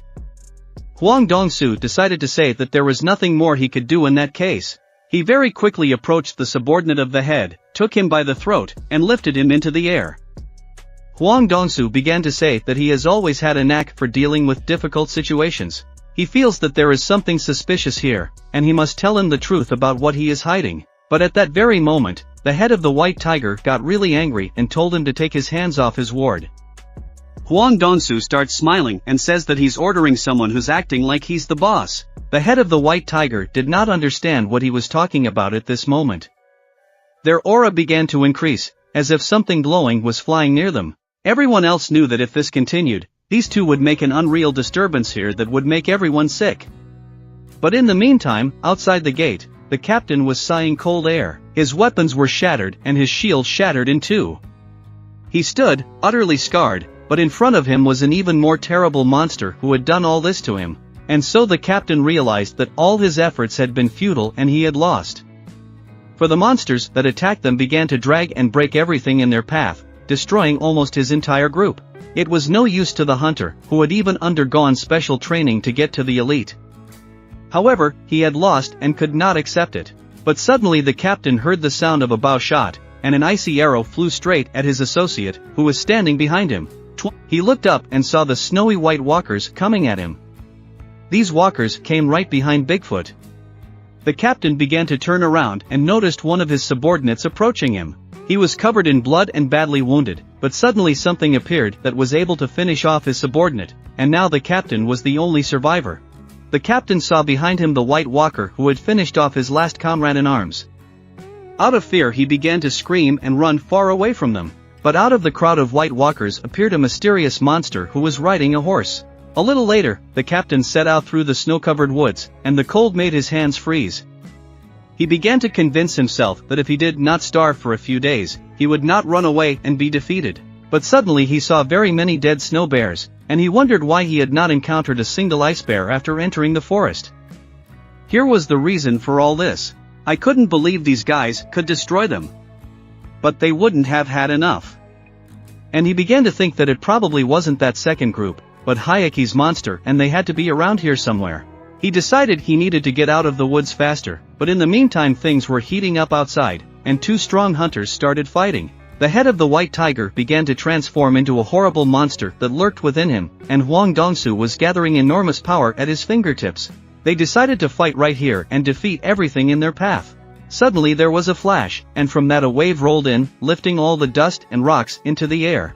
The air wave began to sweep away everything in its path, and the boys standing nearby couldn't look at it calmly. To them it was a terrifying force. However, once the smoke cleared, Hwang Dong-soo smiled, for what he saw looked good. The inspector was able to stop them both. He was between their hands. But he soon realized that had they both not reduced their strength in time, his arms would have been broken. And he began to say that he was the first to suspect Jin-Woo at his birth. And yet, after being checked by the highest-ranking magical power detector 2 months ago, he was still ranked lower. It was no luck that Hunter Hwang Dong-sik was dead, but Jin-Woo does not possess such destructive attacking power. Hwang Dong-soo knew that if they prepared a trap, the culprit was probably Eugene Company. The inspector replied to him that then there was no reason to obsess over Jin-Woo the hunter. And that was an excuse to just kill another man. At this point he lost his at and decided he would just go to sleep. The subordinate head of the white tiger knew Jin-Woo's abilities better than anyone, and she was sure he would definitely come back alive. At the time, we were all sitting around the fire, warmed by it. Suddenly we saw the captain begin to come out of the woods. He looked at us and couldn't understand, asking himself, why are all these low-ranking hunters still alive? He saw warm clothes, a blanket in the tent, and various gadgets. They even had food. If his hands weren't cold and he had a full stomach, he could easily beat Hayaki. Suddenly he became angry because he saw that they had prepared all these supplies and kept them only for themselves. He started yelling at them that they were scoundrels. But we couldn't figure out how he ended up with us and how we had all this stuff in the tent. The captain kept talking and asking why they weren't responding to what he was saying. He didn't think they were all accomplices. He asked who hid all those supplies and promised to let them go if they named the culprit. After all, he was talking about the one who hid the supplies and betrayed his comrades, leaving them to die. Then he began to count to 3. If they did not give up the traitor, he would count them all as accomplices. And so the captain began the countdown. 1, 2, he drew his sword, and suddenly he saw, that girl decided to leave because she had some plan, and apparently she doubted her ability to survive. She was trying to cut back on the number of people to keep supplies flowing. He started screaming, accusing her of the crime, but suddenly my hand appeared from behind his head and hit him lightly. This blow sent him flying several meters away. Everyone rejoiced when they saw their captain. I began to tell him that he had actually left his comrades to die, not to mention the fact that he came back with a dead look on his face. I realized there was someone near us. And when I turned around, I said to them, "How about you guys? Don't you want to cancel your invisibility? After all, combined with your powerful energy, it becomes useless." And suddenly they began to appear in front of us. I realized it was the boss. Yeah, there were at least 20 of them, too. And this one, who was sitting on a horse, started saying that there was really one useful guy out there among the trash. But I was surprised at first, and then I asked him, why did he call us trash just now? But suddenly the boss of the White Walkers asked how I knew their language. I was surprised, too, because I didn't understand how I could understand their language. After all, I couldn't talk to monsters, but that was probably an effect of the system, too. But the boss of the White Walkers was pleased and said that since I could communicate, there was someone he wanted to introduce. And another elf appeared beside him and said that we already knew each other, and he was the one who notified us that there was someone strong among humans. And this guy wanted to fight me, but suddenly before he could finish speaking, that White Walker's head flew off to the side. I cut his head off in an instant, which made no one even realize how it happened. I turned to him and asked, "Is there anything else he can say?" But the White Walker boss turned his head toward me and started smiling weirdly, and all he said was that I was a funny guy. And when I threw the first punch at the White Walker boss, he skillfully blocked it, and I knew he wouldn't part with his life so easily. This elf decided to offer me a deal, claiming it wouldn't hurt me. At first he decided to ask me why I, as a non-human, was protecting all these people. However, I didn't understand what he meant. After I said that, he started laughing strangely and saying that I was so unaware of all this. It's about that voice in our heads that keeps ordering us to kill people. But I don't hear it in my presence. I began to wonder about the origin of that voice that orders us to kill people. It's some kind of program instruction, and if this voice doesn't affect me, maybe it has something to do with me being a rock in this system. One elf started saying that there was no need for fighting, because after all, we don't want innocent blood spilled. He asked me to give them these people behind my back, and in turn he would spare me. But I also had a question for him. Who are they, and where did they come from, and why are they trying to kill us? Suddenly something strange happened, and this elf started saying again that there was no need to fight, and in the end they didn't want to sacrifice in vain. Answer to your question, unfortunately, information about these obscure creatures and their origins is not available in my knowledge base because my access to information was restricted until September 2021. Can you describe more details or context so that I can provide further assistance? I realized that he was avoiding my question, and eventually I needed to answer whether I was accepting their offers. But I said I refused. Then the elf asked me if I was going to fight him and his army, and if I thought I could do it alone. Please check and confirm that all corrected errors are according to your intentions. I answered him, what other army? And at that moment, my shadow soldiers began to appear behind me. All the people who were behind me began to wonder about it and didn't understand what was going on and what monsters were appearing everywhere. After all, shadow soldiers and even shadow snowbears were everywhere. They didn't understand what was going on.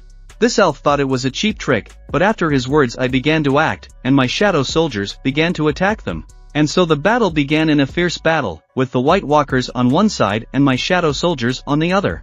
The other hunters began to retreat, as they were undecided about a battle that was beyond their strength. I watched this battle and realized that he didn't seem to be bluffing when he called it a cheap trick. Despite the advantage in numbers, my army wouldn't be able to hold out much longer. They may be immortal, but I can't keep up their numbers for long. From the moment I pumped them, they should have overpowered the elves, but the problem was the boss. That problem was enough to know how strong he was. And even if I teamed up with Igris, it still wouldn't be easy. An ordinary soldier won't do here, and I need a stronger shadow. The boss elf began to say that his name was Barak, and asked what my name was. I answered that my name was Sung Jin-Woo. I stepped on the captain's sword and thus started running towards the boss to attack him. This caused his sword to swing right back at the captain's sword.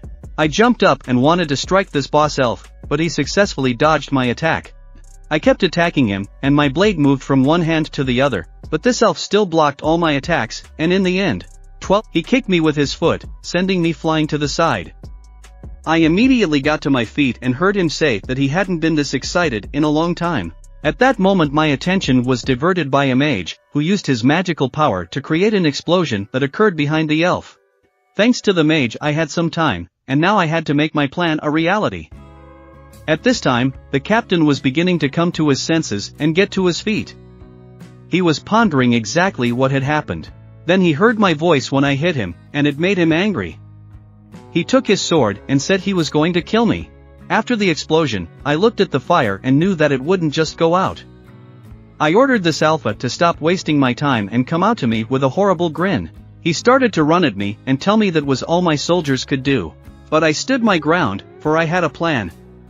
And at that moment the captain ran at me, and behind me he ran and tried to kill me.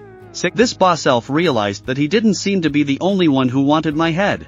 But I knew this could happen, and at that very moment I called for my commander-in-chief, who was behind me, and he showed up just in time. For the captain was already ready to kill me. Igris blocked his blow and ended up killing the captain. I stood all in the shadows and knew this would happen. The captain was bleeding all over, the veteran was very badly wounded, and at the same moment the captain realized that I had planned everything beforehand. For I had planned his destruction from the beginning, and eventually the captain began to lose his strength, and then died. The elf boss wondered what would happen, for he could see that nothing had changed. But at that moment I ordered the captain, who was dead, to rise up behind me. Finally, I was able to get rid of the shadow, and I have a new, very strong partner. He is much bigger than before, and he is much stronger now. Now I have to choose a name for him. After much deliberation I decided to call him Iron, the new knight in my ranks. Then he started telling me to stop, because I don't think this guy could stop him on his own. But I didn't think so. I ordered Iron Man to use his shouting skill. At this point, the dungeon boss began to flinch. The elf started screaming that another strange guy had appeared and that he was going to start with him. The boss began to attack Iron, but he managed to block his attacks with his large and strong shield. And when Iron struck, the boss was able to dodge it. At this speed he could not hit him, because Iron was big, but very slow. However, the boss didn't know that there were 3 of us here, and that the 3 of us could definitely take him down. My group was watching everything that was going on. They were surprised and didn't understand how all the hunters were fighting. After all, they had never seen a real fight between monsters before, never heard or seen anything like it. It seemed to them that they were seeing a dream. Igris lunged at him with his sword. But at that moment I was behind the chieftain and was able to wound him. So I applied the effects of paralysis and bleeding. Even if he could have dodged a fatal blow in that situation, he wouldn't have been able to handle the 3 of us. After a few wounds, the dungeon boss calmed down a bit and began to tell us in a calm tone that we were a bunch of scumbags. At this point my opponent's resistance was too high, and the effect of my attack was deflected. I knew he was in no position to say such things, so I asked him if I could examine his condition. When he turned around, I saw that all of his soldiers had been destroyed by my shadow monsters. I didn't think that was all his soldiers were capable of. The dungeon leader was angry that I had destroyed all of his soldiers, and immediately rushed into battle because he knew that if he could destroy me, he would get rid of all of my shadow soldiers. However, as soon as I saw him running toward me, I threw my blade at him. But the chief was puzzled by this action and started laughing, saying that I was throwing my weapon like an idiot. But he didn't know that I had a skill that allowed me to speed up a flying blade several times. And once the dagger accelerated, I was able to penetrate his defenses. At that moment Iron was able to sneak up and grab me. And while the boss had nowhere to run, my mages behind me began casting a fire spell. When the Big Bang exploded, only a shadow was left where Iron was standing and holding the boss. The boss came out of that shadow and started screaming that we were all children and that he was going to kill us all. The dungeon boss was terribly angry and was already ready to attack us. But at some point a wound appeared on his side, and thanks to my invisibility I was right next to him. I gave him a crushing blow with my blade, which he definitely didn't expect, and that was the end of it. But the boss couldn't just give up. He rushed toward me, holding my hand. Iron was at his back again and dealt him a crushing blow, which happened exactly as I had predicted. It was over, and the boss was destroyed. At last we can breathe. I finally managed to defeat the dungeon boss and my level went up. I was happy that it was finally over. But suddenly Iron began to mercilessly finish off his opponent, as if he had lost his mind. Although he had turned into a shadow, he remained the same thug as before. As soon as I asked him to stop and calm down, I stepped back and wondered what would happen next. As soon as I stepped back from the Aaron, he met Igris's gaze, but Igris looked at him strangely. Then he lowered his head and walked away. But when Irons turned around, there were two more shadows behind him. He raised his hands and shouted with them, "Yo!"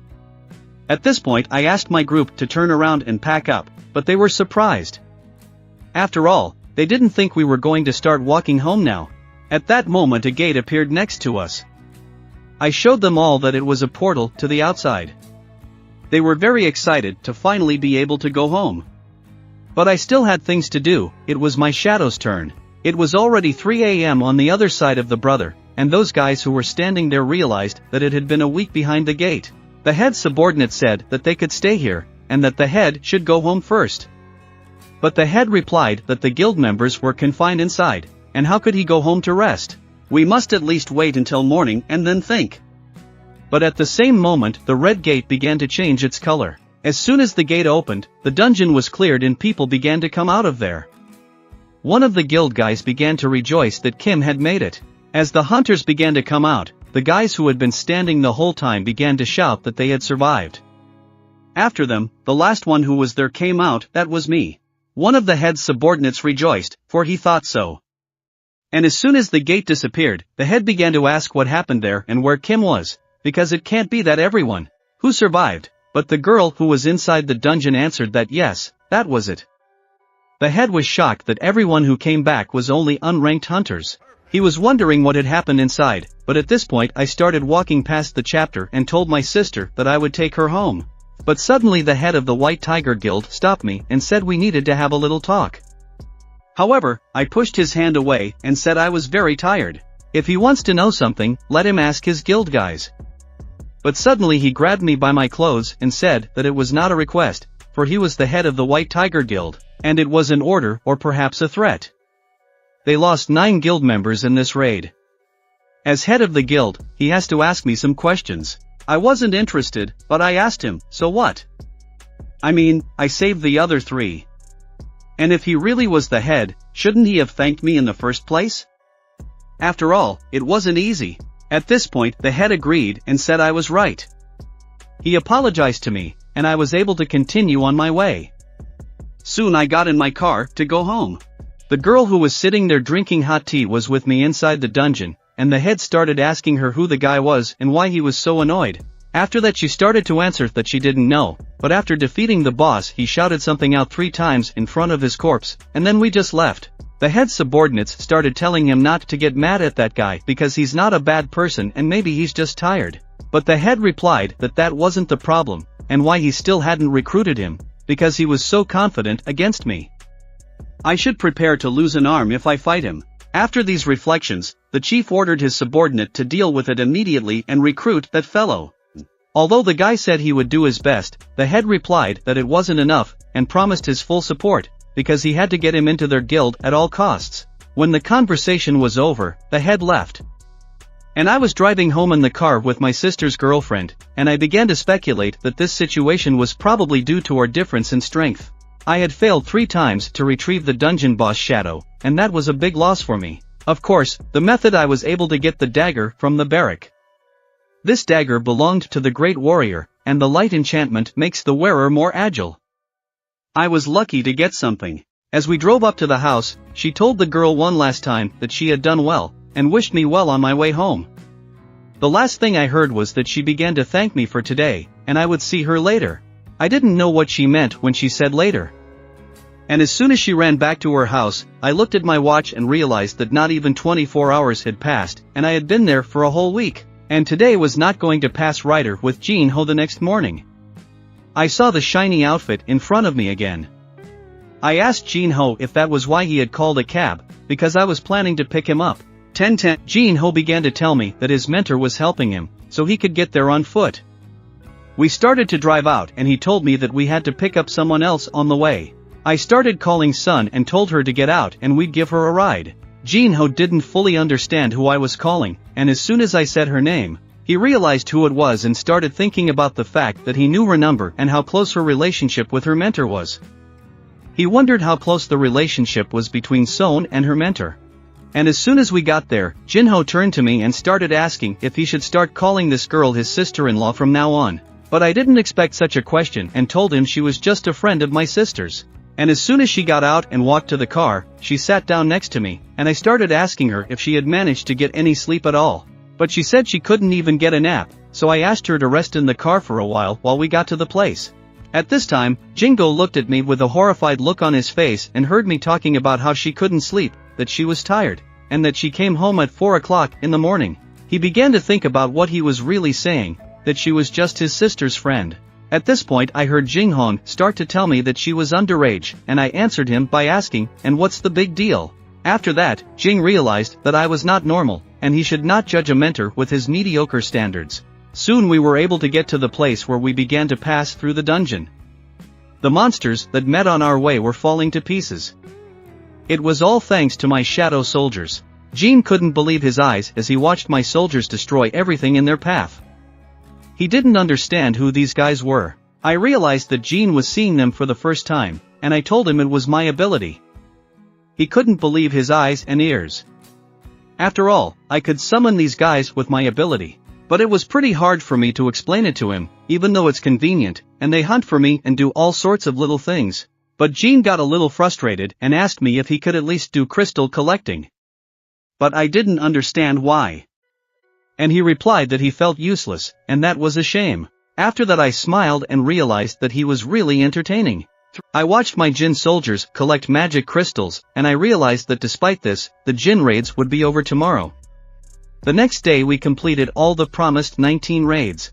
However, we are now shown that something terrible is happening on the east coast of the United States in the Airang dungeon, for horrible screams are coming from there. Inside the dungeon, one of the hunters could not believe his eyes. For he had seen the assault squad destroyed, and he could not believe it. The man he saw turned out to be a figurative monster. They found no monster in this dungeon, and the hunter thought there was something wrong here. No one could have imagined that such a monster would appear in the boss's room. The magic that emanated from this guy was comparable to mine in a dungeon, rank and file, and it was impossible to believe. The hunter wondered only one thing, just how strong was this guy? But suddenly the man who had been in the dungeon began to approach the hunter.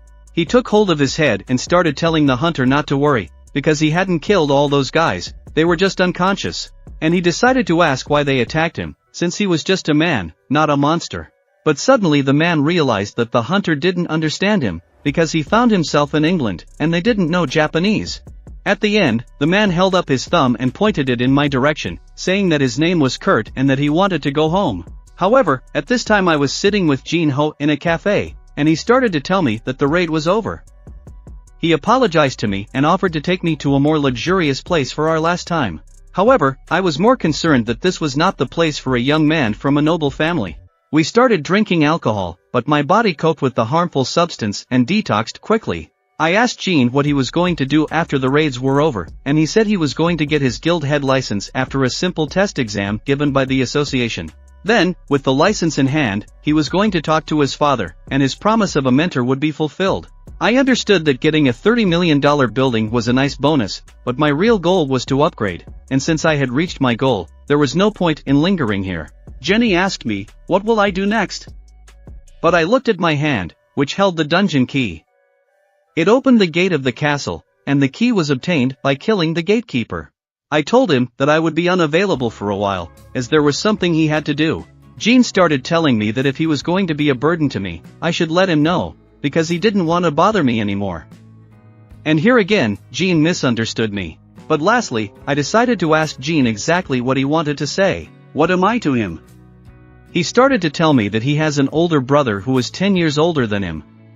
He doesn't like his brother very much, and we rarely spend time together. Unlike his brother, the mentor who saved his life and helps with his problems is more like a brother to me than a real brother. I answered him. If that's the way he thinks of me, then I will consider him my little brother. After these words, he cried and started screaming, asking if he could hug me. I told him he was just drunk.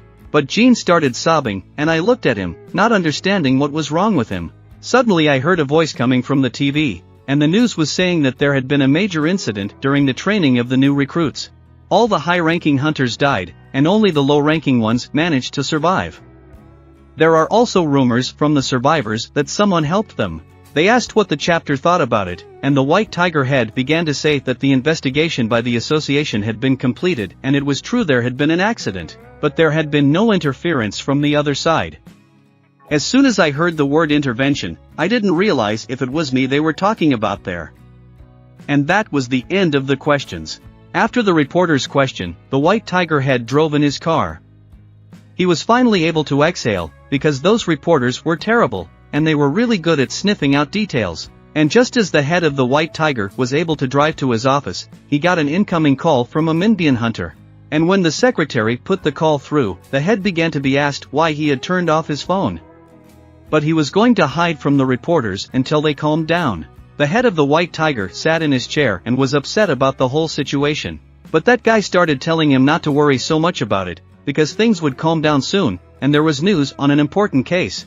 The guy who called began to tell the chapter that Japan had secretly contacted the Korean Hunters Association about a week ago, and after checking personally, he was convinced that it was more serious than he thought. Soon it would spread throughout Korea. Japan allowed the Korean Hunters Association. The head was perplexed. Those were the words. But as soon as the head heard the words from the guy who said that Japan was requesting a consultant from hunters who had experience in the Jeju Island raid, the White Tiger head asked him to elaborate. And the guy started saying that the S-Rang gate had opened on Jeju Island 4 years ago. After the failure of 3 operations, the government abandoned the idea of freeing the island, and even after 4 years it is still occupied by ants. The head of the White Tiger began to remember the place where he and Hen almost died. It was the nightmare he didn't want to forget. That guy started to speculate that the ants had undergone mutations, but the head said it didn't matter, because they weren't stuck on that island and nothing would happen even if we left it alone.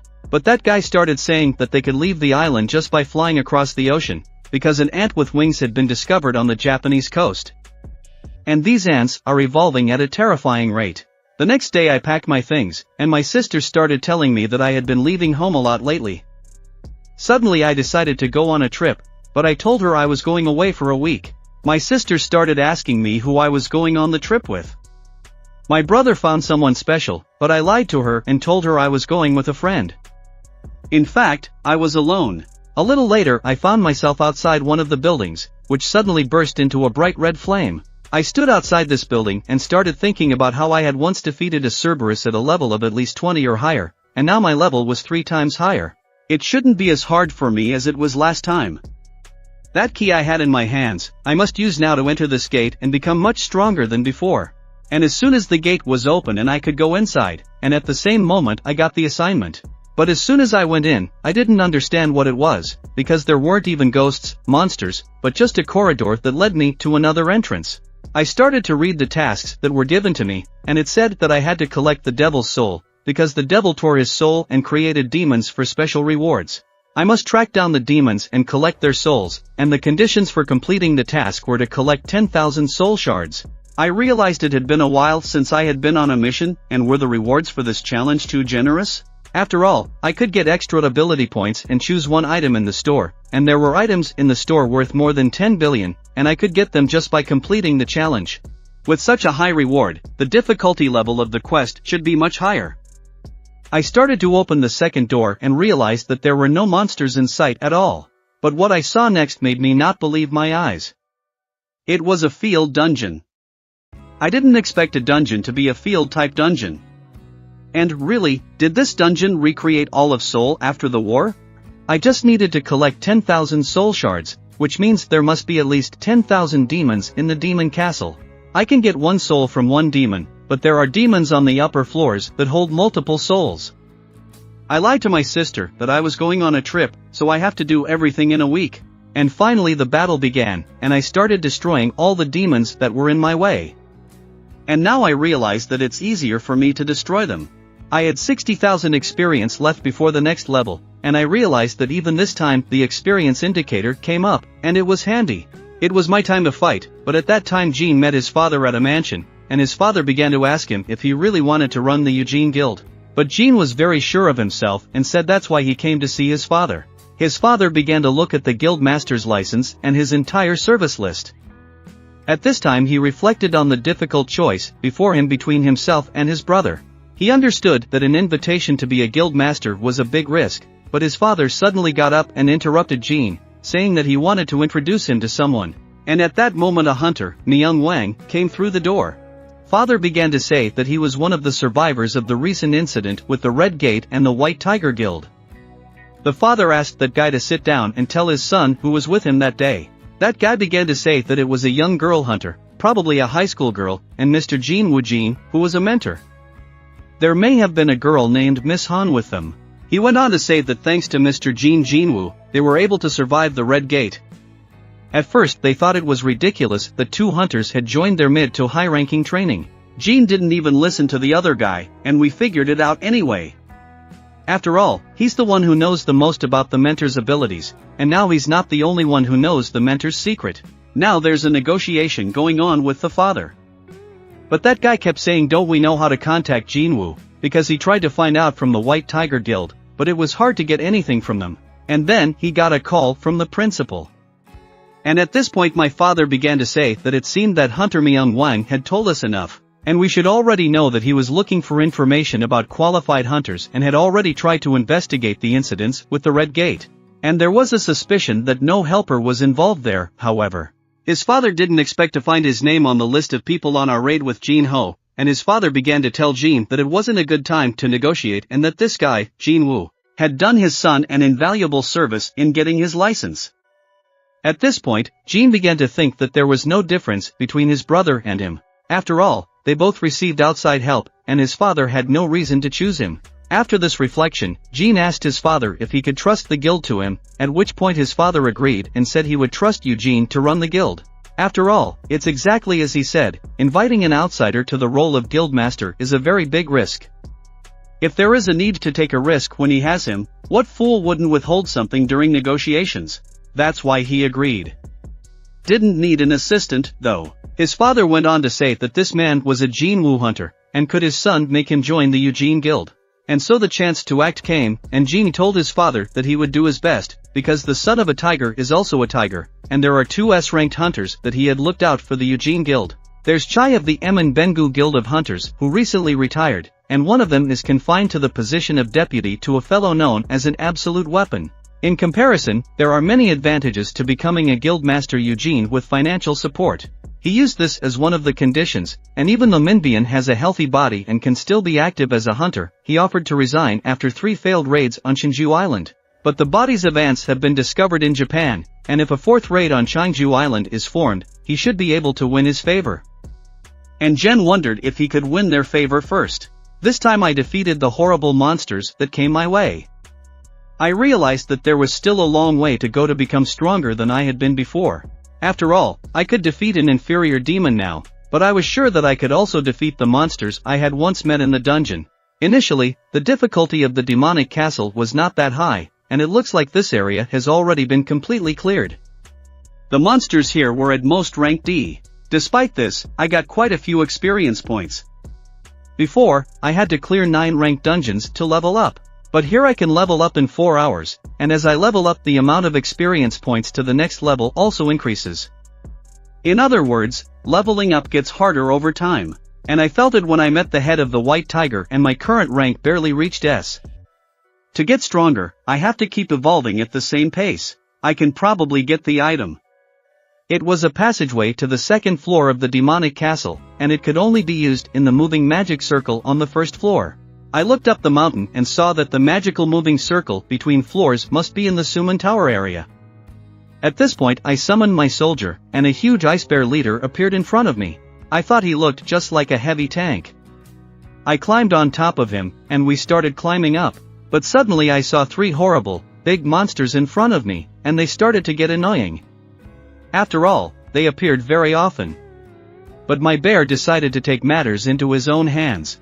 He began to run with all his speed, and with full determination he crashed into them.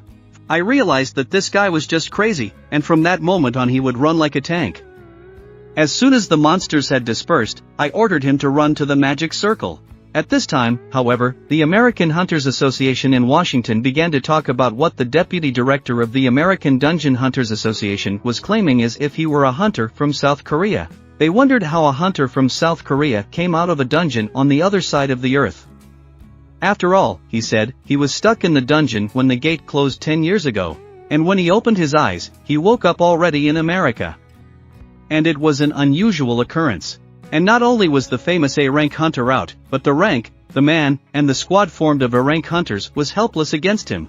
And one of the other guys asked what the full content of the interrogation was and why he hadn't gathered more information. But the other guys suspected that he might be a monster with human memories, and without the help of an S-rank hunter, all of Washington might be in danger.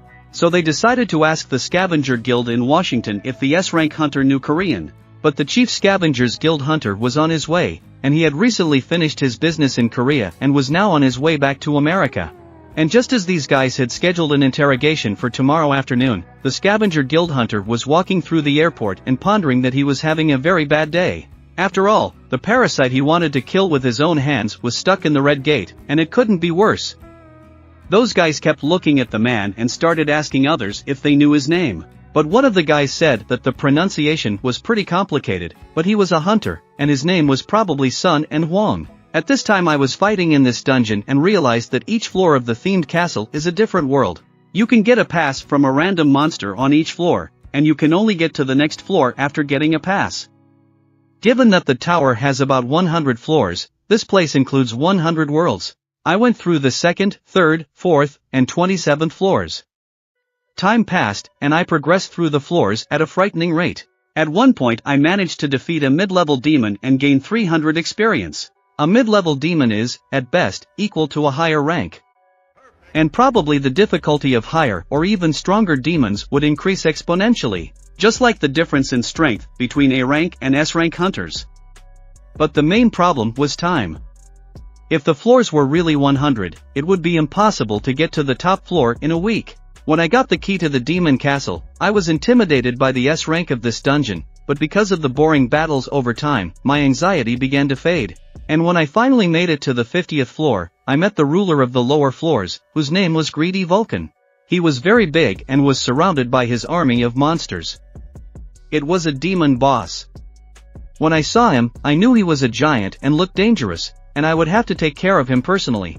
And as soon as we started, my mages began to conjure a terrifying power.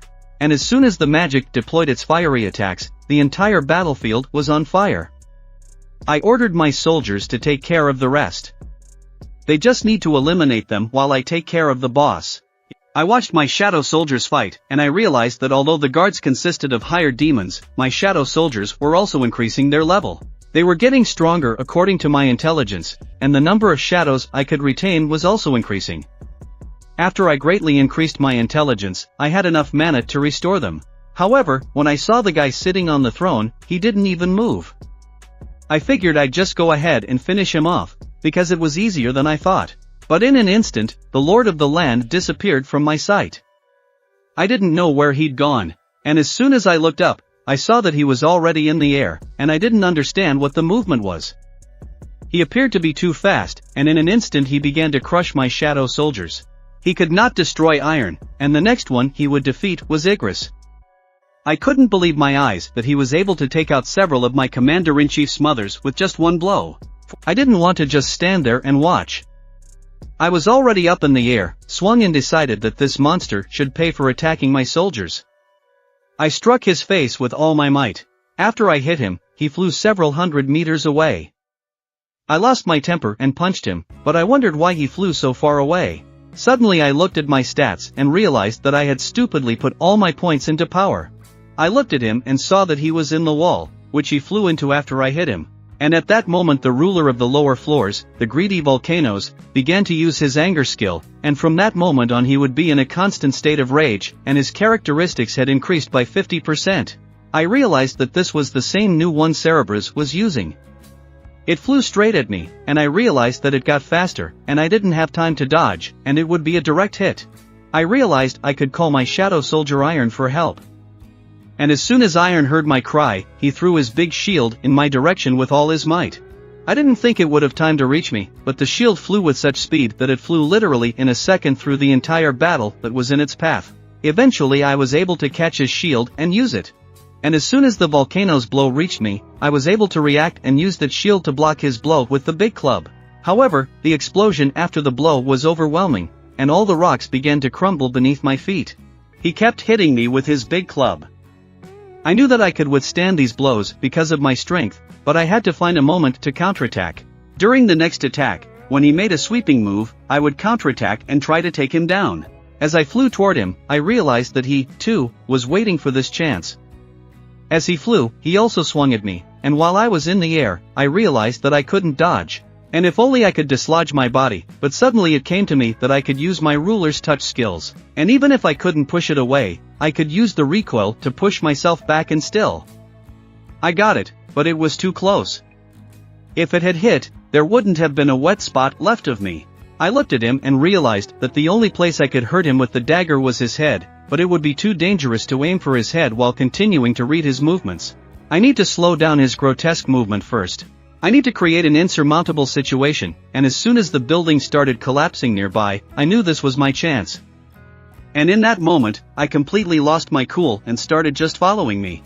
He kept running, and as soon as the building that was falling was next to me, I knew this was my chance.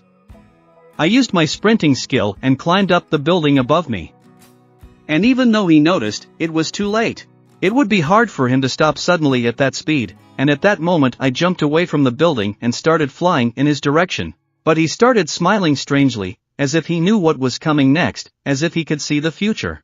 I was so fast that he didn't even realize how I was able to penetrate his thick armor. From the tremendous pain he was in, he started screaming so loudly that his screams echoed all around him. At this time in my house, my grandmother began telling the White Tiger Association guys that the young man was from apartment 902. She wasn't sure, because she hadn't seen him in a long time, but those guys were wondering where the hunter Sung Jin-Woo had gone. But the girl began to say that her sister told her that he and his friends had gone on a week-long trip. She contacted Hansen, who was with Jin-Woo that day. She reached out to her because she was close to Jin-Woo's younger sister, and they had traveled all the way to his house. But all was in vain, for there was no trace of the year of departure from the country and no record of any withdrawal or credit card use. The girl was surprised that they could check such things, but the guy replied that it was his job to keep track of the hunters. If the tracker records with the Hunters Association were to be believed, he was last seen somewhere downtown, and that was kind of weird. The girl thought he'd been kidnapped, but the guy smirked, because he knew it would take at least a Chinese special squad of high-ranking hunters to kidnap him. That guy didn't understand where I could go. But at that moment I was fighting against the terrifying monster that stood in my way. I was ready to tear him to pieces, for he was hindering my progress. Of course, in the end, after a long and grueling battle between me and this powerful boss, I still managed to destroy it. I was also very surprised, because the boss had fallen out with great loot, which I was very happy about. The water of Peace Piece was made from a cap that had been cleared of contaminated and negative energy. Wood derived from a volcano cudgel was used to create this fragment. World water has strong magical energy and is used as material to enhance magical tools.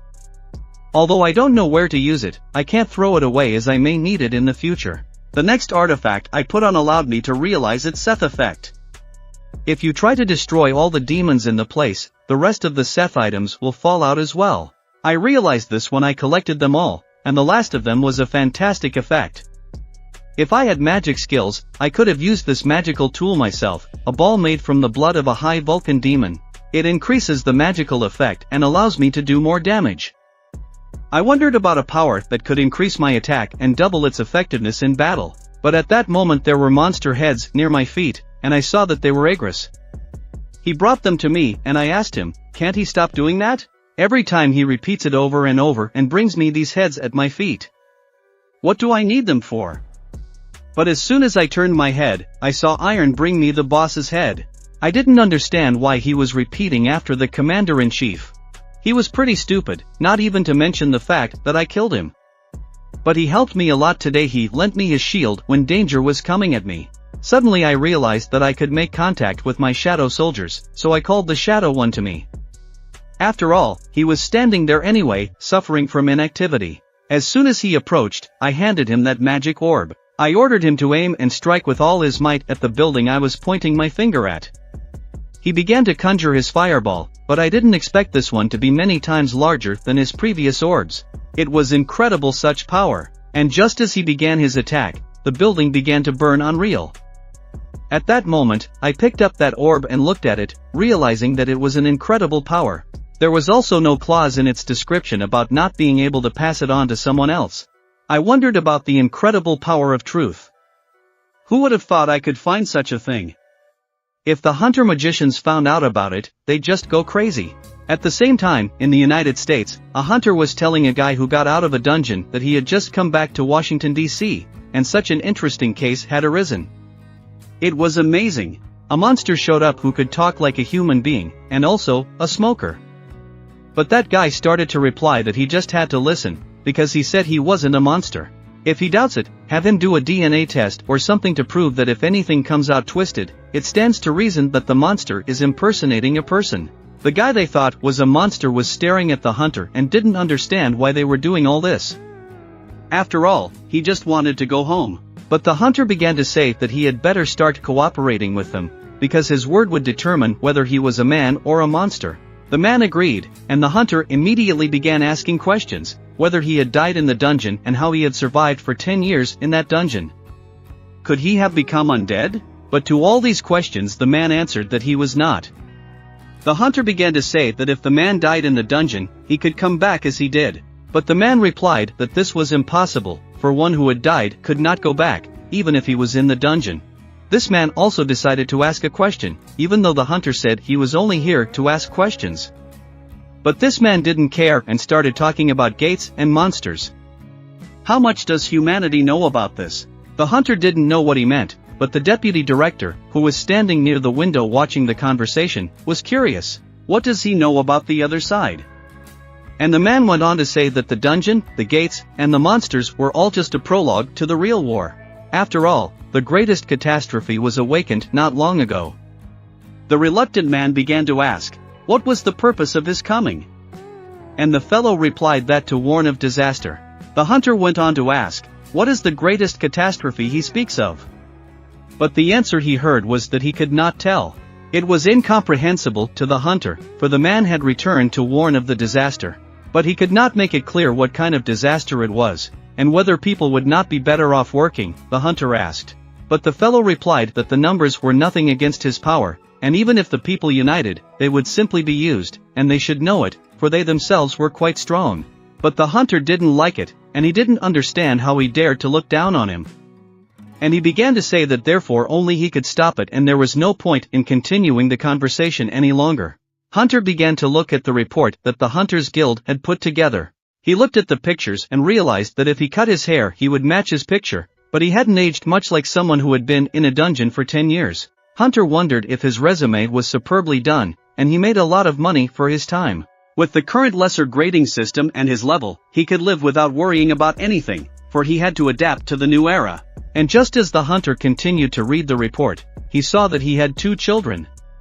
At the same moment, the hunter sank into shock when he saw that his son was the same boy. And after that, the hunter asked this guy if he and I remembered his daughter. And he answered that her name was Asya and her son was Sung Jin-Woo. And the man saw that after what was said, the hunter's bloodlust was awakened in him, and he began to hear what the hunter was saying. He said he was the only one asking questions here. But at the same moment the man also prepared himself, and there was a strong aura coming from him. He began to say that he needed an answer, and if he did not answer, force would be used. However, the hunter thought this was too presumptuous, for he was given a second chance at revenge. After he pressed the red button, he said, "You probably turned out to be a monster that I have to destroy. Hunter began to say, the monster could attack at any moment, and we must evacuate South Korea quickly. Furthermore, I am well aware of my son's current condition, for he is dead. That man could not believe the words spoken by the hunter. And as soon as he looked up, he saw that the hunter was smiling furiously and began to say that he would send him to his son. But at that moment I was on one of the floors, and as soon as I got up there, I realized that this was the floor of the dead. All of them, by someone else's order, were following directly at me, fierce zombies and terrifying skeletons who were coming and wanted to finish me off. There were so many of them that I couldn't see where they ended. For they all joined together in a bunch and were just coming at me, and there was some skeleton at the head. This skeleton seemed to be subduing all the monsters that were on this floor and controlling them. I realized that I had to kill him, and then all those monsters would fall with him. I didn't want to get my hands dirty, so I summoned Aaron and Igris, and ordered them to clear a path for me. They appeared immediately, and began to carry out my orders. Without wasting a second, they rushed forward to eliminate anyone who got in their way. As we approached them, the battle began. After my commanders-in-chief, the rest of the shadow soldiers and the bears ran. They fought very clearly. My shadow soldiers outnumbered all the other monsters that were on this floor, and that made me too happy. After all, I looked at that mage and knew that he was surprised at how strong my guys were. I was already standing close to him, and he noticed me. I asked Mage if he was expecting this. Wouldn't we be stronger? It would only be a couple of minutes before we could clear this floor and move on. That skeleton looked at me with some strange expression, and I wondered at that moment, can an undead creature feel fear? But it didn't matter anymore, because I had already begun to act and disembowel it. I, with my sprint skill, got close to him and was able to straighten him out. I thought he would be stronger, but it turned out that he was just an ordinary mage who got in my way. At the same moment, the notification system showed me that I was able to defeat Mita's soul guide. After that I received my rewards, including the spring water of the forest. Because I defeated this boss, I was able to go up 2 levels. However, this guy's magic was pretty strong, and he was able to control 100 more challenges than I did. After the battle I planned to turn him into my soldier. When I got him, his mom was contaminated and for some reason it was impossible to extract the shadow. Shadow extraction does not work on demons. As expected, a piece of that Seth I'm trying to collect fell off one boss. This time I got the Marhan demon necklace. As soon as I put it on, my agility increased by 20 points and my intelligence increased by 20 points. There was one last piece left, which meant that there was another boss waiting for me on the upper floors. But something was strange. After all, I had already collected all the souls I needed to collect, and the task was already complete. Yes, I had reached my limit, and I no longer had the strength to move on. I sat and began to think about what I should do next and how to proceed. But suddenly I saw a notification from the system that I could get the following rewards. The first was an item of my choice, and the second was a performance bonus. The third award, on the other hand, was a hidden award. I decided to choose the first award. I was now faced with the choice of any item from the store. I wondered, should I choose an item valued at billions of gold that would certainly have amazing abilities? However, I was planning on getting gear for my dungeon treks, and it was getting better and better every day. If I choose an item that is too expensive, I might end up selling it back to the store, but I need to choose what I really need. After much deliberation, I did make up my mind and chose the damn random box that was starting to show up in my hands. Now I was really curious as to what I could get. Really needed it. After all, I could choose between the cursed random box and the sacred random box, and when I had previously completed the hidden daily quest, I could understand that the sacred random box gives what the player wants, and the cursed random box gives what the player needs. I tried twice to complete the requirements of the daily quest, but never got any additional reward. I got the key to this demonic lock from the sacred random box, and because of that I was able to level up and get rare items. And, of course, I couldn't help but wonder about the contents of that damn random box. And as soon as the lights went on, the box disappeared from my hands, and in its place was a key. I wanted to look at the name and type of key, but I realized that I had never seen an item without a description before. It became a complete mystery. What is this key for and how is it used? I decided to put it in my inventory, because someday I will find a use for it. After all, the damned random box should give me the item I need. I decided to take reward number 2, and I got a performance bonus of plus 20. After that I decided that I would put all my points into intelligence, because with intelligence I could summon even more shadows. So, I would be able to add soldiers to my army. And the last thing was the hidden reward. And I accepted it, even though I didn't have much hope for anything after the cursed incident. But suddenly there was a scroll in my hand that had the recipe for the holy water of life written on it. I could learn the method of making holy water. At this time in the United States, the building where my father and that S-ranked hunter were staying was on fire, and the firemen were trying their best to put out the fire, which was getting bigger and bigger. And something told me. A hunter who was standing near this building began to tell another hunter that he had heard that when an S-rank battle takes place, the landscape changes and everything around it turns to ruins. But if the battle ended with so little damage, that means it was overwhelming, and that hunter who was in that building was hit before the damage became too serious. The next day I decided to visit my mother, who was in the hospital. Toward morning I went into the hospital and found the room where my mother lay. I watched her sleep and sat down beside her. I pondered about that scroll and the sacred water I could get in that dungeon.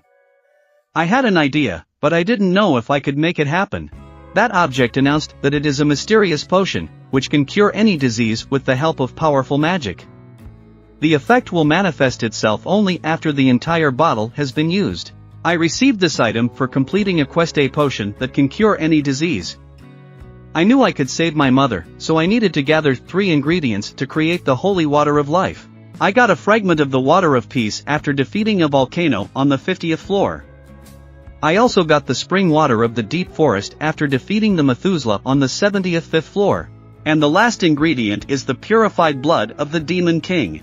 And I haven't found the last ingredient yet, but it was pretty clear to me where it was. On the top floor of the building, probably the final boss of the demon castle, on the top floor. So if I cleared the demonic castle, I could collect all the necessary ingredients for the holy water of life. While I was going through the demonic castle for a week, I picked up 16 levels. Now that I'm around rank S, I have nothing to fear. My mom had to wait a little longer. After all, I was determined that I would soon solve this puzzle. At the same time, the Korean Hunters Association was on the news that there was a huge uproar in the United States after a mysterious explosion at the American Hunters Bureau, and it was rumored that the incident was caused by an altercation between S-rank hunters. The guys who were sitting near this TV started talking amongst themselves that it was the end of the world, because hunters were the problem. But the girl who was sitting next to it started telling the assistant manager that a hunter had come, and as soon as that manager turned his head, he saw a guy standing in front of him. And he started whispering in the ear of the girl who was sitting next to him that from time to time there are hunters who can't accept reality. They think they are deceived, and it turns out this man is, too. He thought, girl, after hearing this. The assistant manager started whispering to the girls that he was going to be a nasty man.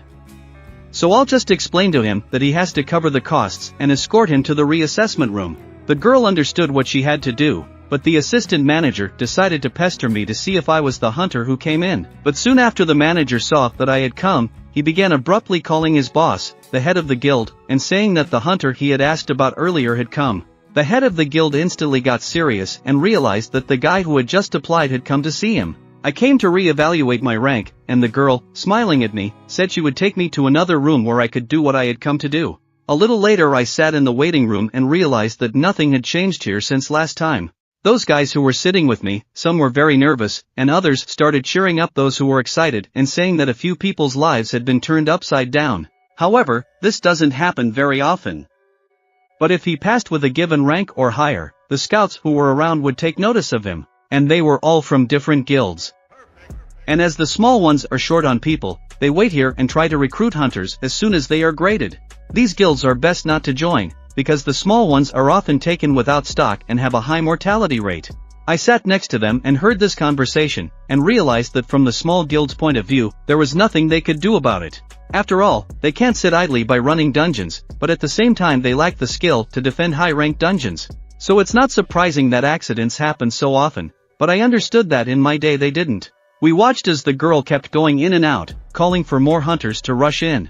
But the guy standing next to me kept telling me that you needn't worry if you get rid of the expectation, and as long as you don't get hurt, feeding yourself won't be a problem.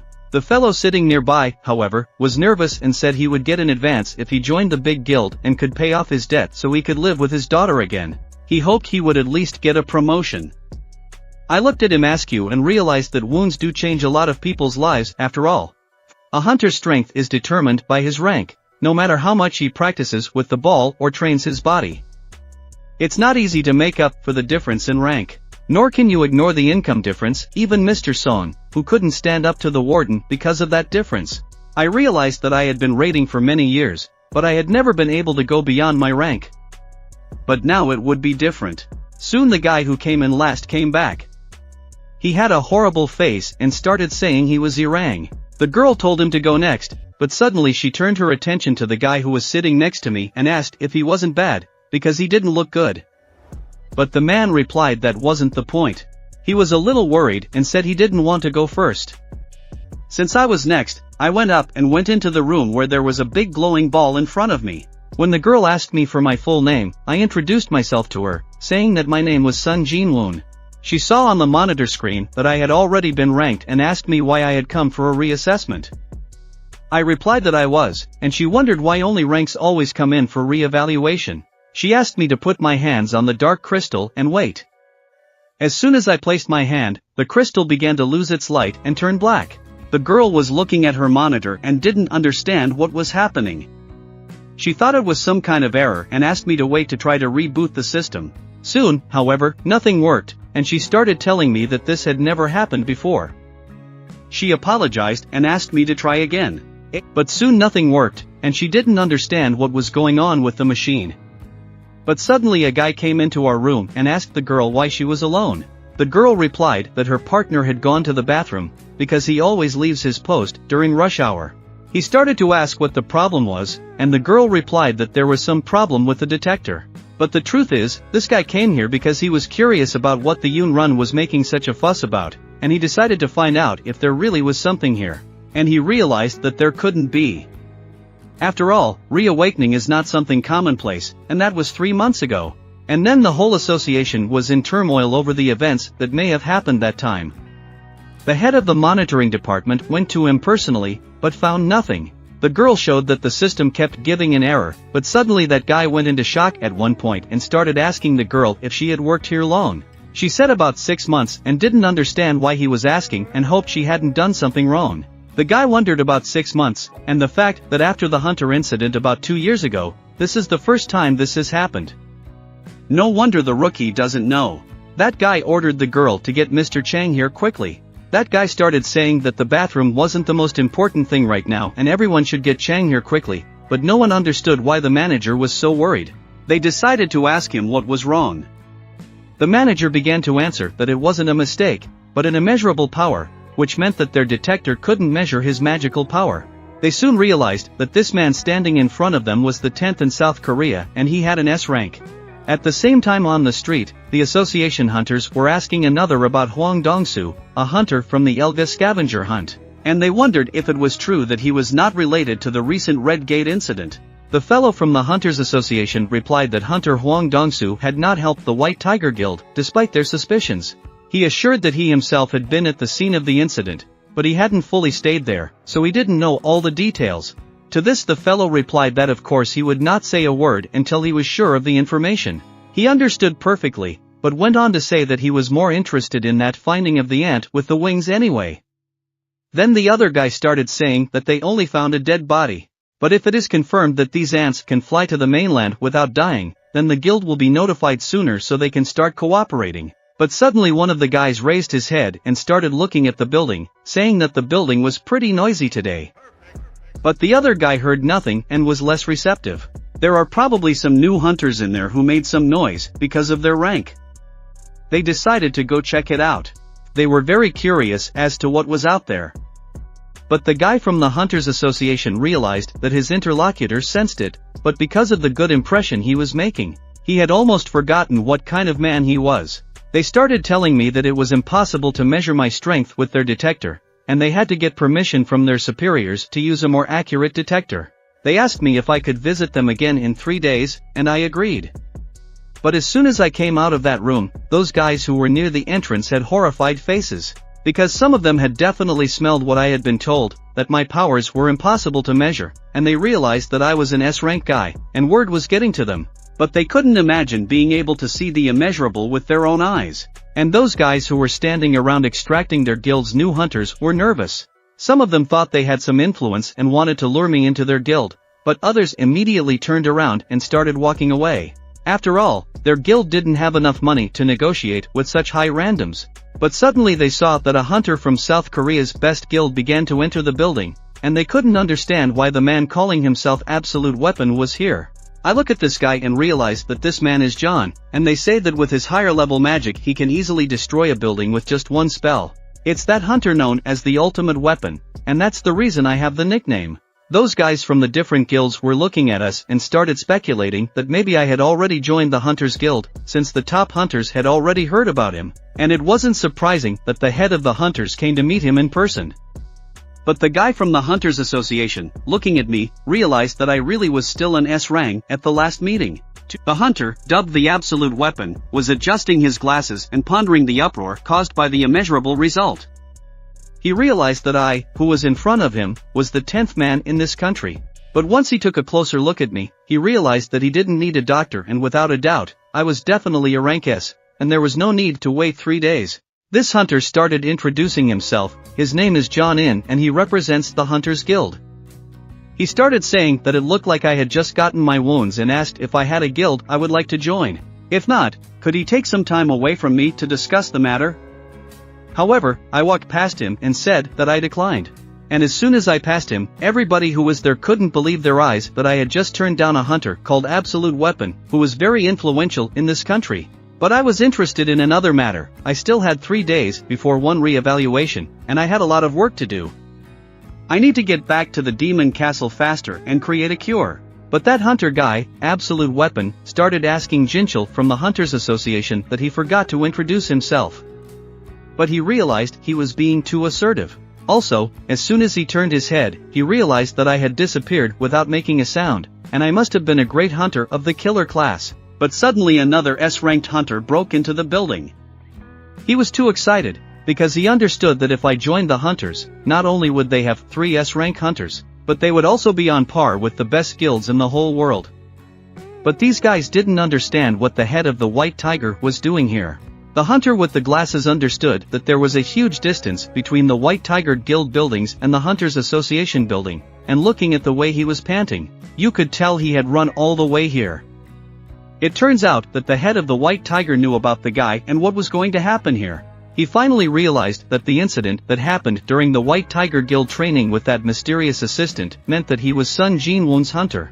The head of the White Tiger did not leave him alone, for he could not stop him. The hunter, whose name was Absolute Weapon, began to feel doubt after seeing his attitude. It was safe to say that he was not the kind of man who would be easy to get. The head of the White Tiger realized that he was too late, and he was also upset that of all people he had been caught off guard by this particular Agatha who had just left, and now things had become much more difficult for the White Tiger Guild. But by evening I was already back at the hospital, where my sick mother lay. I looked at her, and it seemed to me that she could wake up at any moment. The eternal dream, the dream from which it is impossible to wake, was a disease, an epidemic that broke out after the appearance of my brother. I knew I could save my mother, and all she had to do was wait a little longer. I started to walk out of the room and thought about how I needed to get stronger, and if I was so strong after the middle floors, I wouldn't be surprised after the top floor. As I go up, my level goes up, too, but still, I should have a chance. Suddenly I saw a guy from the Hunters Association, and he started asking me questions about what happened that day. I was the one who had defeated the monsters in the double den, and thanks to me he could see that he had been wrong earlier. But I looked at him and didn't understand why we were meeting again. But he went on to say that the main job of his oversight department was to work with people, not monsters, and in other words, they should identify and punish law-breaking hunters. After that I told him that if it was possible, I would like to stay away from the Department of Oversight. He replied that they don't exist, that's the only thing holding back hunters, but that's nothing to S rank. He also said that someone would like to meet with me and asked if I could spare him some time. The chairman of the Hunters Association was waiting for me, and as soon as we walked down this long hallway, I met a man in front of me who extended his hand to me and said he was very pleased to meet me. Soon he asked me to sit down and talk. I looked at him and saw a terrifying strength.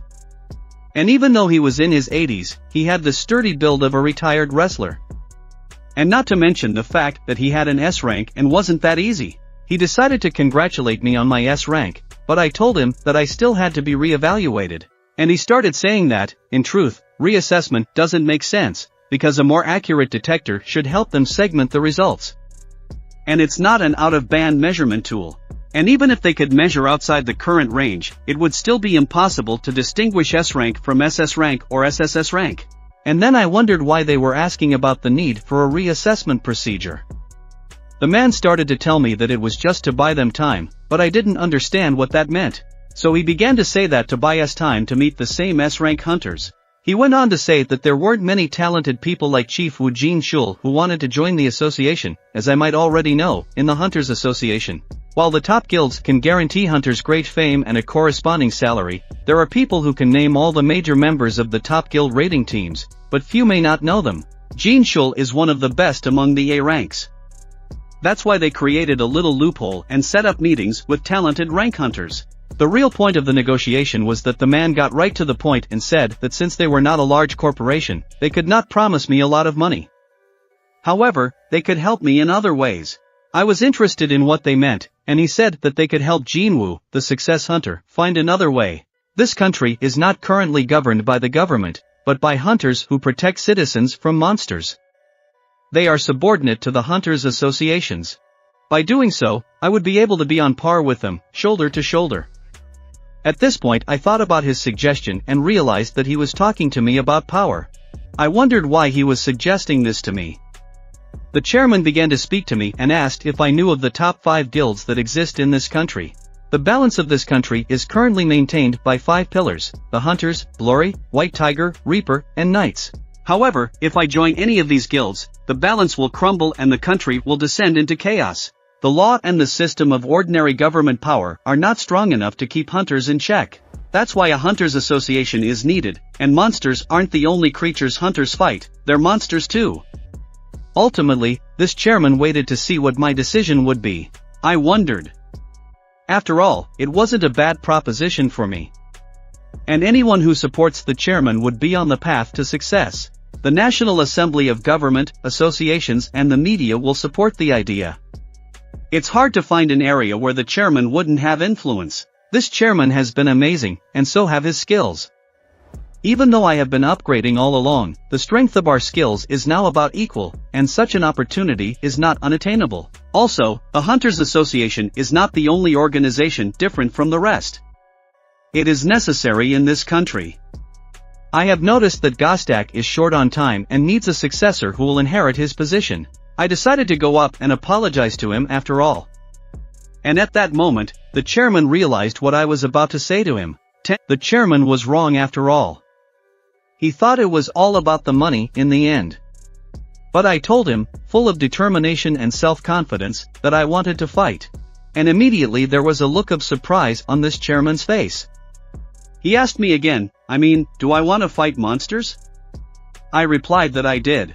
After all, the dungeon run by the association is E or D ranked, and the other guilds are not interested in them. And if I join the association, I won't be able to upgrade anymore. I can keep growing until I stop, and I believe my place is in a dungeon. It's the only place where I can feel stronger. The chairman was surprised by this and looked me straight in the eye. He realized that I was telling the truth. Not everyone can see what the hunter really wants. This chairman took hold of his heart and realized that he couldn't remember when he had felt anything like this inside him. He was surprised that his heart could still pound like that, and if he were only 20 years or even 10 years younger, it would be different. At the end I told the chairman that I had my sister home alone and I needed to get back to her. In response, I heard the man thank me for my time. As I left the room, I told Chief John that his intuition had not failed him, because I wasn't the one who took care of the monsters in the double dungeon. But after these words, he wondered who could defeat them. And as soon as I left, the chairman began to tell his subordinate that when the healers and wiping magic began to appear, he thought he could regain his youth and say goodbye to that weary old body. That's what he believed, but he was wrong, and even advanced healing magic can't bring back his young years. Each of the top 5 guilds is increasing in strength at the moment, and their fighting power is already equal to that of an entire country. The moment the association loses its influence, they will become an uncontrollable weapon. But his subservience told him that the man who runs the association is himself the chairman. But the chairman believed that the association was necessary for it to last and prosper. He was useless, however, for the hunters must remain in the dungeons. And lastly, the chairman asked his victim to cancel all his meetings. But his assistant began to say that he still had a meeting with the ministers. But the chairman didn't want to spoil his mood by meeting with these weirdos and offered his ward a drink with him. But his assistant said that he didn't know much about alcohol. To which the chairman said that was okay, and he expected it from him. The chairman looked out the window and thought only that I could give him these pleasant feelings that he hadn't experienced in a long time. And he wondered how much I could drink. At the time, we were watching a fight between the hunter and the man who was my father. Immunity was beating the hunter furiously. But suddenly this hunter opened his eyes and found himself lying in a hospital bed. His whole body was bandaged and wounded. He thought it was a dream, but as soon as he saw his wounded body and felt the pain, he realized it was real and not a dream. Suddenly he heard someone knocking on his door and started asking what they wanted from the loser. If they have something to say, they need to hurry up and leave. It was the vice principal, and he wanted to ask him something directly. The deputy director started asking questions about who this man was who beat him up. He really is a monster, but Dong soon began to say that they were implying that he had attacked ordinary civilians.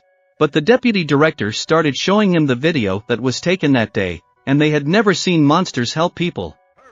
After watching that video, he still thinks it's a monster. Dong's son replied that they must have heard of cases where people who were perverts had shown up. After these words, the deputy director hesitated, and Dong's son said that he was definitely a monster, and there was no doubt about it. After this conversation, the deputy director began to dress and said that he understood everything. He asked Dongsun to visit the bureau when he had finally recovered, as there were several documents to be filled out. Before he left, however, Dongsun asked what had happened to that man. The deputy director replied that he was still following him after the fight, but he didn't think they would be able to catch whoever beat him up. It was a humiliating defeat for Dongsun. He started to remember my father telling him to never bother going to Korea again. And this was not because of his son, but for his own good. After all, even after he died, he couldn't close his eyes. But Dongsang still had his opinion. After all, no one could threaten him, and he knew where that monster was headed. And to catch him, he would need equipment, and by calling the guild, he would have artifacts with which to make him much stronger. When he is fully healed, he will decide to tear him to pieces. Late one night I was sitting in my apartment at my computer watching a hunter's auction online or offline. A marketplace designed to buy and sell equipment or materials from raids. There are tens of thousands of hunters in this country, and the auction was an easily accessible place to trade their equipment. For hunters, equipment is an essential pillar in their life's journey. The better the equipment, the safer the hunter feels, and that's why E or D rank hunters can't fully equip themselves.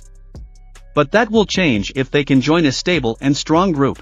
Since the equipment used by hunters is imbued with magic, even the sword used by a D rank hunter is worth millions of won. And because hunters of rank C and above are guaranteed a high income, they have almost no limitations economically when it comes to equipment. And it goes without saying that the equipment used by high-ranking hunters sells for hundreds of millions of won. The price of great equipment skyrockets to the point where it becomes impossible to buy. Even with all my cash and current savings, it won't be enough. But I thought I had saved enough money. Besides, I was worried that attacks with the attribute of fire were becoming more and more frequent in the demon castle, and everything around me was blazing with fierce flames. So I needed a fireproof outfit. I figured it would just be easier for me to look in the store, but there was nothing suitable there. I thought there was no choice but to sell the Orb of Greed to buy the artifacts I needed. At least I could sell it, and the best part is that artifacts can only increase a user's power by 20 to 30%. But since this orb doubles the power of steps, it will definitely sell for a huge price.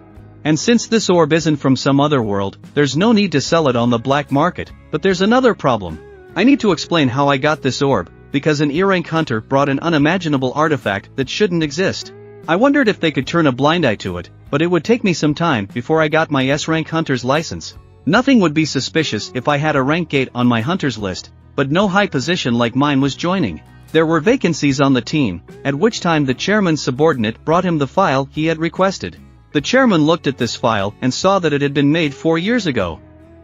In contrast to his present appearance, here he looks quite young. But one of the chairman's subordinates began to say that these are the records of the last 4 years, conducted by him as the weakest hunter, even among the ranks. But the chairman could not understand, for this was no different from suicide. Could it be that he had already become a ranked hunter? He asked his subordinates, but they replied that, judging from the testimony of his previous colleagues, he had not.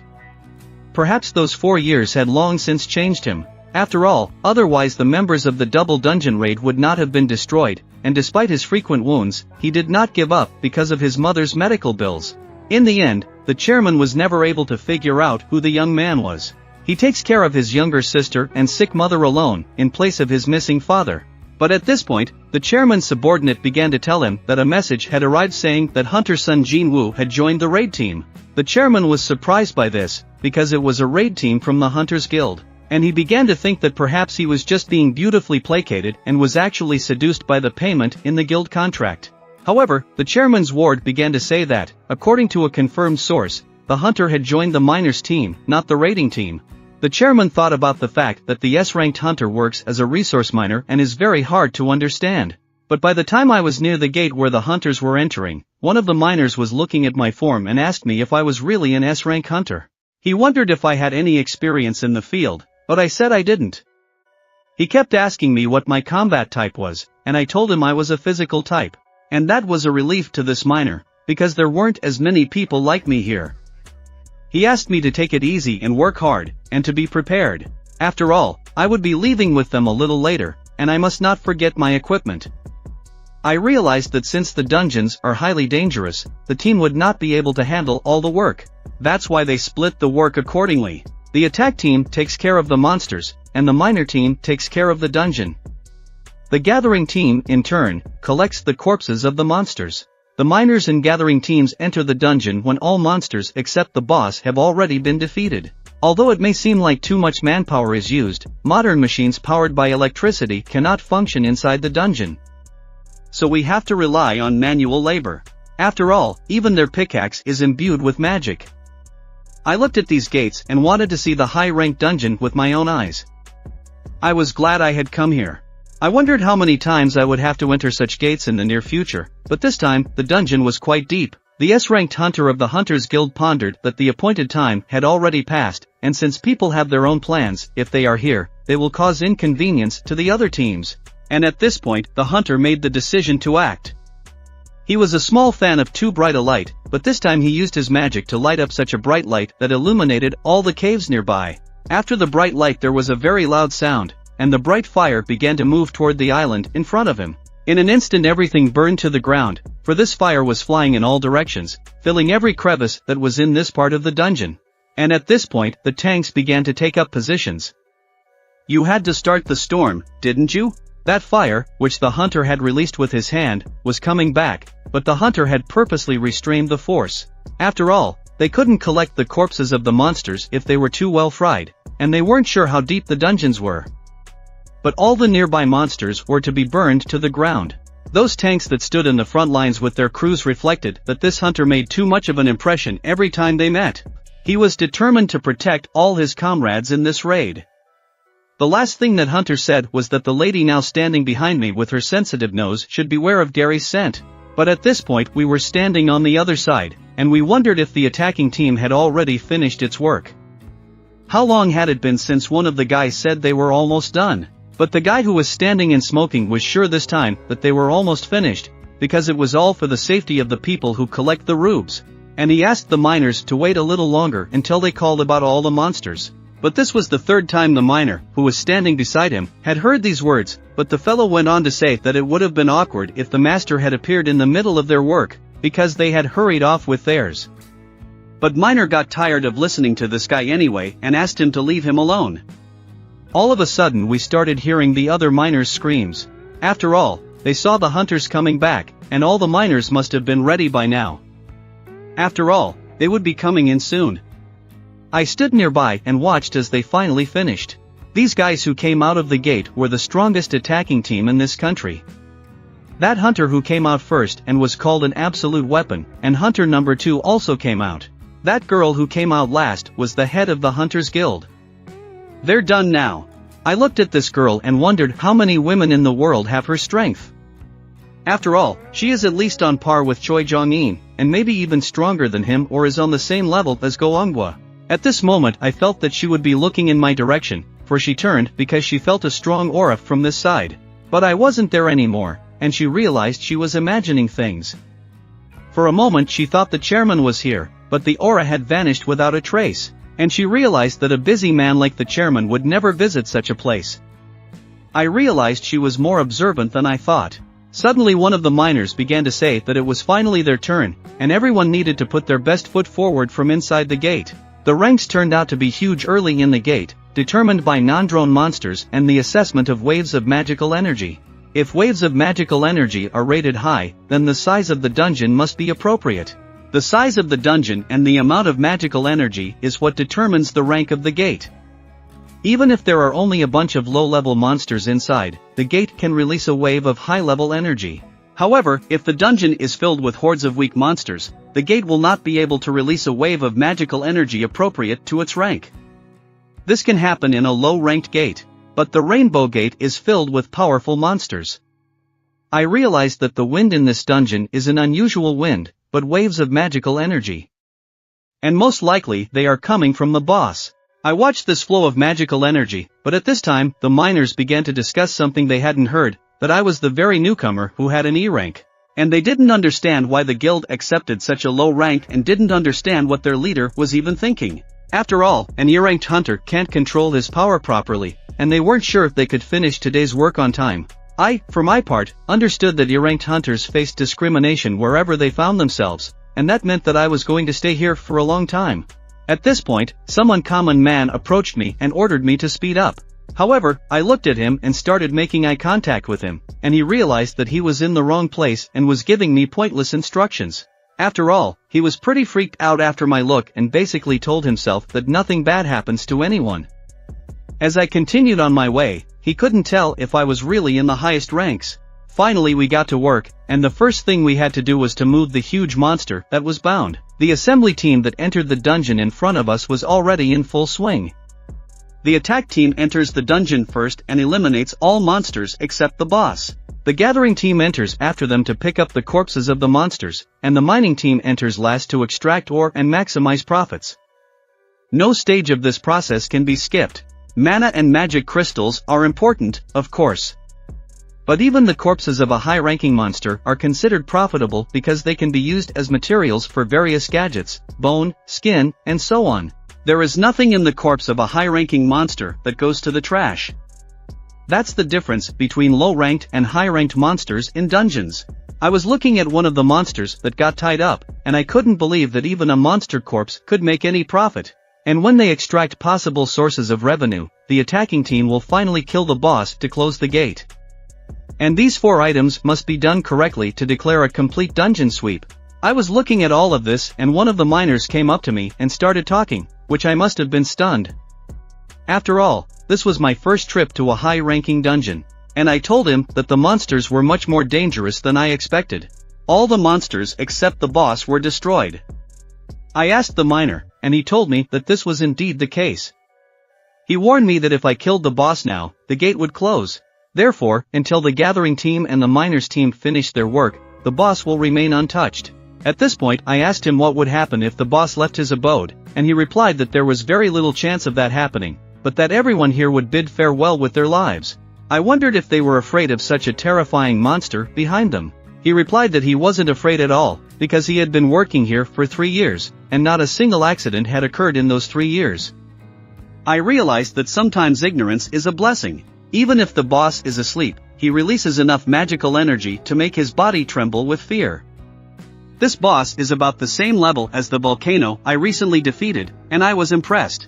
The hunters who sweep this dungeon are capable of killing bosses like this.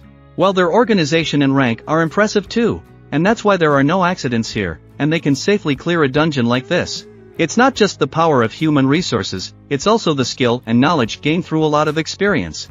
A little later we got to work, and this is how we chopped these crystals with our picks. They were flying in different directions. The miners who were watching me couldn't understand how I could work so well, because they were told it was my first time. They could not believe that I was really an E rank, for my level of work was unusually high. One of the miners, of course, decided to check my face, and he would never accept a stranger without first checking his papers.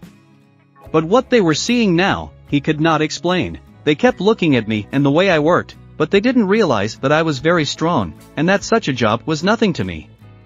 But they still wondered if I was really a miner, blessed by heaven itself. Soon it was time for lunch, and we decided to take our first break to eat. One of the miners came up to me and asked if I wanted to go and rest.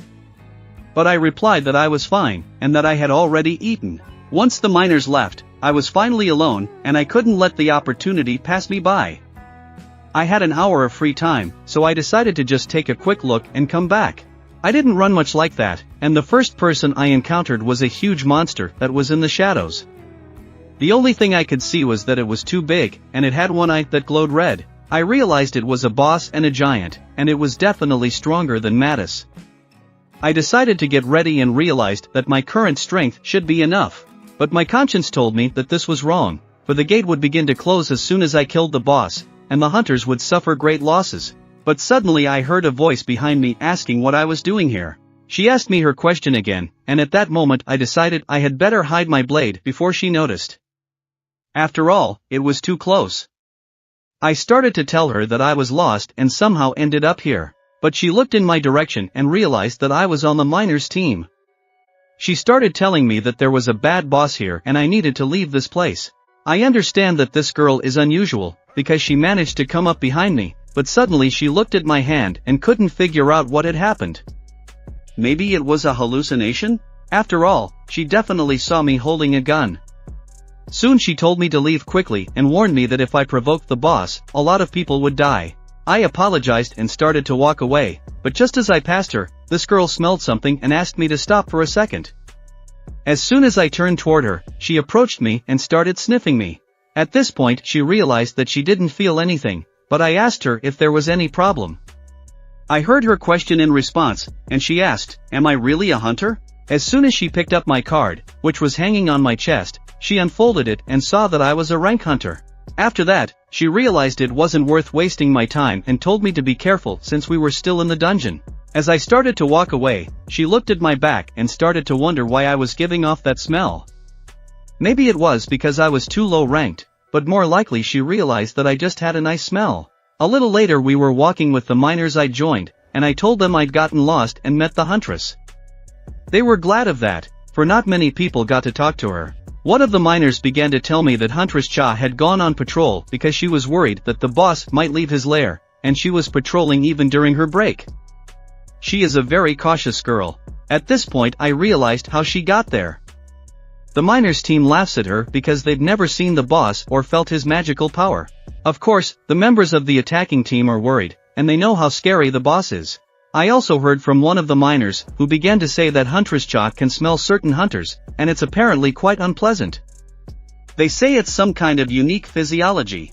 I started to think about why she was covering her nose with a handkerchief, and I thought she was weird, but apparently it's hard for her to breathe around hunters. That's why she asked me if I was a hunter. It was similar to the occasion when the elf told me about the voice in our heads that keeps ordering us to kill people, but at that moment he didn't hear it in my presence. I didn't have a particular scent like the other hunters, and no voice was ordering the monsters to kill me. All this because I was a player and the only one who gets an advantage from the system. I wondered what it meant to be a player. A little later, when we were already out of the mine, one of the miners handed me an envelope and thanked me for my work. He started to say that I was very good because he thought I had brought backhoes or something when he saw me mining crystals. Thanks to me, they were able to finish the job 2 hours early, and they didn't think they could outrun the gathering team. This miner kept telling me that he had met many different people while working here, but this was the first time he had met someone like me, because I was very talented at mining. Normally he wouldn't suggest anyone, but he asked me if I would like to keep working under him, because he would be able to take care of me. I was grateful for those kind words, and I ended up telling him that I had another job, and it was a great loss, but he still had the guts to ask me to stay on tomorrow and work with them. Even though I knew it was 2 days away, but was there any point in working as a miner again? After all, I understood the process of cleaning the dungeon roughly, but suddenly his words came to me, and what he said it would be tomorrow. I asked that miner what the hunters were going to go to tomorrow, and he said it was another gate and a rank. Tomorrow we will be the B team instead of the A team. I realized that they were splitting their forces in half to clear the dungeon and ranks. After all, that was the system of the Hunters Guild. It was probably the only guild in Korea capable of splitting their forces into 2 teams to clear a dungeon, a rank. I asked miner, where should I come tomorrow? But soon this miner told me that I had made the right choice and he would talk to the chief to double my pay. After all, they just have to increase the salary of a man who does the work for 5 people. At the same time, in one of the restaurants, Cousin began to ask Jin-Ho why he had invited her to the establishment, but she did not understand. Why was there a pork brisket on the table? But he was already pretty drunk and started muttering something about what I had against roasted pork brisket. After all, I don't even know that this place unites him and his older brother in memories. Well, Kazina did not understand why he transferred her to his cherished place, and he began to say that the conversation with his father went well, and Kazina rejoiced at this because now he will be the master of the guild. But Jin-Ho began to say that he would need the help of his older brother, but Casino did not understand what is this older brother. But at this point Jin-Ho began to show her his phone and say that she would look at it, that his older brother avoids his calls. But though he warned that it will be impossible to reach him for some time but has already passed more than an, I didn't understand what was going on and asked him if he was in a relationship with that guy and to stop acting so creepy. At this point, Cousin saw that star Hallyoman's son was on TV, and there was talk about how he was planning to pass the hunter rank evaluation. He was saying that since the shooting wasn't over yet, he would have to wait for his rank evaluation. Cousin didn't understand who the man was, but Jin-Ho didn't understand why Cousin was changing the subject, so he started saying that it was Minson, a Hallyu star, and they say that he will get the rank in 2 days. But that was all showmanship, because he already got that rank and he's just putting on a show. Of this whole show, he's just a pig fussing over lack of attention. He's famous for his success with women. What's more, he even flirted with her models. He was good at that sort of thing and was very shrewd even before the evaluation. But suddenly Cousin snatched the phone out of her hands and started asking Jin-Ho if that's all he called her for anyway, because she was so busy. So she decided to call this big brother herself. She started to show him that the call was going through, and suddenly I picked up the phone and told him that we hadn't seen each other in a while, that I had told him that I was going away for a while. He was wondering what I had been doing all this time, but I told him that wasn't it obvious I was in the dungeon. How did the conversation go? Did it go smoothly? But that's what he wanted to talk to me about and asked, can he come over tomorrow if I have time? I answered him that I was free tomorrow night. After that I hung up. But now that night had fallen, the huntress was at her house and on the phone. Even though it was late, she asked if he could find any information about a man named Sung Jin-Woo, who was working on the miners team today. That guy got lost and somehow ended up in the boss room in this huge dungeon. I can't believe it happened, and he might even be a spy from another guild, which worries me. I became interested in why this low-ranked hunter was associated with the association, and the guy started telling her that Master Choi had asked him to do the same thing. He also wanted information about this man, but he was not quite sure and made every effort to gather as much information as possible. However, the association blocked his data, and given that he was hardly a high-ranking hunter, this was the first time he had encountered such a high level of data security. After that, the girl wondered what the master hunters wanted to know about his identity, and the association was withholding information about him. She guessed that something was not right here. And after that, she lay down on her bed and began to wonder why he was different. After all, of all the hunters she had met, he was the first one who smelled nice. The next day I went back to those miners again. But today it was somehow different. For I saw my old acquaintances there, asking me questions similar to the ones they had asked at the beginning. The first time I went on a raid with them, I knew I was imagining things. Now I saw the same miners I used to work with. They were telling me that we were going to be working at full capacity today, and I should join them for lunch. I didn't tell them that I had already eaten today. For a while I forgot that feeling, and the atmosphere here reminded me of those times, and it wasn't so bad. A little later, the entire miner team was wished a good job. Suddenly some guy came up to us and started saying, "Can someone from the miners team help us? After all, we don't have a porter today." But the other guys didn't really want to help them. They didn't like the fact that they wanted to hire someone from the miners as a porter. After all, they understood that there were strong guys on the picking team too. They could carry heavy loads with ease, and they didn't understand why he was asking them.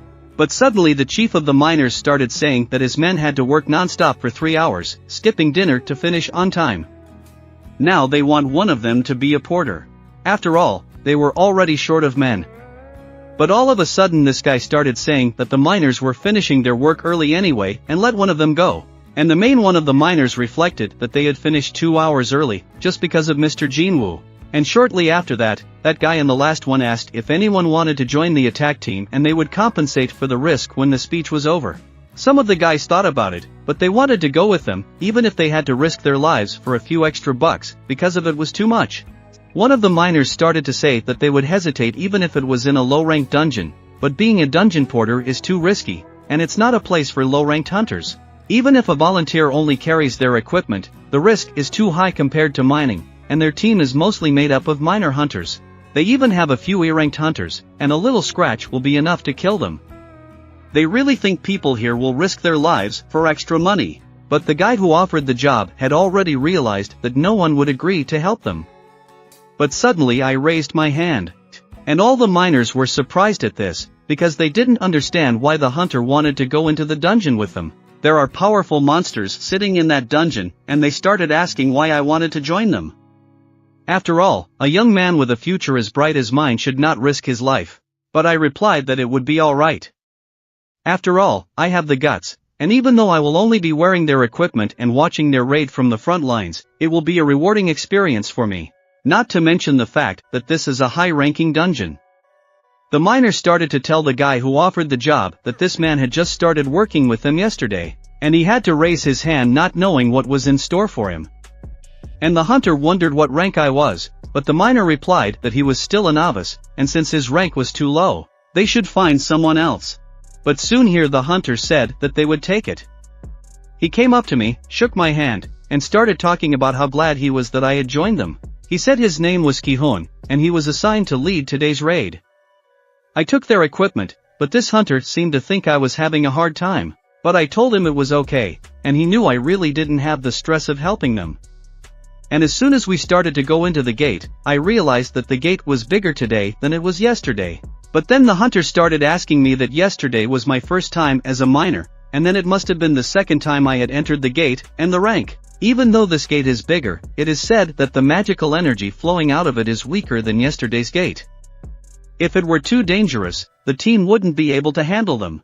I look at all these hunters from the team and the Hunters Guild, and I don't realize that if you count the S-rank hunters, there is no difference between the two attacking teams in the guild. They had 11 ranked hunters and 6 in-ranked hunters. If it had been any other guild, they wouldn't have been able to split the members into 2 teams, and here we finally started going into that gate. I was walking the very last and began to think that the magical energy pouring out by the twist was definitely getting weaker when compared to yesterday's gate. The assessment of the association seemed wrong to me, and I wondered why I had the same ominous feeling I had when I stood at the red gate. But it's probably because I'm just nervous. I'm not even a member of the attacking team, and I just need to relax and not worry about anything. And already inside the dungeon, one of the girls came up to me and started telling me not to be nervous, because the leader and everyone else here are outstanding hunters. As soon as the girl stepped back, I looked at her and realized that she was an A-rank healer. Miss Juhi was also an A-rank healer, and if not for her injury, she would have fit in with a similar attacking group. The 6 hunters on this team are pretty close to A-rank. About the Hunter Guild, there are 2 teams with similar strength. That healer girl started to say again that their team will take care of everything, so I have to stay in formation for now. After all, I also stay safe from any monster attacks. There was a saying, if Mach is hit, the tanks are responsible, and if the healer is hit, the team is responsible. If the porter is hit, the guild is responsible. So I can't be the monster's target until the team is down. A little later, we had already gone a little further down the dungeon, and the leader of this raid reflected on the fact that he had been assigned to lead the Hunters Guild attack team for the first time. But if today's raid went well, he would be officially appointed team leader. And he may not be head, like Choi John, or deputy head, but he's still one of the best A-rank hunters and he can do it. But at that same moment, all the hunters sensed something and started to turn the other way. I could see that this was preparation for battle without any instruction. This is the professionalism of the attack team, but we didn't realize what it was, moving right at us and would be able to do it. They were underground jackals, and the hunters I came with reacted instantly and began to fight them. Here we realized that they were weaker than us, and several times we easily began to destroy them. After the first pack immediately ran and the other heads of this raid jumped up with their swords and began to cut them. At this time, the mage who stood behind predicted everyone to duck, for she was about to cast a very powerful spell, and immediately began to attack those jackals. A few minutes later we easily destroyed them.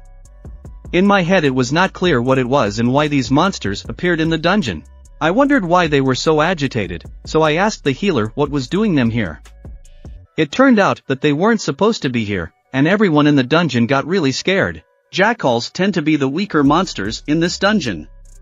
They undergo natural selection, and most of them become food for the stronger monsters. Even when they join together in a pack, they cannot overpower the local monsters and survive here. But suddenly I noticed something strange on the neck of one of the jackals. It was the mark of a collar. I realized that these were unusual jackals. They were following someone's orders, and it turns out they just let the monster dogs loose on us. These dogs must have a high enough intelligence to tame them. Either way, they're hard to deal with. And perhaps, if my intuition is not wrong, the true dungeon dwellers are about to appear. And just as the head lifted his eyes, he saw some monsters coming out of the wall. The hunters began to shake before these monsters that stood before us. They were superior orcs, and the hunters did not understand how this was possible or why exactly they were here. A group of orcs stood right in front of us, and by the looks of them, they were very strong. As soon as they saw us, one of the orcs launched a spear, which flew straight at the head of the leader of this group.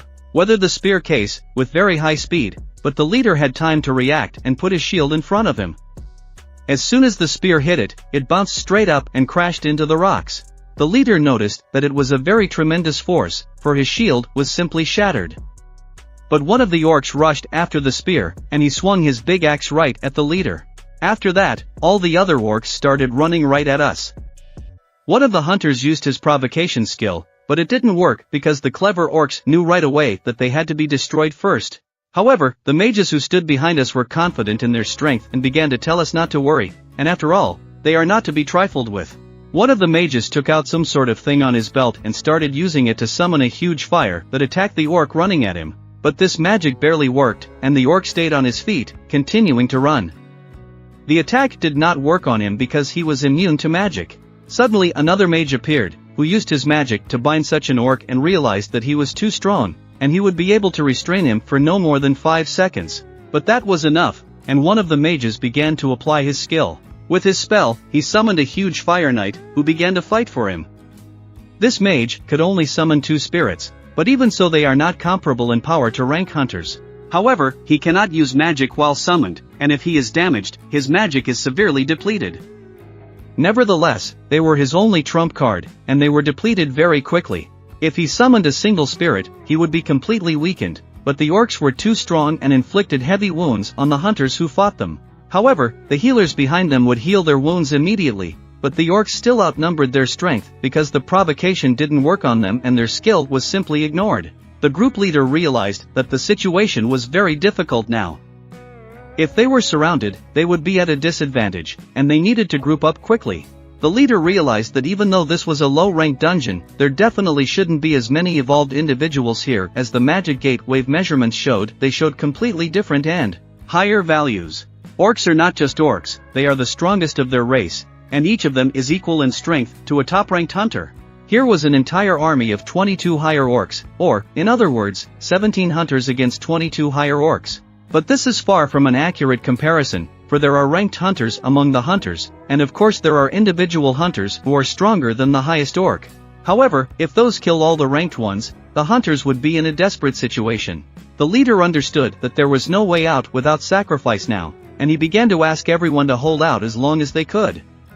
But following his request, one of the orcs struck him and severed his arm. I noticed one of the huntresses and ran up to help him. She used her spell to summon some kind of monster, which bound that orc who had done the damage to the leader. And at that moment the girl jumped up to the leader and asked him to be patient for a second, and then began to use her magic to heal his arm, which was completely severed. In an instant, the leader's hand reappeared in the same place. But as soon as the girl turned around, she saw the supreme orc tearing apart the monster she had summoned. She did not understand how he was able to survive such a situation. Already ready to finish them off and swung his big axe, at which point I stopped watching the whole thing. I dropped my backpack, which I had on my shoulders, and began to act. After the girl closed her eyes, for a higher lesson was already running at her, but suddenly nothing happened. And she opened her eyes and saw that orc holding his big hands to his throat. She did not understand what was happening. There was something strange in front of her, seeing shadows, but immediately they were gone. Soon after, all the hunters began to keep fighting them, and they slowly began to defeat those higher orcs. The leader began to realize something, because it was much easier to fight them than it had been a few minutes before. And that's all because I was running near those orcs and slashing them in places that affected their strength. I used my invisibility skill to run and wanted to weaken these orcs to their full potential while I was in the shadows. But some orcs did manage to spot me, but I started destroying those orcs at the same moment, because I had no use for them if they started making noise here. One of the huntresses did manage to kill one of the higher orcs. I was standing nearby watching this and noticed that I got bloody when I killed one of the orcs. The leader of this troop and the other hunters here are the elite of the selected hunters, and can rightly be considered some of the best hunters in the country. And it's not that I don't trust them, it's just that it's really hard to overpower a top orc. The female healer is usually the first to die, and I can't just sit back and watch the ones being mercilessly killed. At the same moment I was able to raise my level higher, and I realized that helping a group can raise the level several times over. And I never would have thought of such a thing. Maybe I'd take a couple more if I'd actually outsmarted all the orcs at once. The elven hunters paid a huge amount of money for the right to own this dungeon. I will not interfere much. That's all I can do for them. Soon, with the help of my power, the hunters managed to defeat all the higher orcs who attacked them, and now they could take a break. The leader began to say that if anyone was wounded and as long as they were able to breathe, the healers could heal them. Some of the hunters couldn't believe that they had been attacked by higher orcs. They were fortunate that it was without casualties and they were alive. One of the healers looked at me and realized that I must think their advanced squad was made up of fools. After all, no one could conceal an ability like stealth from a spellskite mage. At the same moment the girl went up to the leader and began to tell him that when they were fighting against the higher orcs, one of them suddenly hovered in the air and then something tore him apart. She thought that someone had secretly used some kind of spell. The leader turned to the girl, whose name was Gina, and asked her if it was her business. But she said that with her skills it was impossible to do such a thing with telekinesis magic. She could only incapacitate them for a while, and no one in our group practices magic, and besides, they specialize in the fire element. So there are no hunter assassins among them. And the other girl started to say that she was right. If anyone could do something like that, it would have to be an outsider. That girl with the glasses began to think that I had reason to hide my power, and whether she should leave it at that. A nearby mage who was passing by began to say that he was very glad, because if he had summoned one more spirit, his mana would have completely dried up. The leader realized that they were right, for the higher orcs were strong, though they behaved strangely in the second half of the battle, and this helped them to deal with them without problems. But they had to decide what to do next and whether to continue this raid. And would it not be too dangerous to go on? After all, they had not gone that far and had already managed to be ambushed by the higher orcs. To go further would be even more dangerous. But at that moment one of the hunters came up and began to say that since they were already aware that this dungeon was inhabited by higher orcs, it would be too risky if they continued their journey without the head or his deputy. And he suggested, why not retreat right now? Right now, at the very least, they need a couple more healers, as well as 3 mages who specialize in mass spells. And that guy understood that today was the leader's first time leading an advance party, and it was a bit of a shame that it had turned out this way. Still, he suggested we stop here. But the leader thought that if he succeeded today, he would officially become the leader of the squad, and there might not be another opportunity. I stood by and watched, for it was not an easy choice. In his place, anyone would have tried temptation and wanted to successfully sweep the dungeon.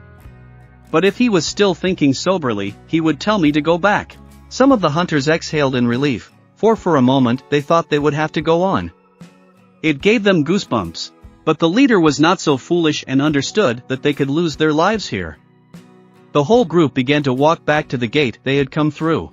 We had already been walking for about 10 minutes when the leader suddenly stopped everyone and with a surprised face began to talk about what had happened and why there was now a barrier in front of them, created by a high-level spell. None of the hunters had any idea why the path was blocked, because everything seemed fine. They decided to get rid of the barrier, and the girl, who was an expert, said that she could break it down, but it would take her some time to do so.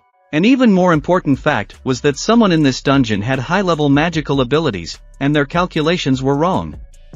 Their current strength did not allow them to deal with such an opponent. Suddenly, however, strange things began to happen in the dungeon, and we all felt the power of this dungeon boss. The girl started shouting that we needed to hurry and break the barrier, but it would not be easy.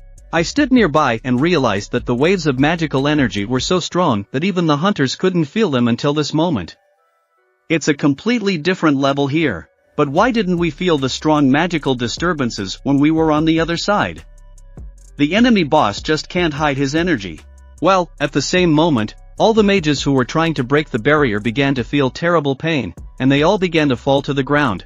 This was curse magic, and it aimed straight at the mages who were trying to break the barrier. At this point the healers wanted to help them with their healing magic, but the leader sensed something, turned around and saw a huge army of higher orcs coming at them. The leader of the group, looking at all this, realized that not long ago, their non-leading squad had encountered a couple of dozen higher orcs, and then they had barely gotten away with it.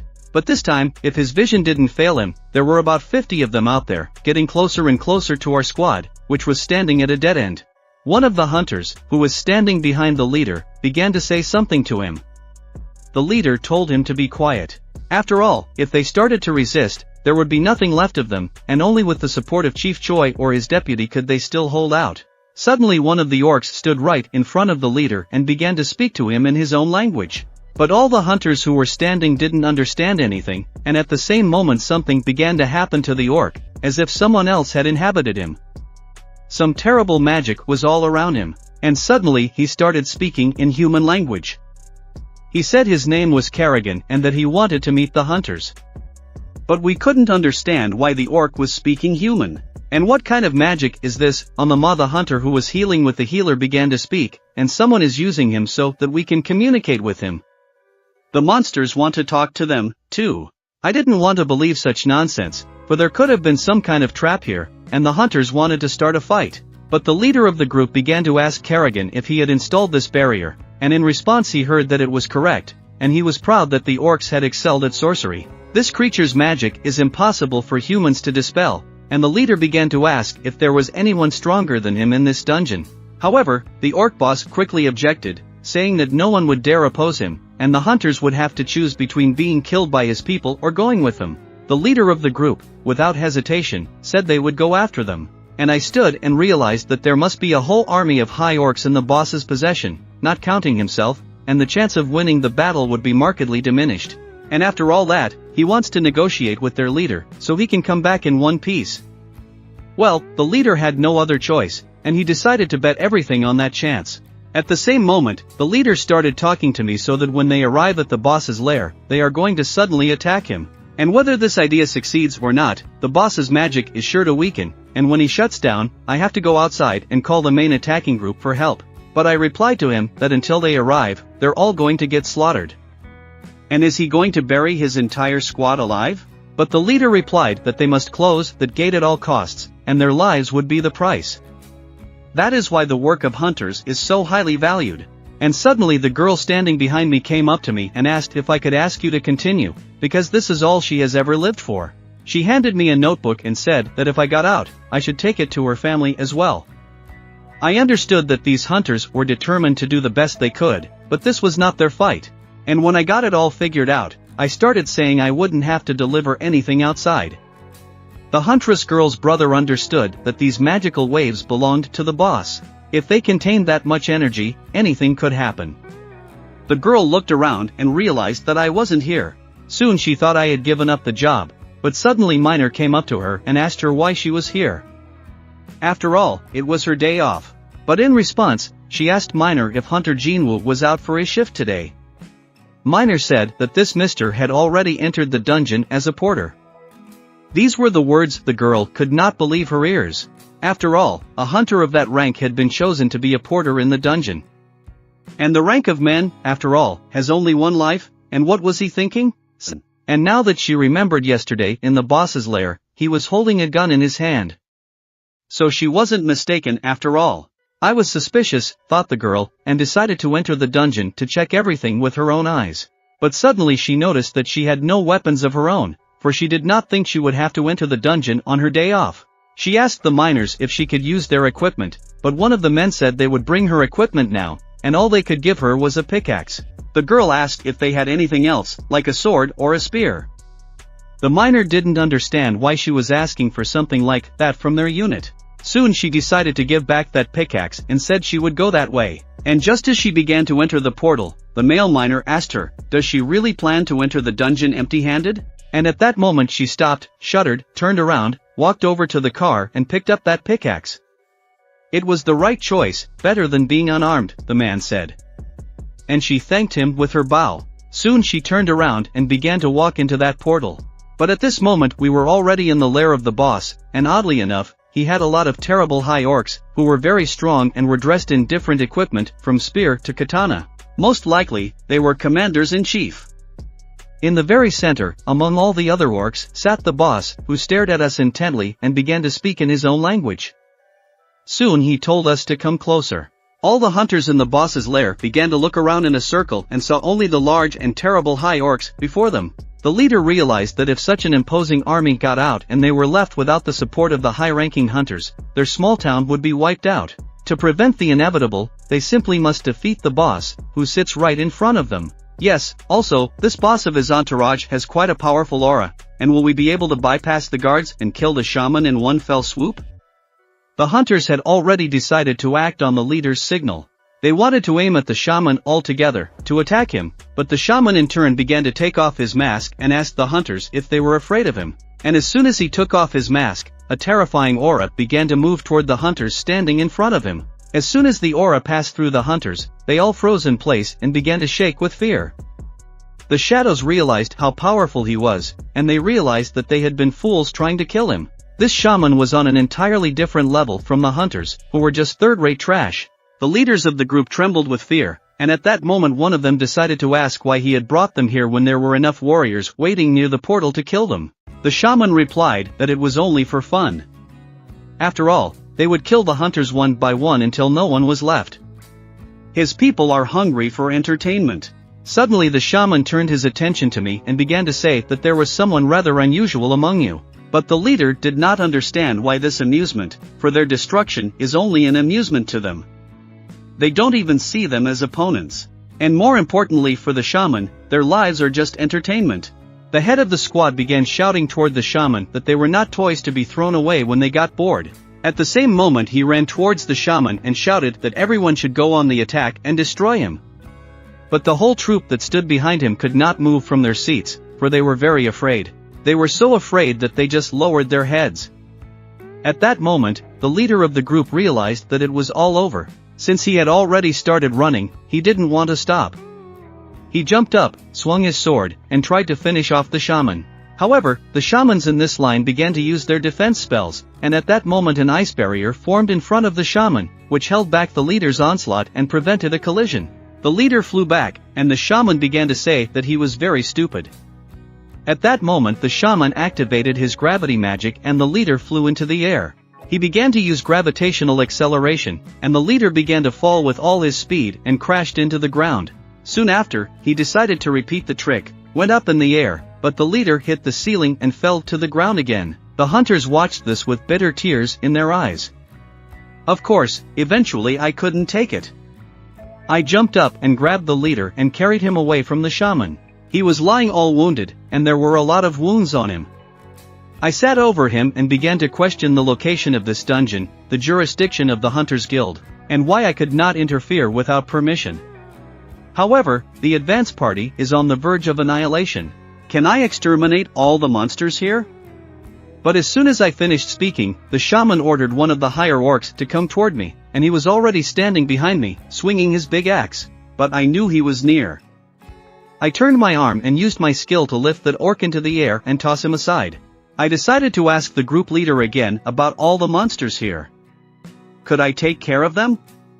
In response, however, I heard the leader begin to speak and plead with me to help them. That's exactly what I wanted to hear him say. After I woke up, the shaman started talking to me. He said I had pretty good abilities for a human and asked how much of my powers were enough. I told him that I had never encountered such power before, but it was obvious to the shaman. I went on to say that even for a shaman it was going very badly, to be exact. At this point I began to summon my shadow soldiers, who appeared everywhere. A moment later, all the shadow soldiers who were under my command rose up. And now I was ready to fight with all my might, for before me stood a terrifying monster I had never faced before. But my army was very strong and large, and now I was ready to destroy all the superior orcs in this dungeon. At this point, a brother from the monitoring department arrived outside, and the miners who were watching thought something was wrong. The investigator from the association, who got out of the car, thought about the following question: why did I take this job as a miner? And okay, for one day, for today.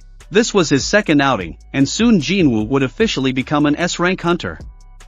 However, it would be nice if he remembered that he was being watched at the moment. Miner walked up to one of the guys and asked what brought them here.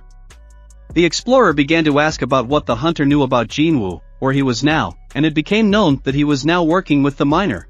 The miner's boyfriend didn't understand who he was talking about at first, but then he realized it was the guy who had helped them. The miner passing by said he knew it anyway.